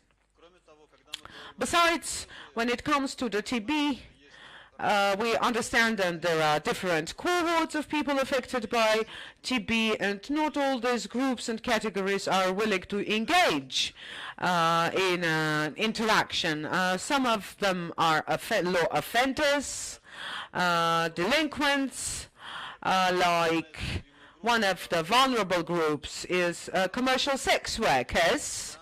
There are irregular migrants, undocumented ones, unregistered ones.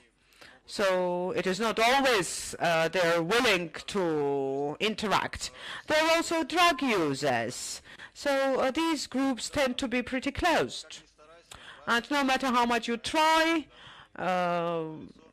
doctors and public officials, no matter how much they try, these people are reluctant to reciprocate. When NGOs step in, however, it's more of a peer interaction, and it's easier to find and maintain a dialogue. So this is a major advantage of civil society organizations. And then another thing is that CSOs are well in a position to come up with integrated services. Doctors treat patients, they may provide counseling, not always they can do that, especially when they're overworked and have too many patients to treat. Civil society organizations may outsource various experts Some of them could visit patients, others may help them with paperwork, because sometimes it's difficult to gain access to treatment without necessary paperwork, while others, and I'll be giving you examples in due course, may help them in addressing some conflicts with state institutions, with law enforcement. And it so happens that civil society organizations are excellent partners for the state, for those affected by TB to benefit from an integrated set of services. This helps improve effectiveness, it helps address their health issues and helps address their social issues. And let me give you some specific examples. The examples I'm quoting, it's just drop in the ocean, a tiny little part of it all. As I was putting this presentation together, I requested my colleagues across Eastern Europe to share their experiences. All kinds of organizations responded. Those were associations of people living with HIV/AIDS, experts organizations, those providing a variety of services. So I came up with this short list. If you don't see your country there, it doesn't mean I don't like you. It just means that this is just a snapshot. One of the examples, there is an organization in Kyrgyzstan, Tais Plus. They're working with commercial sex workers, and they had a project on identifying TB cases among commercial sex workers. It was a 2-year project. It was financed by Stop TB, and the findings were pretty interesting, including cases when social workers helped their beneficiaries, the project beneficiaries, solve issues related to various social security considerations, and also helped ensure adherence. And more importantly, it so happened that they trained people from their beneficiaries as trainers. So these people continued spreading the word. They saw people with symptoms, they co-opted, they involved them, so they helped identify TB cases. Did very good outreach, something that would have not happened if not for such a TOT. There is an early diagnostics project in the Ukraine, an international alliance for HIV/AIDS.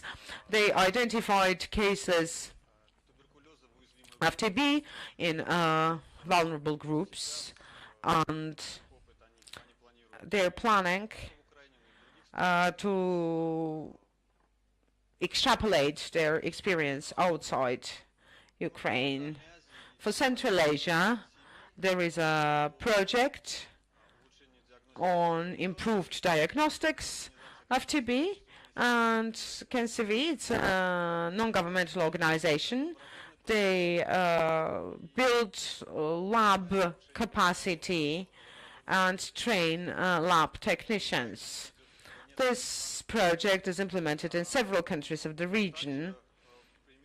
Another example from Moldova, it's called Moderation. It is peer support for TB patients, helping them address various issues, counseling, and this helps ensure adherence, helps improve motivation for treatment, and with good results. In Armenia, in Moldova, in Tajikistan, we have projects on promoting adherence implemented by civil society organizations. And this organization I mentioned, MSF, has been and is implementing projects on resistant TB.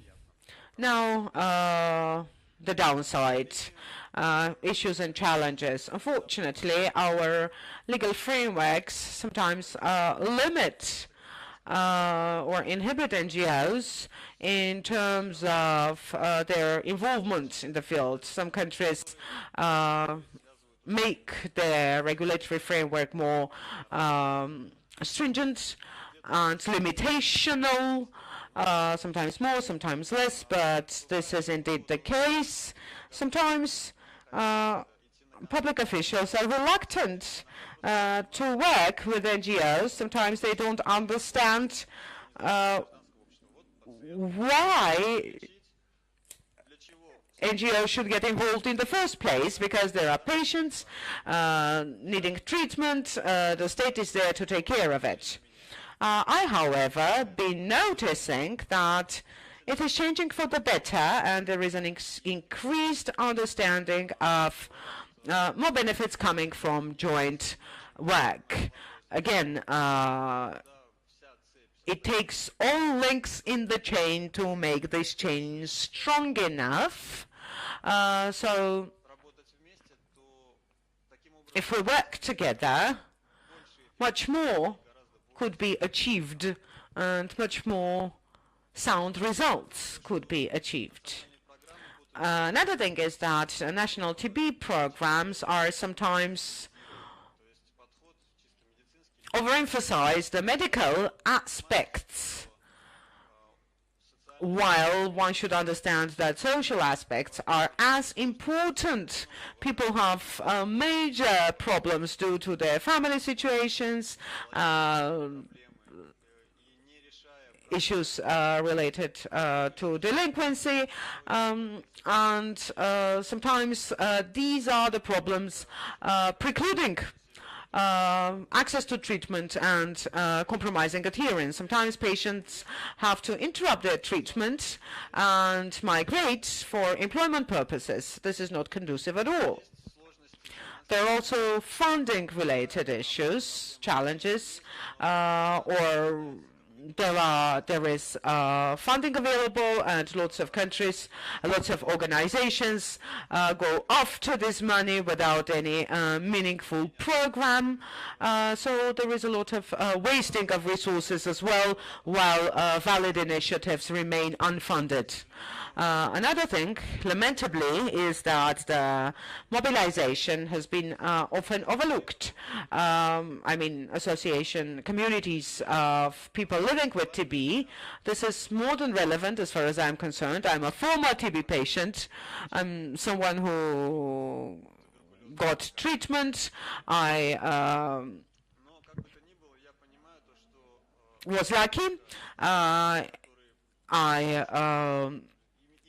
had a drug-sensitive form of TB, and those who had this experience have much more to share. Doctors, granted, have a lot to share, but sometimes former patients are in a position to provide insights that no doctor has. So experience of TB survivors is very valuable, not only in terms of supporting other patients. The reality is that from a patient's perspective, you're in a position to see shortcomings, the room for improvement. You know, the Global Fund. We know that within the funding model for a country to get a grant, there should be a national dialogue in place, and in the framework of this national dialogue, people affected by the disease should be involved. This is done. This is not done to tick off in a box somewhere in Geneva. This is done to consider issues that problems have and that practitioners not always see. And this takes me to the conclusions smoothly. Only when we have an integrated approach, a comprehensive approach, only then we can hope to address the problem in an effective and efficient manner. On day one, Philip said that solving the TB problem, there is no panacea. This is indeed the case. We will never be able to eliminate TB. for now, but we should give it a try, and doing it together gets it closer. You cannot make all money in the world, but this is what you should aspire for, and eliminating TB is something that we should aspire for jointly. And then the role that civil society organizations can play, is pretty important. And sometimes it may exceed all your expectations in terms of the potential. Unfortunately, in our region, communities of people affected by TB are not yet there. It's not that not too many countries have such associations to start with, but they are mushrooming here and there. But we should try and promote them. And what matters here is to have political will, to have goodwill, and the state should be there to cooperate, and funding should also be available. In terms of recommendations, there is nothing new here. Cooperation, interaction, and this cooperation should be both cross-sectoral within a state and also international, and also between the public and civil society organizations. We keep saying that media is important. It indeed is. So working together really makes a difference. We should remember that TB is indeed a disease, but it's not a purely medical problem. To address TB issues, we should remember that there is a social aspect to it, there is a human rights aspect to it, there is stigmatization to it, something that people are not ready to be tested, to come out positive and to lose their job. For example, let me reiterate that funding is a key. Doing it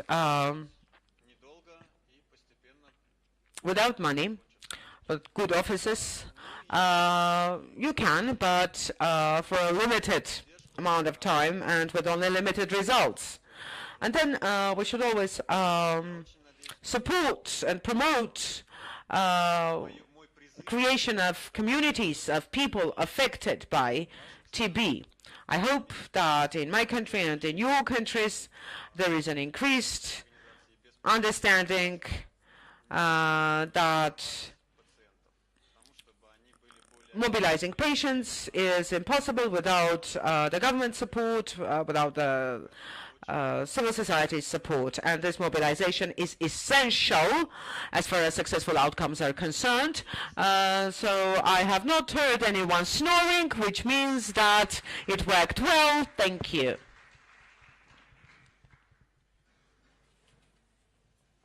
Thank you, Timur.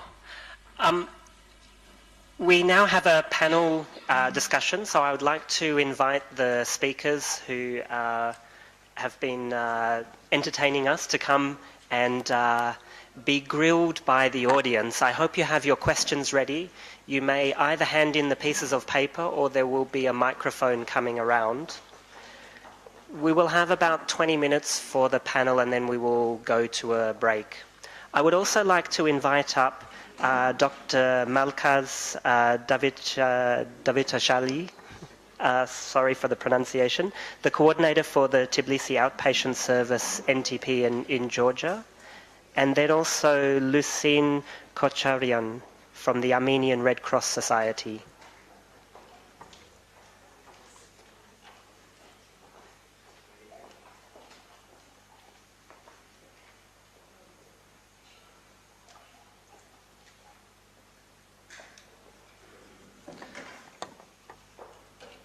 If you have questions written down, just wave them in the air and I'll come and grab them.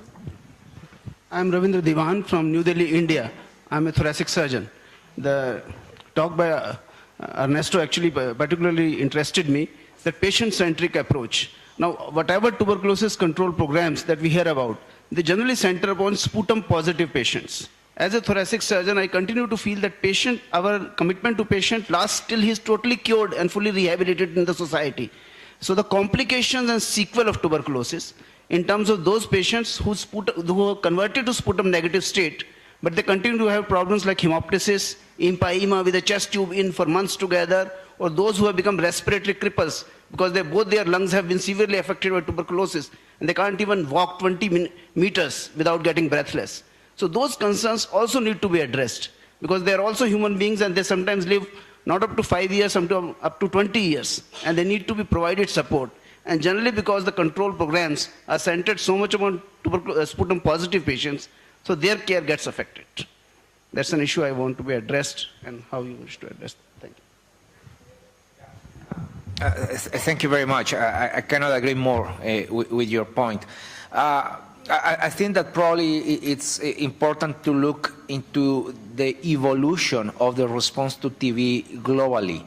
It's only last year when we moved from a focus on treatment to really include prevention, right? So I hope that very soon we can also move to embrace rehabilitation as well.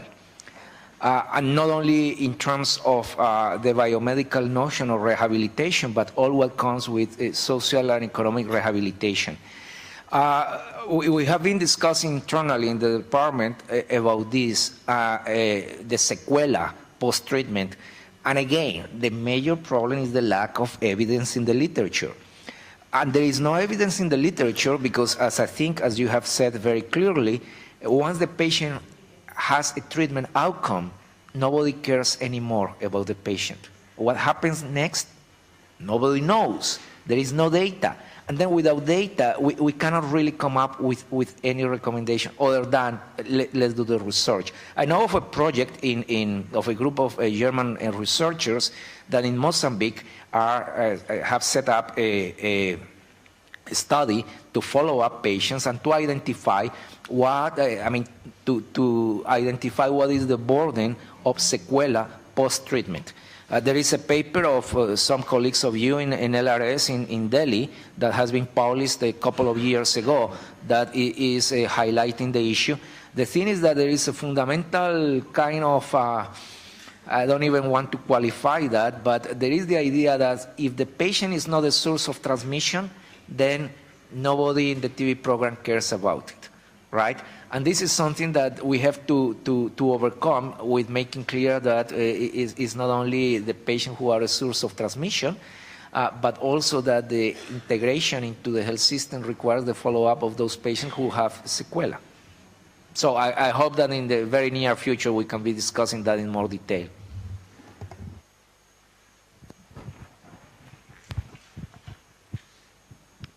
Марат Калиев, Кыргызстан. У меня вопрос Тимуру. Есть вот проблема финансирования неправительственных организаций. Я думаю, что это не только у нас, это во многих странах, особенно в условиях... Not only in our country, but elsewhere, and when resources as such and budget funding is limited, this is indeed an issue. Is there a model? And you mentioned that officials are sometimes reluctant or not ready to cooperate with CSOs. This probably has to do with lack of funds, first and foremost, and it is really difficult when you can't afford to help.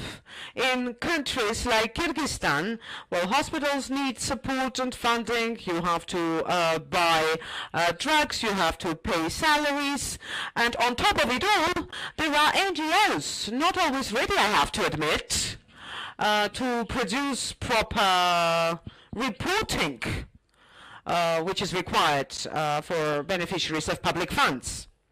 Thank you for your question. The thing is that, well, partnership is the key. At a country level, you set up a team with all stakeholders involved. They sit down and discuss gaps, and they discuss what needs to be done. if this partnership includes and involves all stakeholders, it makes the picture much clearer, helps identify the applications, helps identify real gaps. This is difficult, but at the same time necessary when resources are limited, because in some places you overspent, whereas in other places you spread too thin. Such a partnership arrangement should help. If I'm not mistaken, Tajikistan recently initiated such a partnership, and my hope is, I'm not really sure if there is best practice they could share, but I know that there is a national partnership in place with participation of civil society organizations, the public sector, and the patients' community. I think that this model could be instrumental in ensuring efficient use of available resources, whatever is available, and not all CSOs in their turn are willing to cooperate among themselves. Nothing is perfect, I have to admit. They have their own agendas they pursue, they have their own interests they pursue, so dialogue is a key. Another thing is that in some countries, international funding, size of international funding varies across countries. But there are always domestic resources available, and there are always international resources available. All former Soviet Union states, if I'm not mistaken, have these mechanisms whereby public appropriations, budget appropriations, are made to finance civil society organizations. In some places, this mechanism is not working. It's just a matter of time. It's not really easy to operationalize such a new setup. And then international funding should probably be managed better. I hope I answered your question. SF Uzbekistan. And I really like the presentation of Dr. Ernesto on nutritional support and adherence and treatment obstacles. And it's really great that WHO has come up with some guidelines and recommendations. But I do feel the most challenging part of this is the implementation, that in regards to logistics and specifically the funding for support, for example, to food incentives. From our experience in Karikal, Pakistan, from MSF, that we have we provide different incentives, enablers to improve the adherence for MDR-TB. It starts from food incentives, financial incentives, etc. But as I said, I think the challenging part is the funding and the implementation. And I think the organizations like Global Fund also should strongly consider not only providing treatment, but also to support in these activities.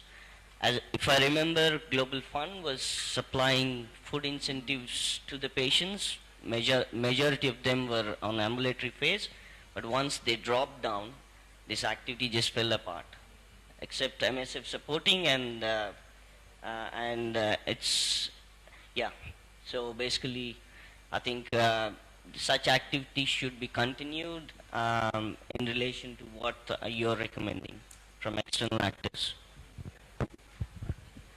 Thank you. I cannot agree more on your point and your concern. And it's precisely because of that process of updating the TB treatment guidelines for tuberculosis that WHO is developing during the full year. We started the process, and very soon we will be convening the group of experts aiming at having by World TB Day 2016 an updated set of treatment guidelines for drug-susceptible and drug-resistant TB.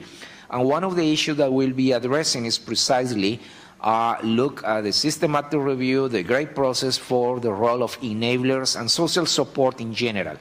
Because I probably would like to invite, if the chair allows me, to invite Mohamed also to share his perspective, because the thing of the social support and enablers can be abused by the system, right, and by the grantees. I presented a systematic review showing very clearly the evidence that enablers do reflect better outcomes. But one thing is enablers, what enable you to. The other thing is incentives. You choose one airliner because this gives me miles, this one doesn't give me miles, then I don't want that. You know, incentive, you buy that product because I get it with a discount rather than this that might be better quality but doesn't. So incentives do not promote the autonomy. Enablers is what promote autonomy. Enabler is what is needed. But I myself have known of proposals or even grants from Global Fund providing incentives to patients who do not need any incentive to adhere to treatment or who do not need social support. So having a more clear set of guidelines is fundamental for the countries to have a policy framework and a set of well-established policies, but also for Global Fund to rely on established policy rather than a collection of very good intentions, because why not food? Why not also this and this and this and that? Because quality of life can be demanding, right? Why not to have a private Mercedes, and why not to have this and this and that? So to make that clear distinction within a policy is also fundamental for the donor. Michelle Sonko, TB advisor from MSF from my experience, I've seen that the most important factor that actually affects adherence is the financial situation of our patients and the poverty that Dr. Ernesto actually lamented in the beginning of your presentation. From your experience, are there any mechanisms beyond what we give and the support we give to treatment? Because that support actually is focused on patients themselves, but I think the patients' problems are beyond what we see. Do you have an idea on how we can tackle those problems of patients? Because my experience actually has been that patients actually ask to go home, not because of themselves, but because of the problems they left at home, which most of the time we can't address.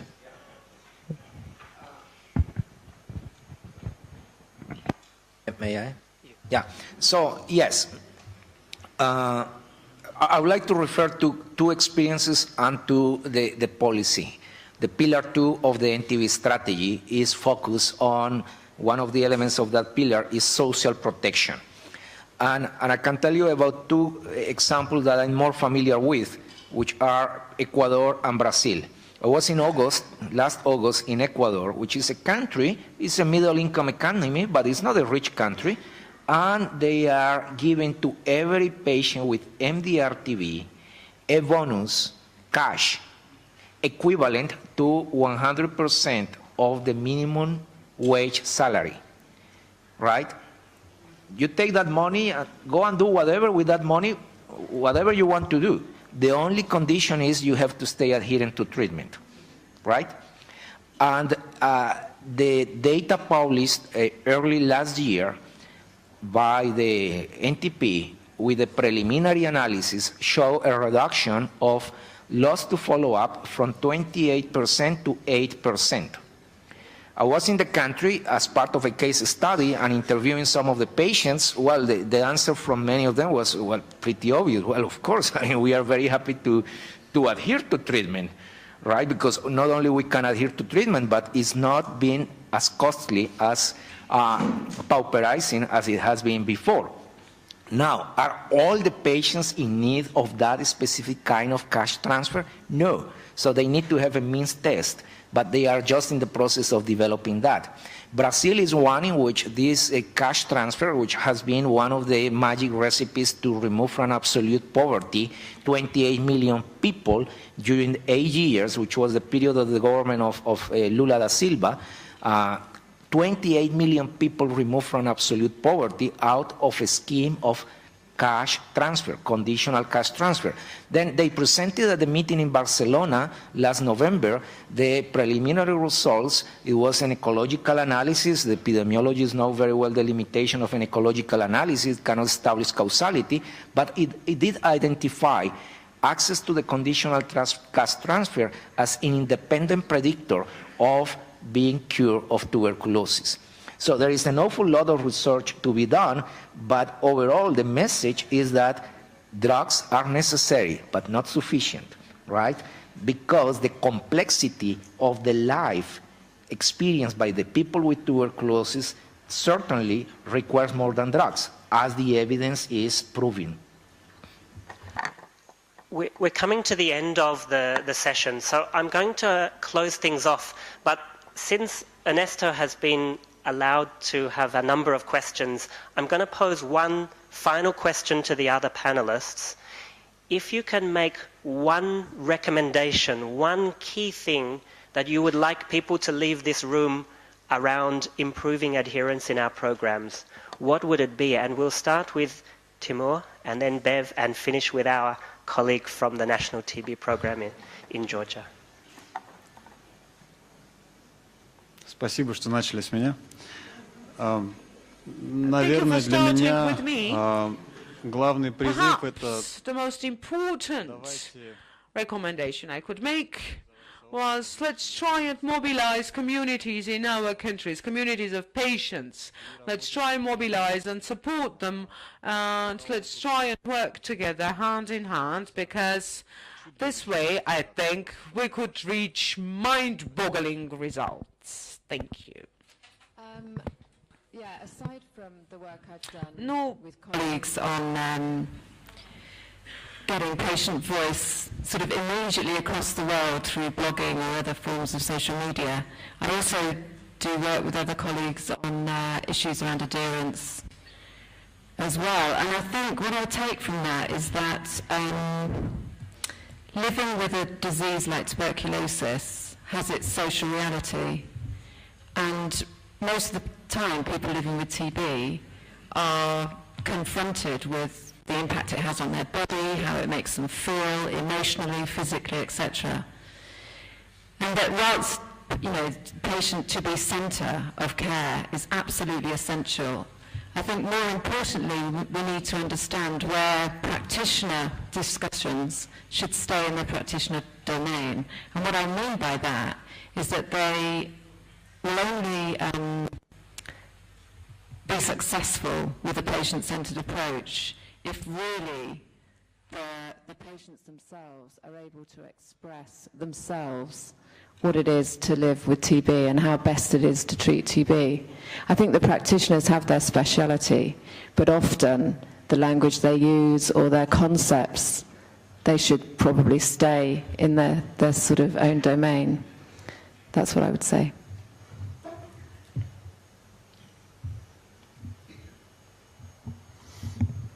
Несмотря на то, что у нас в Грузии тоже по глобальному фонду выдается больным инцентивы, больным, кроме этого, еще они нуждаются в социальной помощи, безработность у нас большая. Their need is much greater.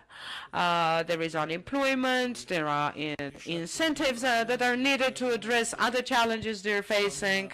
And I think that in addition to incentives, the state should be there to provide social assistance to them, social benefits. And some patients are not capable of employment while in treatment, so they should probably be entitled to some benefits, some pensions, and this will help ensure better adherence. Thank you. So please join me in thanking our panel.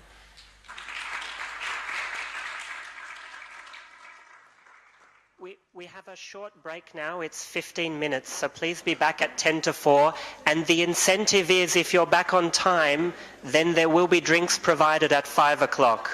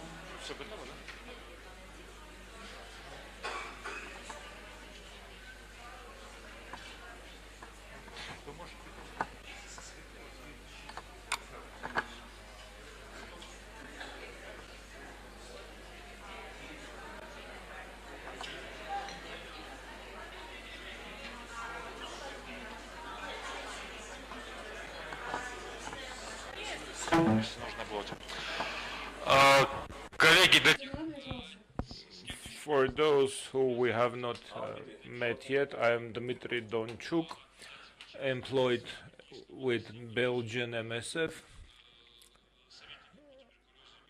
advisor on HIV, hepatitis, and TB, supporting a number of projects where we treat MDR patients. When I was about to leave school and just was contemplating a career of an MD, I stumbled across a thick book that described the life of patients in a TB sanatorium in the Swiss Alps, late 19th, early 20th centuries. There were no antibiotics then. There were two types of treatment. One was the alpine air and surgical intervention.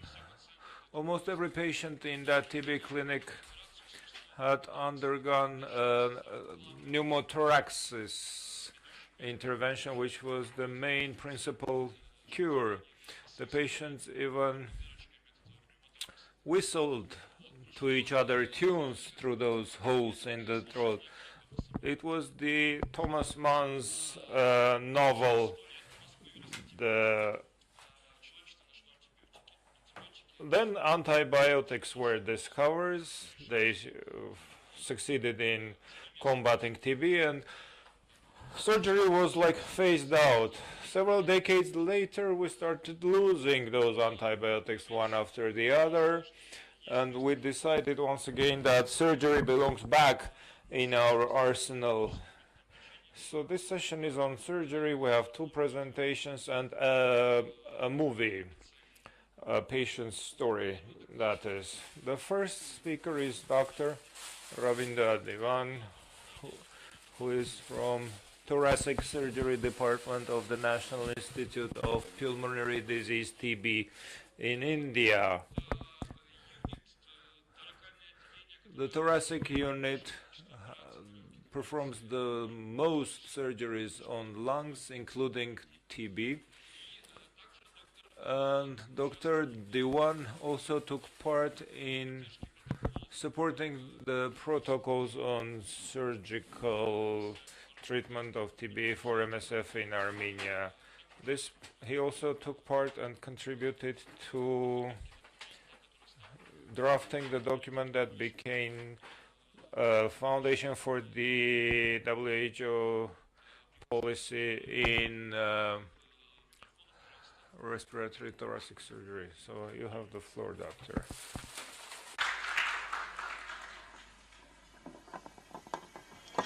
Thank you for this kind introduction.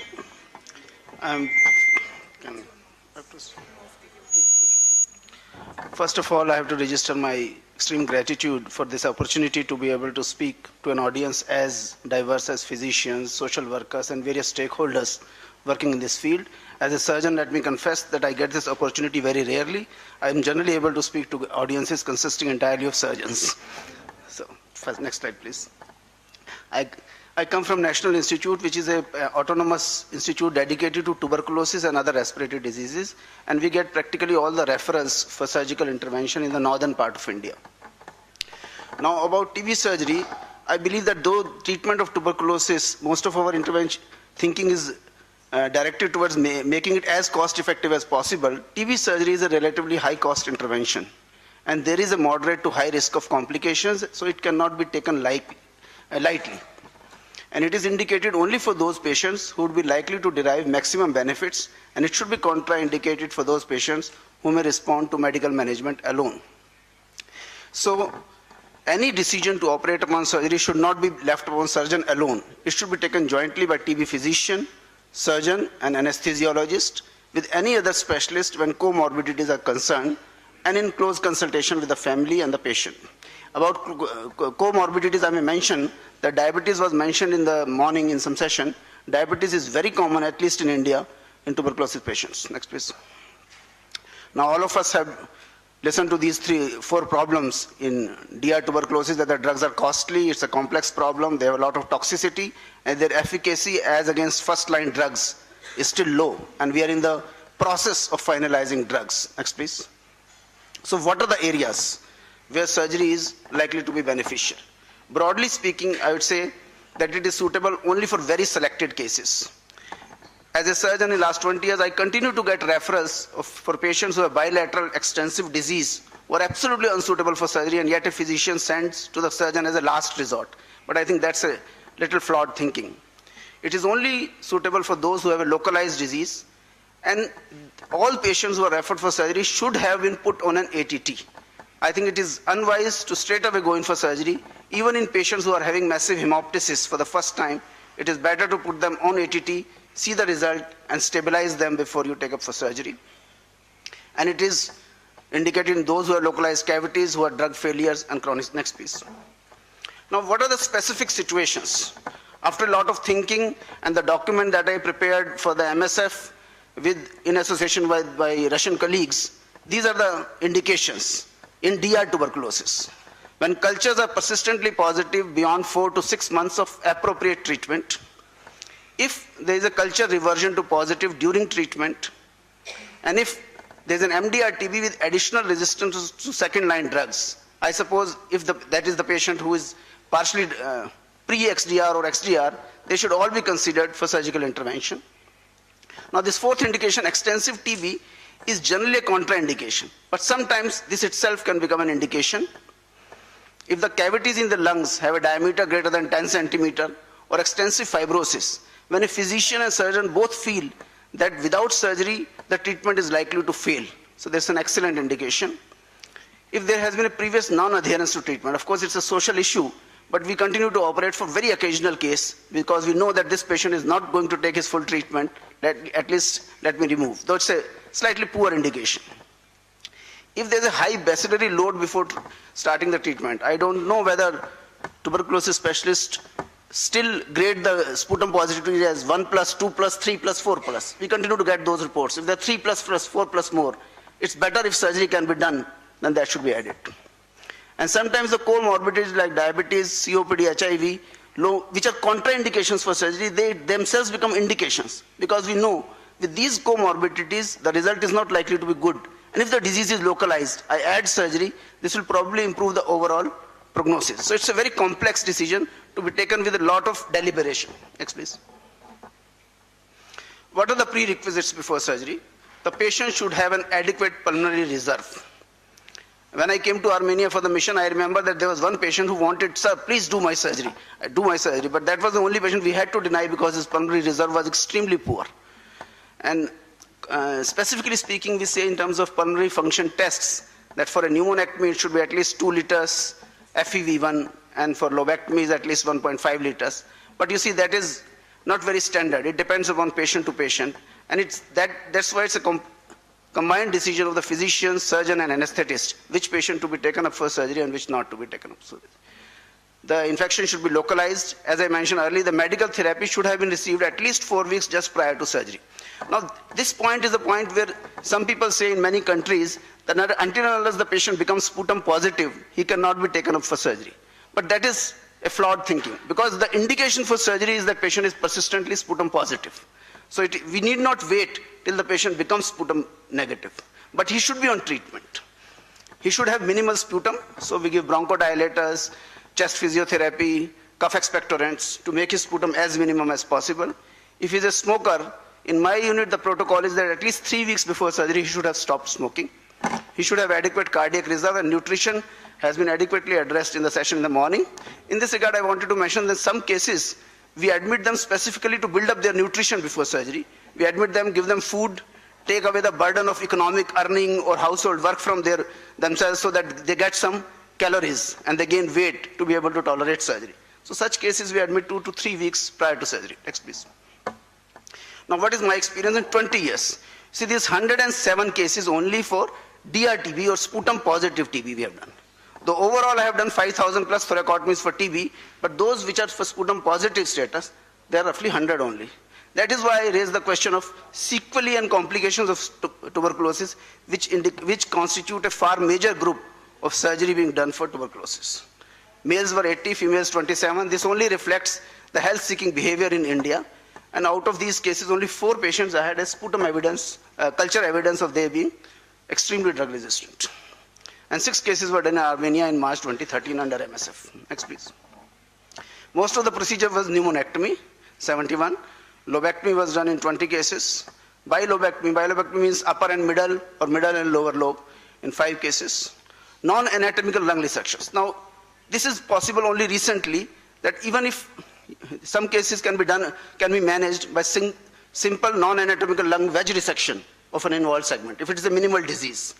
I think in this connection, the good surgical staplers which have become available now, they have made this much more possible. And thoracoplasty, the old procedure that you mentioned, it is still relevant occasionally. Now, what were the results? Immediately after surgery, sputum negativity was achieved in 93 cases. Why not in 107 cases, all of them? Because we took up some cases of bilateral disease and we tried to offer thoracoplasty or some other procedures to them. There was a mortality in this group, 3 patients died. Late mortality means over a period of follow-up to 6 months to 1 year, 5 cases. There were complications of bronchopleural fistula and empyema in 6 cases. Late conversion to sputum positivity in 12 cases. And as is very common in India, we lost to follow-up many cases. So I can say that 60% of the cases, after an adequate follow-up of 4 years, I can say that we cured because of surgery, or surgery plus drugs helped them get a cure and sustain a cure. Now in this connection, BPF and empyema, I may mention that in patients who are sputum positive, this is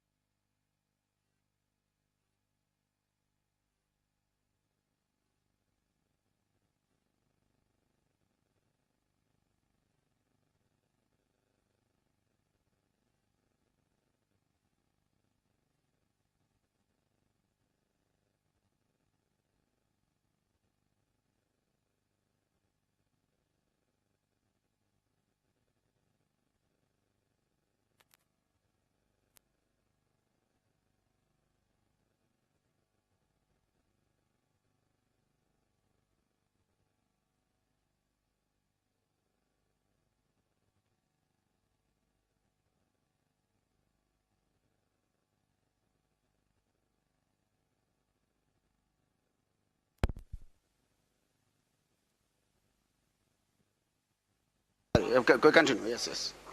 Yeah. No. Okay. And adequate quantities of blood have to be made available.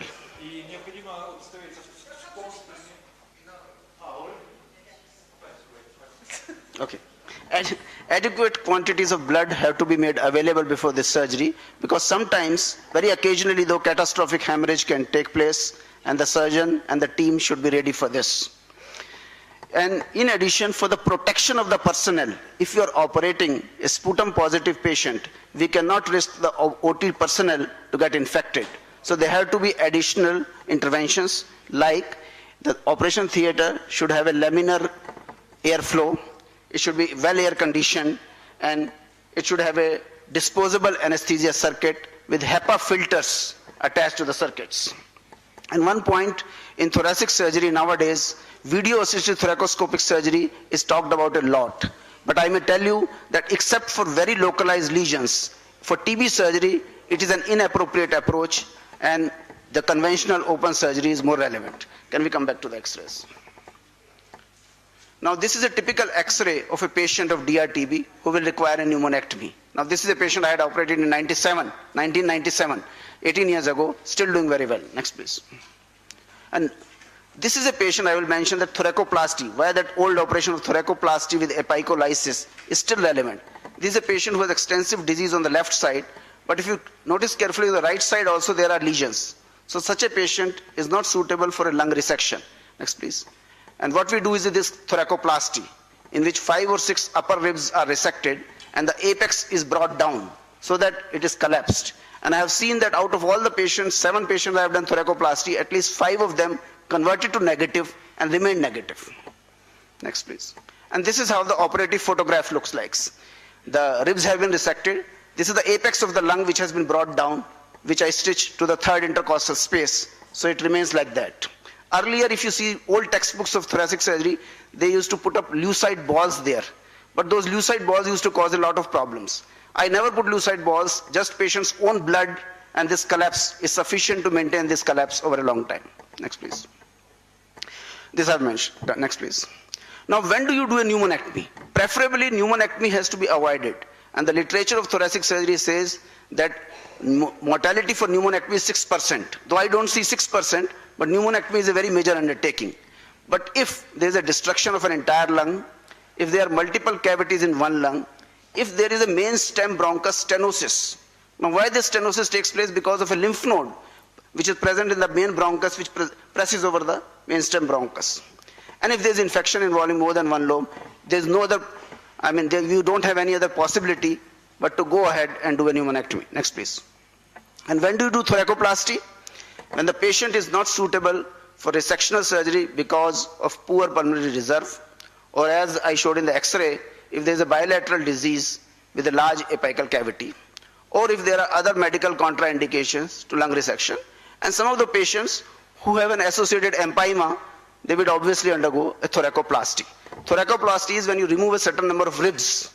It is called a partial decostalization of the thoracic cage in order to effect a collapse of the cavity or a closure of the empyema space. Next please. Now this is also from the document that we prepared for the MSF, that post-operative ATT has to be maintained. It is not that you have undergone surgery, you don't need treatment. Of course, it's a combined treatment of medicines and surgery. So these are the ones that we had devised those guidelines at that time, that if it is an XDR patient, he has to continue for at least 24 months of post-culture conversion. If the patient is culture negative at the time of surgery, this treatment has to continue for 24 months post-culture conversion and not less than 6 months after the surgery. If the patient is culture positive in MDR cases, those who are not XDR, then continue at least for 18 months of surgery. And if the patient is culture negative at that point of time, then for at least 18 months and not less than 6 months after the surgery. Next please. And if they are partially drug resistant, those who are resistant to only Isonex or rifampicin, then 7 to 12 months of treatment may suffice. And if the patient is culture negative at the time of treatment, whatever lung specimen we resect, we send it for culture sensitivity again. I notice many times, even if patient is declared as sputum negative, these lung specimens continue to have acid-fast bacillus present in them. And then the treatment is accordingly taken.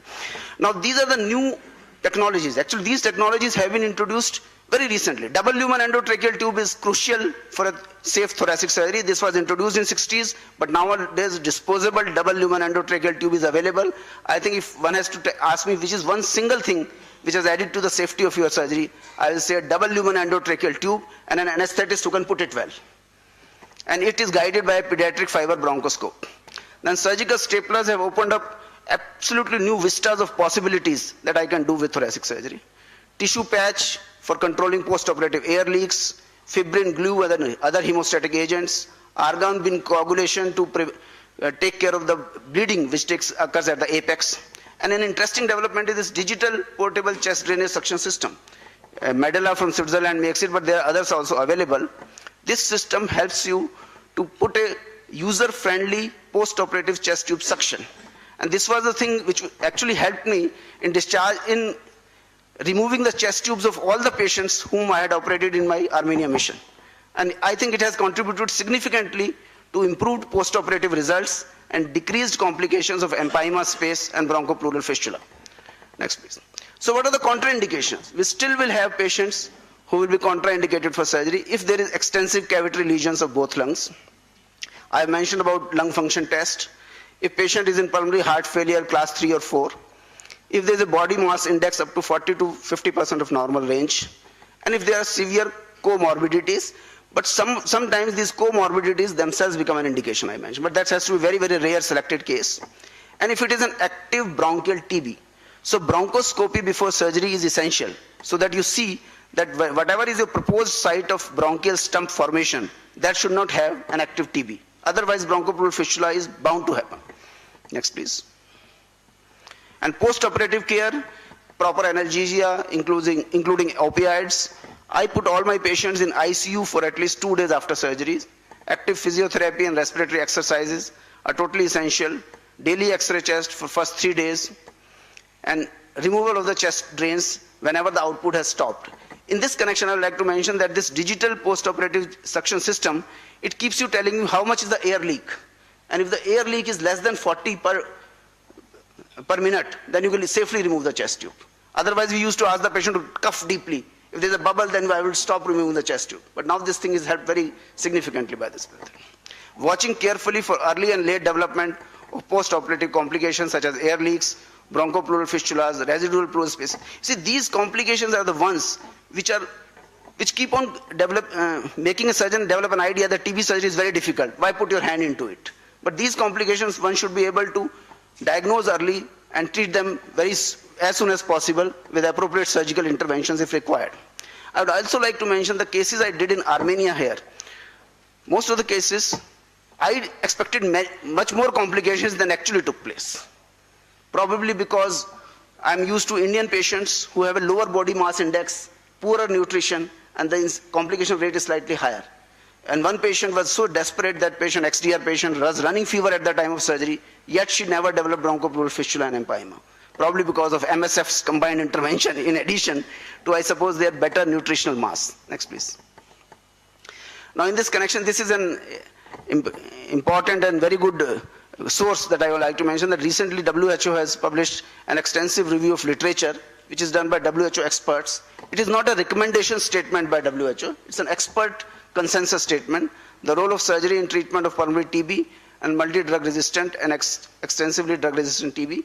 We recently had a web seminar on the same topic from 11th to 16th January, and it is still available on the net. Next, please.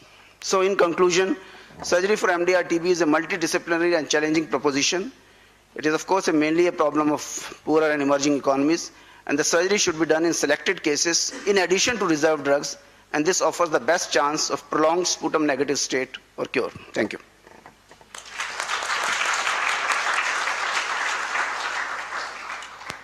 Спасибо, доктор Диван. И наш следующий спикер, следующий докладчик, доктор Серго Вашакидзе.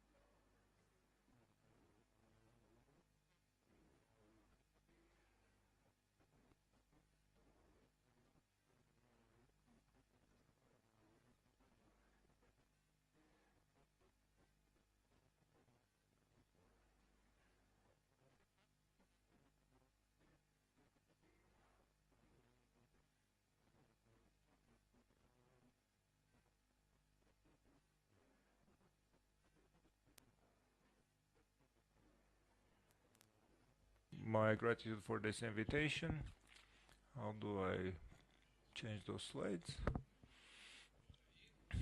With your permission, I would like to submit to you the immediate results of treatment of patients with MDR or XDR TB, as well as the clinical outcomes that they had. We have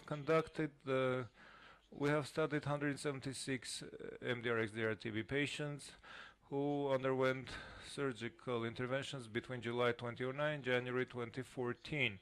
All were under DOTS individual regimens, DOTS plus. The eligibility criteria were according to the national guidelines on surgical treatment of TB patients that was drawn in compliance with the expert opinion of the WHO, Partners in Health, MSF, and some other international entities. The main indications for surgery were the localized nature of the process. The main indications were the treatment failure by medications, high probability of relapse of the TB process, complications such as hemorrhage and spontaneous pneumothorax. The mandatory conditions were the localized lesion and sufficient reserve of external bleeding. This is the characteristics, the breakdown of 176 patients that were treated. 30% were patients with XDR. Prior to operation, they had been on anti-TB therapy on the average lasting a year. And here is the 27 patients got bilateral pneumectomies. Lobectomy was 91, 51%. Segmentectomy 51, 30%, and thoracoplastic 7 patients, 4%. We had a relatively low level of post-surgical complications. 10 of them had the so-called major complications, 5.7%, including bronchopleural fistula, 2.3%, MPM 3, 1.7%, interpleural hemorrhage 3, which is 1.7%. The minor so-called complications were observed among 6 patients, 3.4%. That included infection of the wound, 4 patients, 2.3%. Dry residual cavities, 2 patients. We didn't have intraoperative deaths or early postoperative deaths at all. This slide shows the treatment outcomes of MDR-XDR TB patients that underwent surgery. Out of 176, 102 had clinical outcomes at the point of discharging from TB surveillance. 87% had been cured, 9 had completed treatment. Unfavorable outcomes, we had 13%, which is 13%. Failure, 4 patients, 4%.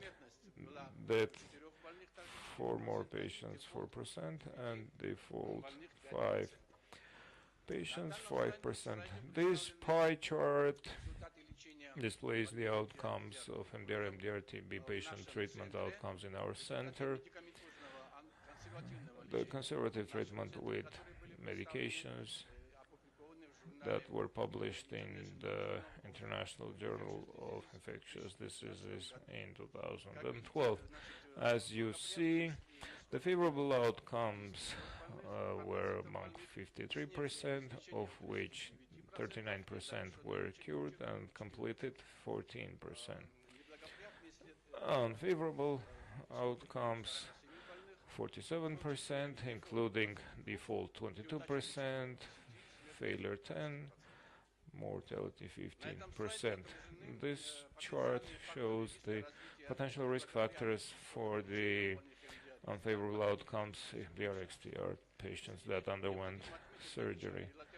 Bilateral cavity processes, XDR against NDR. the absence of negative sputum prior and development of major post-op complications. The clinical samples. On the left hand, you see the surgical resected lung of an MDR patient after 15 months under DOTS plus. And on the right hand side is a fragment of the lung that was removed 18 months following treatment with DOTS plus. In both cases, you can clearly see the existence of cases that the mycobacteria of TB were proliferant, notwithstanding the negative sputum prior to the operation. This slide on the left hand, you see the CAT scan of a patient who, after 24 months of conservative treatment, was removed from registration with the definition recovery, although the left one had 2 cavities. 8 months after that, the patient was operated by us. Apex left side profuse hemorrhage. On the operation sample, you see the cavities out of which mycobacteria of TB were identified. On the right hand side, you have 7 months later, same CAT scan. This is the tuberculoma of a patient who was TB sensitive. He was discharged after completing the sensitive TB treatment with the cured diagnosis. He was operated 5 months later. You see the necrosis where we had the mycobacteria of tuberculosis. Pay attention. This was multi-resistant TB. This is the resection of an 18-year-old girl, analogous situation, sensitive patient who went through the entire course of 5 months treatment. She was discharged as cured, and on this sample, the surgery took place 5 months after she was discharged. You see a fresh necrosis out of which mycobacteria of TB was identified. MDR TB. She is now under DOTS plus. And in conclusion, I have to say that surgery is associated when treating MDR, XDR, pulmonary TB. It's associated with a high level of favorable outcome, a low number of post-surgical complications, and absence of mortality caused by the surgery. Surgery may have a significant role in treating patients with high resistance and should be used more widely in clinical practice. Thank you for your attention. Thank you very much, Dr. Vashakidze. Please stay here, and I invite now all of you to the Presidium.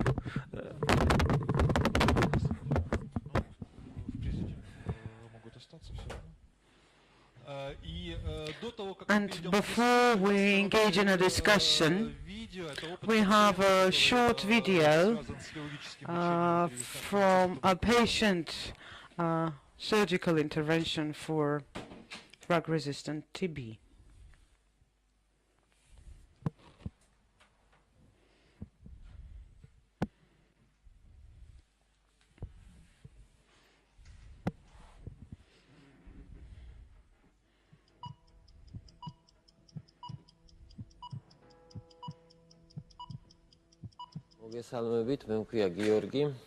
Здравствуйте, меня зовут Георгий, мне 31 год, я работал в Национальном центре туберкулеза и легочных заболеваний, где был инфицирован и затем заболел. Это было примерно в 2009 году. Несколько месяцев я пролечился препаратами первого ряда. Я ждал результата лечения от ветмокроты, который получили спустя 6 месяцев. Оказалось, что я был резистентным на препараты первого ряда. Мне назначили препараты второго ряда и перевели в другой отдел терапии.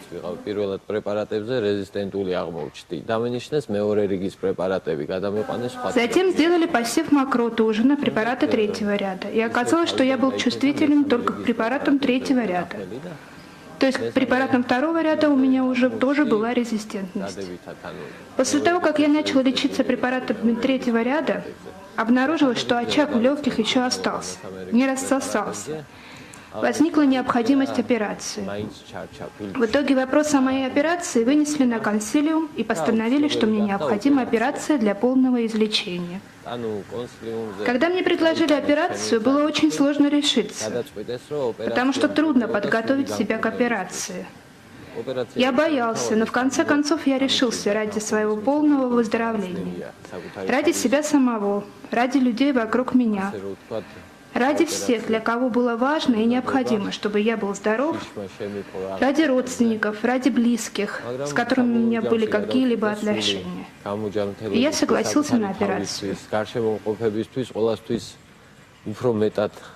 აუცილებელი და საჭირო იყო ჯანმრთელი ყოფილიყავი ნაცსავებისთვის, ახლობლებისთვის, ვისთანაც ურთიერთობა მაქვს. და დავეთანხმე ოპერაციას.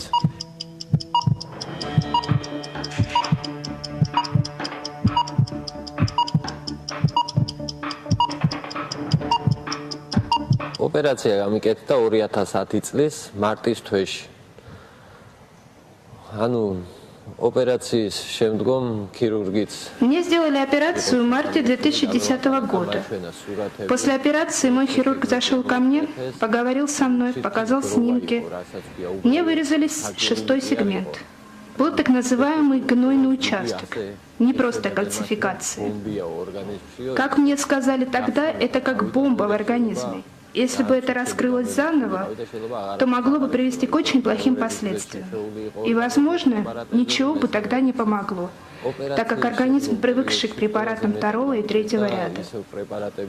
После операции труднее всего мне было снова принимать те же самые препараты, так как на несколько дней во время операции мне прекратили давать лекарства, и я чувствовала себя так хорошо, поэтому потом на силу снова принимала эти препараты. Фактически мне пришлось заново к ним привыкать. После операции у меня болели ребра, сама рана, и было довольно-таки неприятное ощущение. У меня стоял дренаж в плевре, который касался легкого. Это была ужасная боль. Мне делали болеутоляющие лекарства примерно 3 раза в день. Примерно через 2 недели боль уменьшилась. Только при резком движении болели ребра. В остальном я себя хорошо чувствовал. Безусловно, я чувствовал, что мне было лучше. Очевидно, результат дал о себе знать. Конечно, я не очень разбираюсь в медицине, но сужу по своим собственным ощущениям. Наверное, из-за того, что мне убрали тот 6-й сегмент, где собирался гной, и не было больше воспалительного процесса в организме, мне стало намного лучше. Не было больше потливости, слабости, фактически ничего меня больше не беспокоило. Моей единственной проблемой был прием препаратов. После операции я снова принимал препараты около 13 месяцев, после чего мне прекратили лечение. Провели все обследования, и мне признали на 100% выздоровевшим, так сказать. Я был абсолютно здоров. Я начал жить, как все нормальные люди. Я почувствовал себя полноценным человеком, который может спокойно пить с друзьями, проводить ночи в веселье с ними, гулять по улице. Я уже не боялся дождя, не боялся намокнуть и простыть. Я начал абсолютно нормальную жизнь и был тому безмерно рад. Тот, кто не испытывал всего того, через что я прошел, прием препаратов, стресс, связанный со всей этой ситуацией, тот никогда не поймет, какая радость, какое счастье осознать, что ты здоров и что ты полноценный житель своей страны. ვისაც ეს სტრესი არ გადაუტანია, ვერავინ ვერაზოს ვერ მიხვდება, რამხელა სიხარული, რამხელა ბედნიერება იმის წარმოდგენა, რომ სრულიად ჯანმრთელი ხარ, სრულფასოვანი მოქალაქე ხარ ამ ქვეყნის.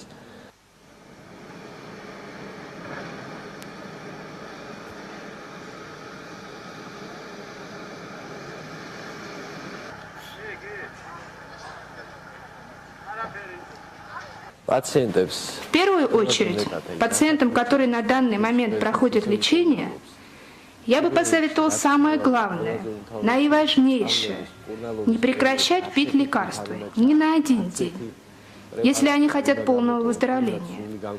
У каждого препарата свое назначение. Каждый препарат действует в своем направлении, и все эти препараты вместе в различных аспектах помогают организму. После нормального приема препаратов можно делать операцию, которая очень важна. Все, кто меня видел, понимают, как мне было. Даже не знаю, как описать. Наверное, как узник в самом ужасном положении, у которого нет никакой надежды. Все надежды исчерпаны. Я даже не думала, что я выживу, что буду жить. И вот эта операция. Она настолько хорошо подействовала на меня, что я полностью излечился. Пациентам я пожелаю полного выздоровления и Божьего благословения. Я бы хотел, чтобы они использовали все возможности, какие имеются. Даже если это в конечном итоге не помогает. Просто надежда уже многое значит. Сделайте операцию, используйте все, чтобы убедиться в том, что поможет, а что нет. Обязательно, чтобы вы сами приняли собственное решение, без какого-либо принуждения. Ваша жизнь зависит только от вас, больше ни от кого. Сам по себе врач не поможет вам, если вы не поспособствуете. Я хочу пожелать удачи и выразить большую благодарность всем моим врачам, медсестрам, санитарам, хирургам и всем, кто меня поставил на ноги и спас мне жизнь. На этом я прощаюсь и желаю вам всего доброго.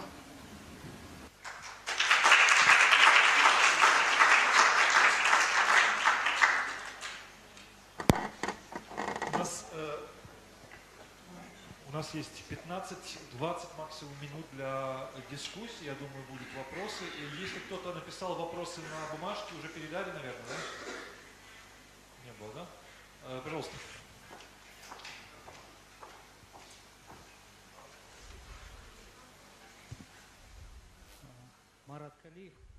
Marat Kaliyev is the name, from Kyrgyzstan.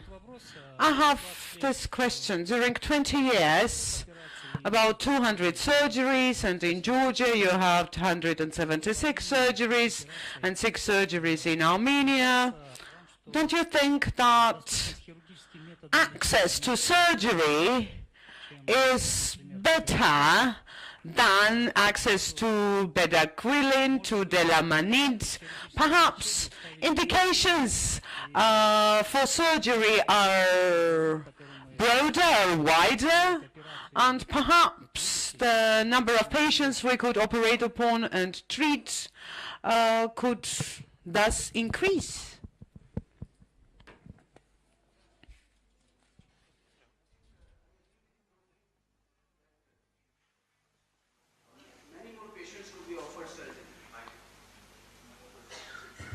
Many more patients could be offered surgery. But there are some problems, especially in the region in which I am working, in India and nearby countries. The availability of trained thoracic surgeons is extremely rare. The biggest reason is that in our country, cardiothoracic surgery is one specialty. And most of the cardiothoracic surgeons are exclusively practicing cardiac surgery. So thoracic surgery, and that too TB surgery, is being practiced by extremely limited number of patients. So though India is the land of maximum number of TB patients, so even if we assume that, say, out of all TB patients, only 2% may be requiring some kind of surgical intervention, in absolute terms it's a huge number. And we are definitely not being able to offer surgery to all of them.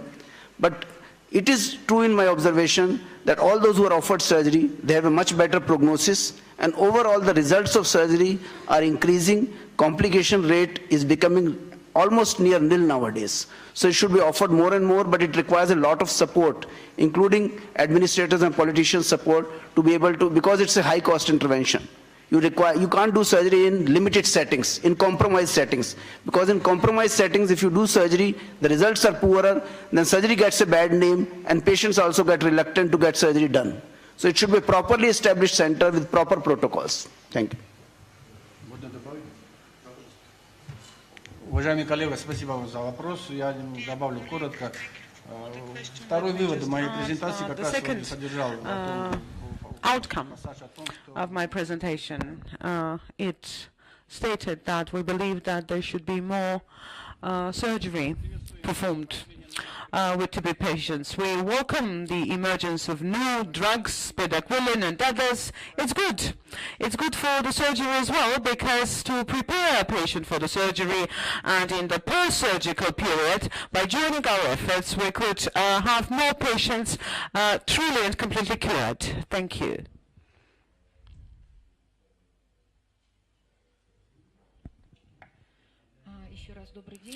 Good afternoon, Chief Physiater of Uzbekistan. Me too. I welcome I support my colleague, our surgeon, who said that there used to be less importance attached to surgery in treatment of our TB patients.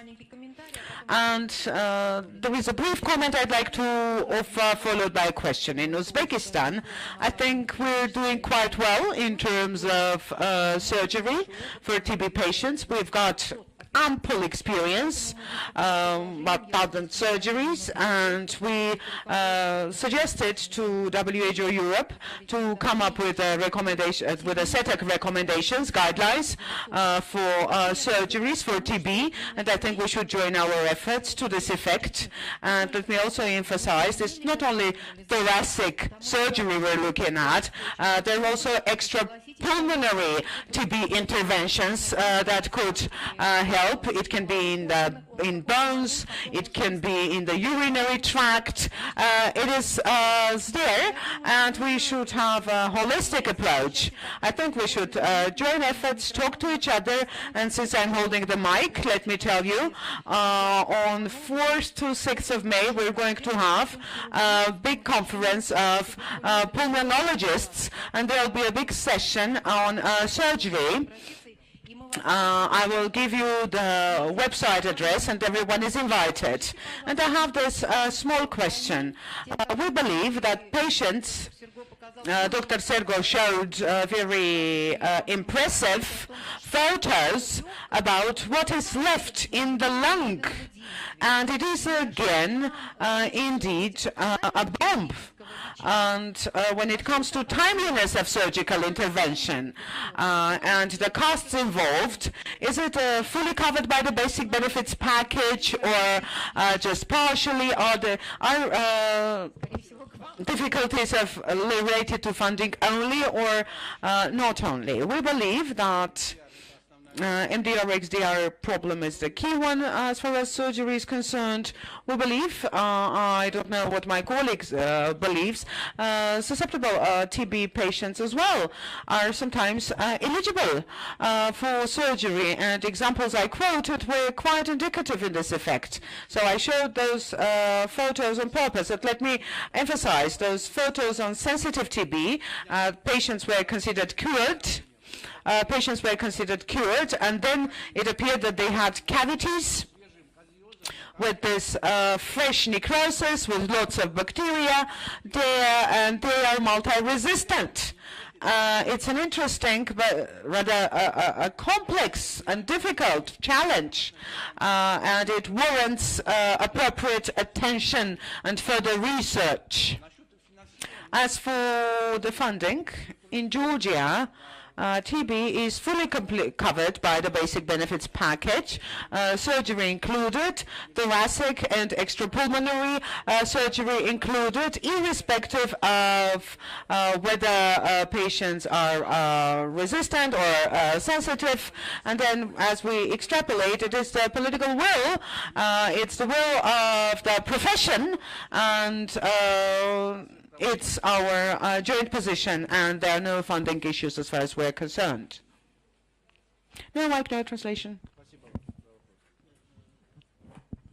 I think I strongly support and endorse what Professor has said, because in many patients whom I have resected, even if they were drug sensitive and there were other problems, I had resected specimens. And similarly, those who were sputum positive DR cases which we resected, the specimen always goes for AFB analysis. And my experience is that at least 15% of them do have active AFB still present in the specimens, even if they are declared cured. So there are many more patients, if surgery is added, they will not develop a relapse later on. Thank you. And one more, that cavities many times contain fungi. In India, at least, I get many patients, if they are persistent cavities, they develop aspergillus fungus within them. That causes its own complications. Здравствуйте, глубоко уважаемые коллеги. Мне очень приятно слушать сегодня своих коллег, таракальных хирургов. Я являюсь таракальным хирургом. I am a thoracic surgeon. Right now, I'm in charge of a regional TB facility. The name is Uzbekistanum. I'm from Kyrgyzstan. My question is as follows. As far as we know, after treatment of TB, there are some residual phenomena like cavities, notwithstanding the treatment, right? If you do not perform surgery on them, these patients will eventually die from hemorrhage or pneumothorax. We had excellent presentations. Mr. Rivandram there. You demonstrated that you performed a lot of pulmonectomies, and Sergo also performed quite a few surgeries. Concerning post-surgery, I have this question. In post-Soviet states, we've accumulated quite a lot of experience in thoracic surgery in the lungs, and I would like to pick your brains on the following. After pulmonectomy, it is sometimes we have bad outcomes. In cases of bad outcomes, what do you do, and what happens to patients in post-surgery period? And then, you know very well, there's diabetes plus TB. Oftentimes, they have pneumothorax, spontaneous, and hemorrhage. In these cases, what do you do about such developments? Do you leave them to their own devices? Because your indications for surgery are pretty narrow. And I would like to hear from you on this. I think that's a very valid point, sir. In my presentation, I mentioned that I have presented my experience of 107 cases who were sputum positive. Now, this indication represents less than 5% of our actual surgical load. The greater load belongs to those who have a post-TB sequelae, including massive recurrent hemorrhage. That is the major case that we operate upon. And massive recurrent hemorrhage, also many patients have aspergillus fungi cavities, which are present in the residual lungs. So that we have done more than 5,000 cases in the last 20 years for those complications. And the complications of pneumothorax with complicating empyema, they present a challenge in themselves. Those patients sometimes have a chest tubes. I have seen patients who are having chest tubes for months or years together. And then we have to do appropriate surgical interventions according to the case, including decortications, sometimes window thoracostomies, and sometimes thoracoplasty. But in the setting of TB, a collapse procedure like thoracoplasty generally offers the best and final cure, that the patient has no sinus present on the chest wall. And the patient is very grateful to the surgeon that he has been relieved of a persistent pus-draining sinus present. So there are a huge number of cases. We do manage even after post-pneumonectomy complications. I manage the same way, put in a chest tube, let the toxicity be over, then maybe I will discharge the patient with an open window thoracostomy. And after that time, 4 to 5 months later on, we will add a thoracoplasty. We never let a patient to be on a chest draining pus continuously. And they do very well. As far as complications are concerned, because I have presented a 20 years experience, I can easily say that complication rate was 15% in the first 5 years, then it reduced to 10%, then it reduced to 5%, and is almost near zero now. And the new technologies that I have mentioned, including surgical staplers, they have really reduced the complications. Thank you. Пожалуйста. Коллега, я очень рад видеть среди присутствующих коллегу таракального хирурга. Насчет вопроса, у нас на нашем материале было 4 бронхоприлавных свища, 2 из них было после пульмонектомии, 2 было после after pulmonectomy and one after lobectomy.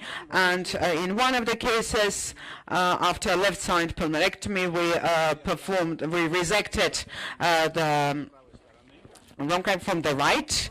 And in the second case, it was fistula that developed after 55 days after surgery, and this thoracoplasty was performed. After lobectomy, in one of the cases, it sufficed to use endobronchial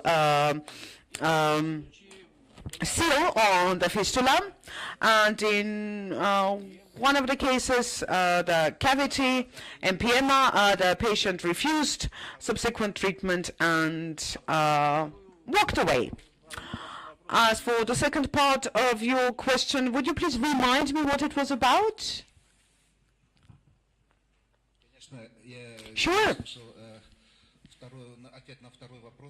Yeah, that's the second part of the question. We've got ample experience with thoracic surgery as well. These complications are indeed quite unpleasant, but modern surgery these days helps mitigate them. And the second question was as follows. TB plus diabetes.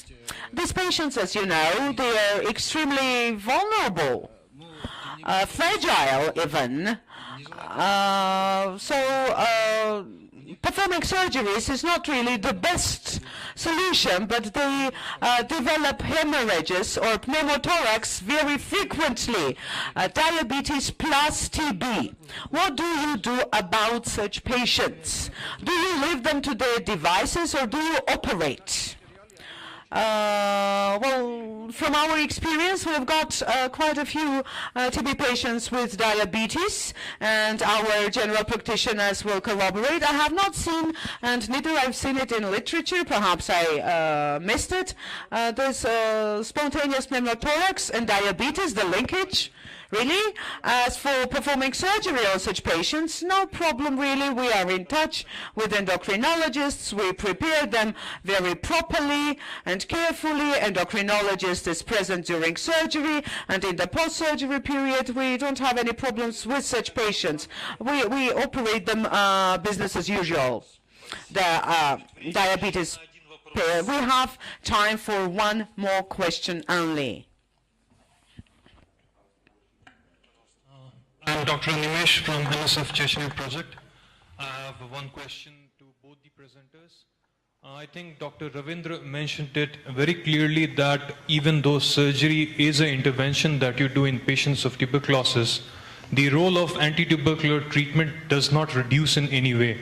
That has to be continued, and that has to be emphasized to the patients as well as to all the practitioners, that the role of anti-tubercular treatment is of utmost importance. The other presenter, Dr. Sergey, I think during the presentation you mentioned that patients who were cured, after 5 months they had cavities and you operated them, but it was not clear whether they were put on anti-tubercular treatment after that. Could you clarify?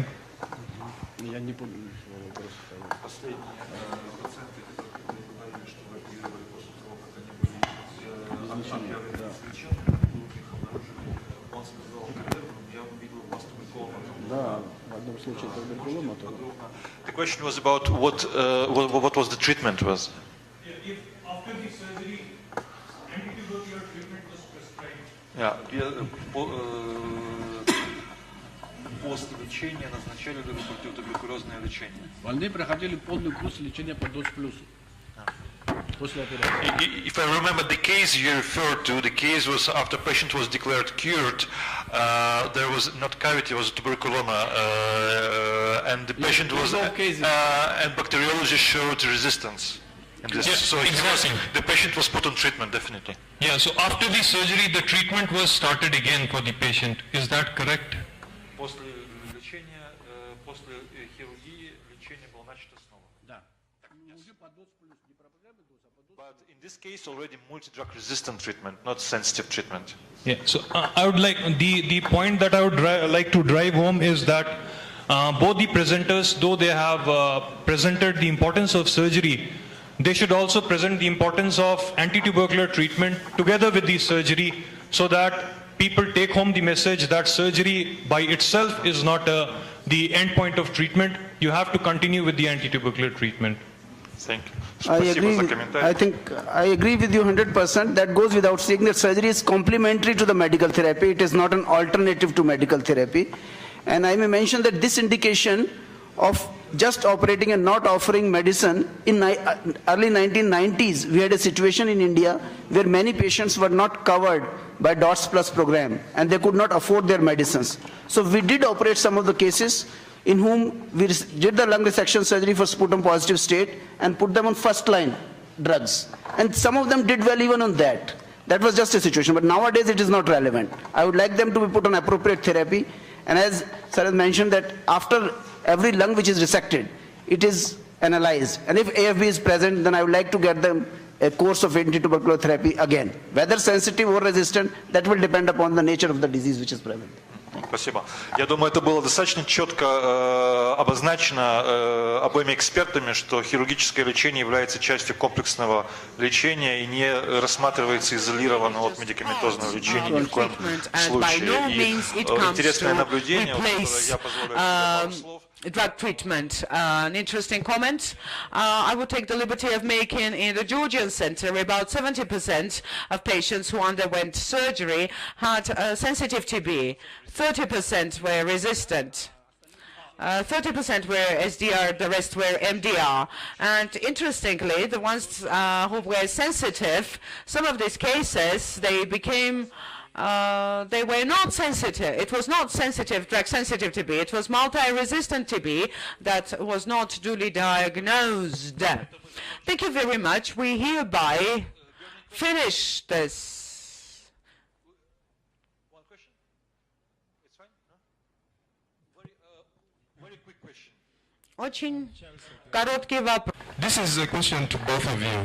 We know that XDR, the outcomes are very bad. Less than 30% for sure. Do you think surgery has a role in this population if other contraindications, regardless of other contraindications? The other point is about infection control. What measures, or is there a risk during operation? Because we know there's anesthesia and such operation theaters are normally closed under tight closure, and then the last one is about funding. What's the role of... Three questions. I had one question, I'm sorry. We are running out of time severely. I'll answer it. You see, about XDR patients, in our national program in India at least, me being also a part of the national recommendation committees, we have put it in writing that all patients who are diagnosed with XDR should have a surgical referral before initiation of therapy, and if they are suitable for surgery, then surgery should be added. All XDR cases. But many of these cases are bilateral extensive disease, so they are not suitable for surgery. But all XDR cases, we are straight away taking them for surgery after putting them on appropriate treatment. Regarding the second question, I had mentioned in my presentation that there are 4 or 5 interventions to protect the personnel. One of them is a HEPA filters, a laminar flow, a disposable circuit, N95 masks, and minimal personnel being present in the operation theater when a sputum positive case is being operated. Thank you. Спасибо большое всем участвующим в дискуссии и всем выступающим, и всем докладчикам. Пожалуйста, поаплодируем им. Я хочу передать микрофон Кате для завершающего этапа нашего симпозиума.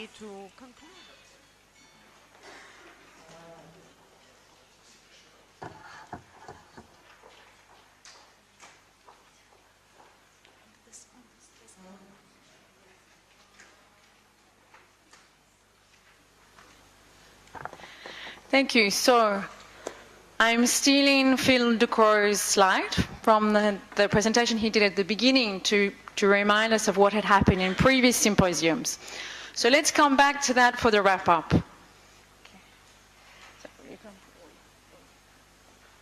So you can see the first point he brought up is, are we here to learn?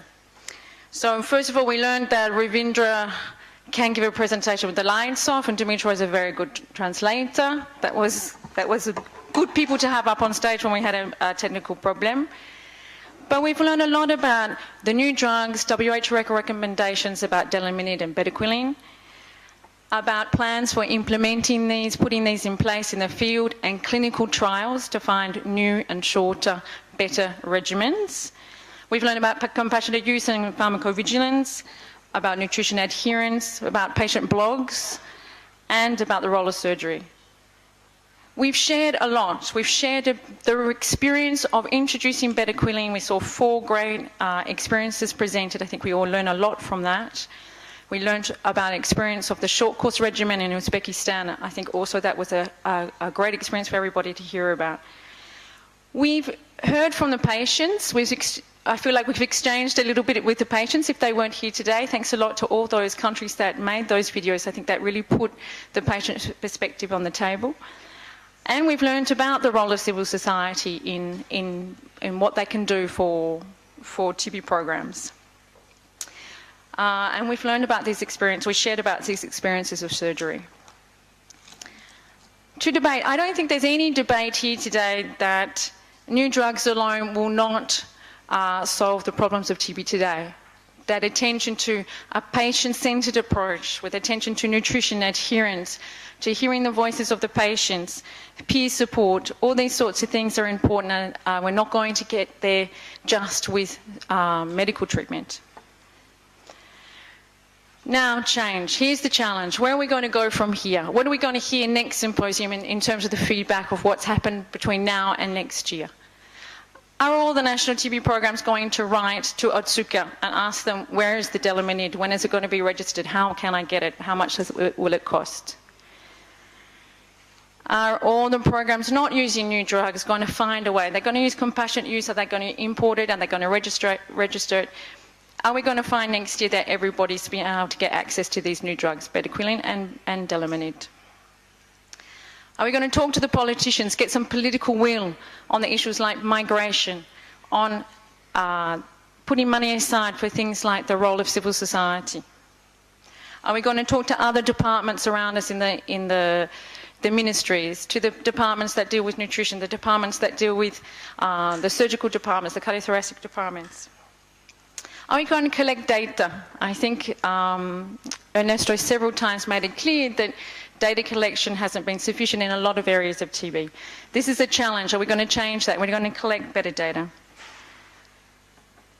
I think a few new things came up, the hepatitis C, TB co-infection. I hope that in one of the next TB symposiums we can talk about that.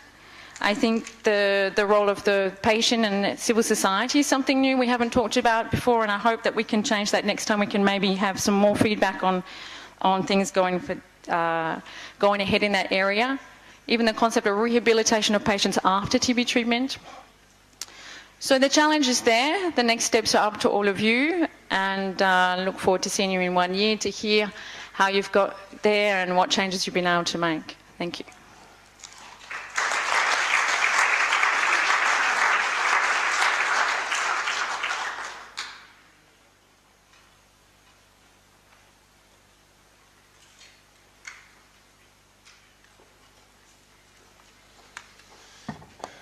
Уважаемые коллеги, мы Dear colleagues, подошли к... we have hereby arrived at the conclusion of our symposium.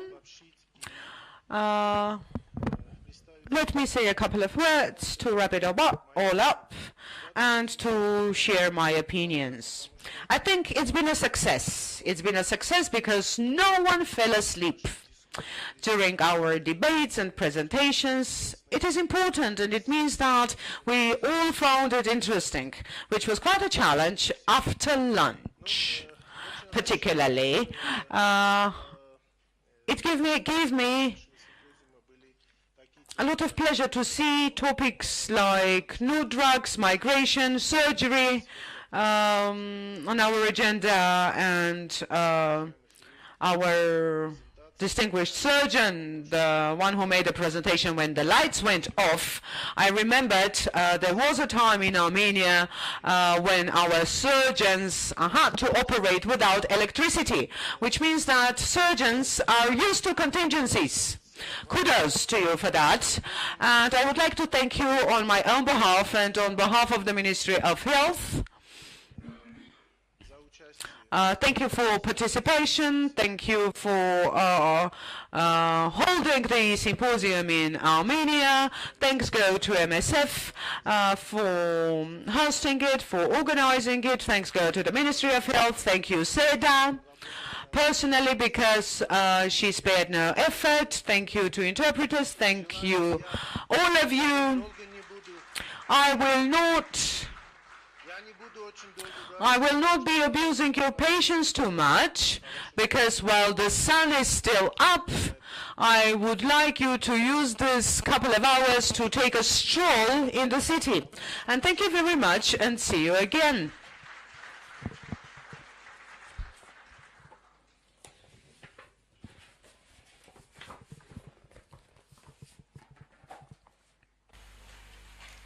So I will give the final words. I hope that the discussion we've had during these 2 days were inspiring. The aim of this symposium was to learn about innovation and to share experiences. But ultimately, our wish is that the reflections initiated here will extend beyond the wall of this forum and help in the implementation of future actions. We all look forward to better treatment outcomes. We have shared hopes, and we know that they are possible. Let's continue to join our efforts to reach these achievements.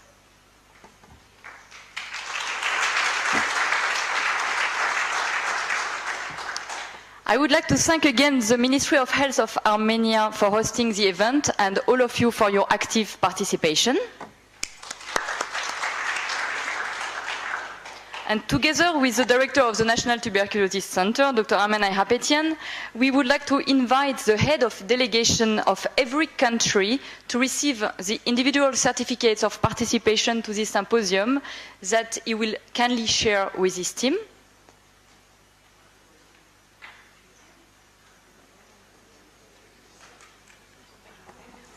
Это опять, чтобы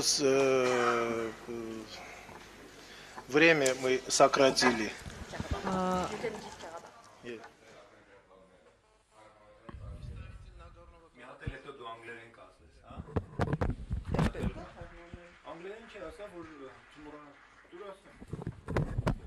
And please do not forget to hand back the receivers and the earphones right across from the door.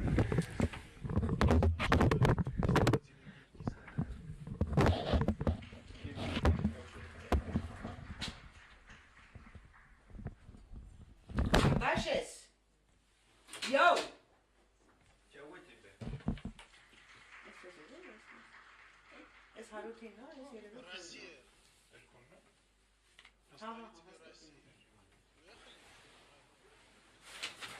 Непонятно, идти или оставаться?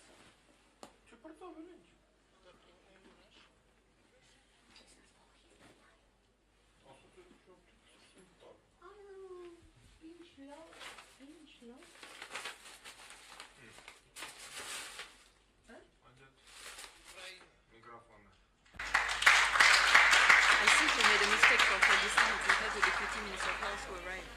Спасибо большое.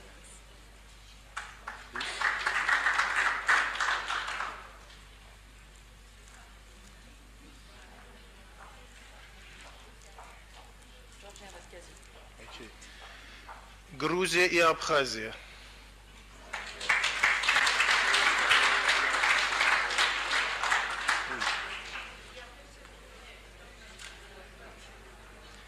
Вместе, да, пожалуйста.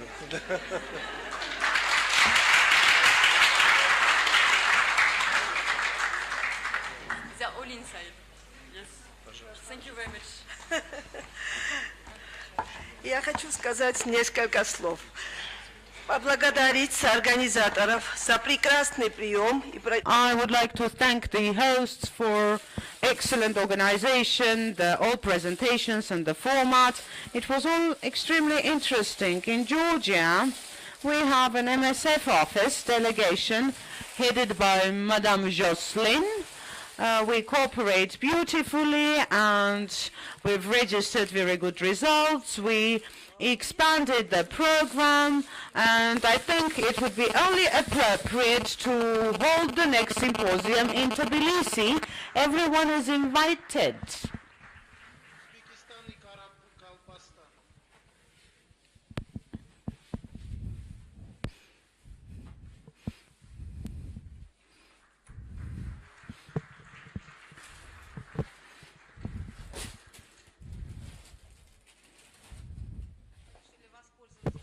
We decided to take advantage of this opportunity and thank the organizers, the hosts once more.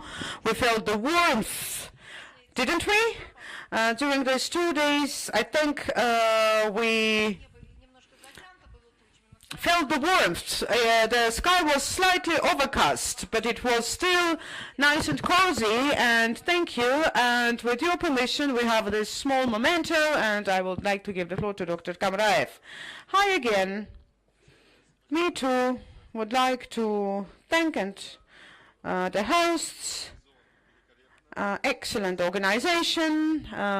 Thank you for that. And as representative of Karapakistan, I would like to invite you to our republic, and on behalf of our delegation, this is a memento, prominent museum, a collection of modern art, 20th century, ranks first worldwide, and the second is in San Francisco, second largest collection of modern art.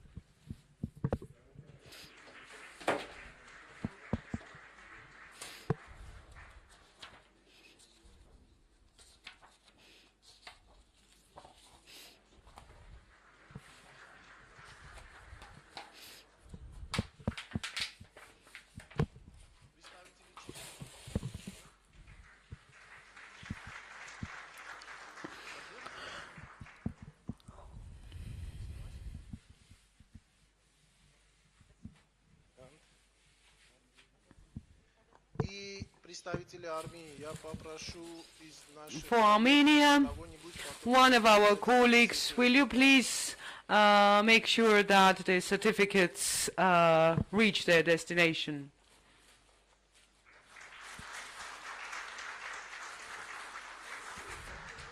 And this is for Armenia. Thank you very much.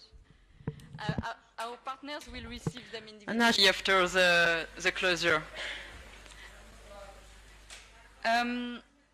I also, sorry? Where is Belarus? Belarus, it was with,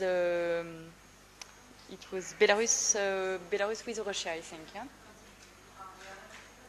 Sorry, Belarus are with Russia, Federation of Russia, you put them together? Separately? Mm-hmm. With the Russia?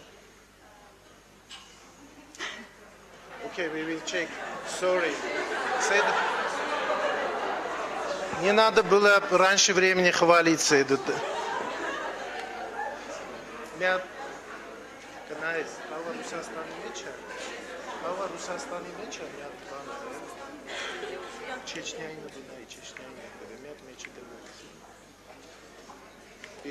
So sorry for the small mixing. We received the certificate just a little bit late, but in addition to the certificates, you will have a USB key containing all the excellent presentation that we're presenting during those 2 days.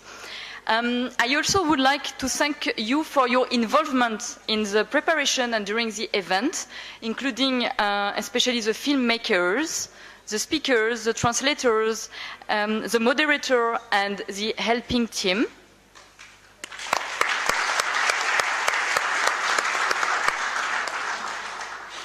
And in particular, I would like to thank Cathy Ewison, our designer of the content of the symposium.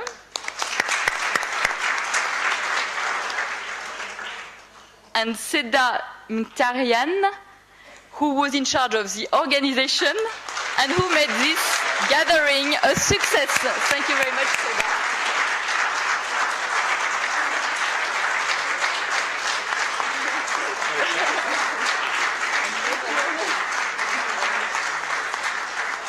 Thank you very much. And this is for Cathy.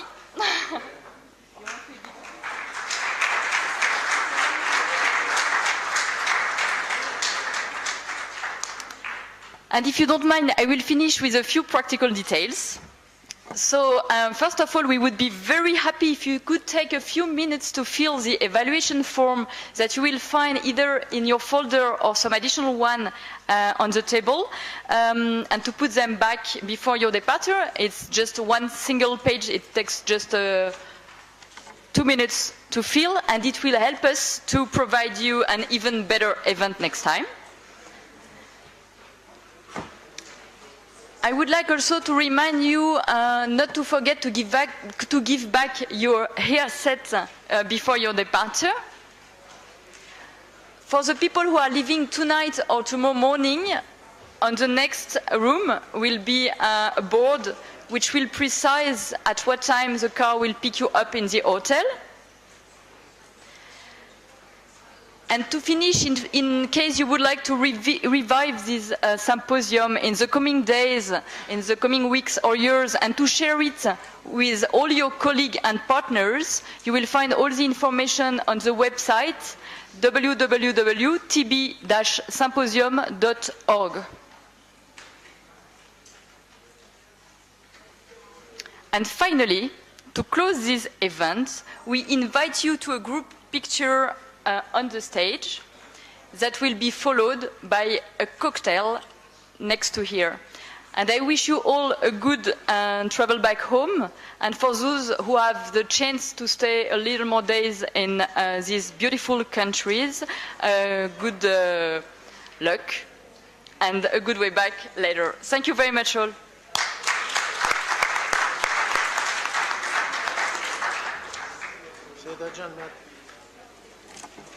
Seda Can, Belarus.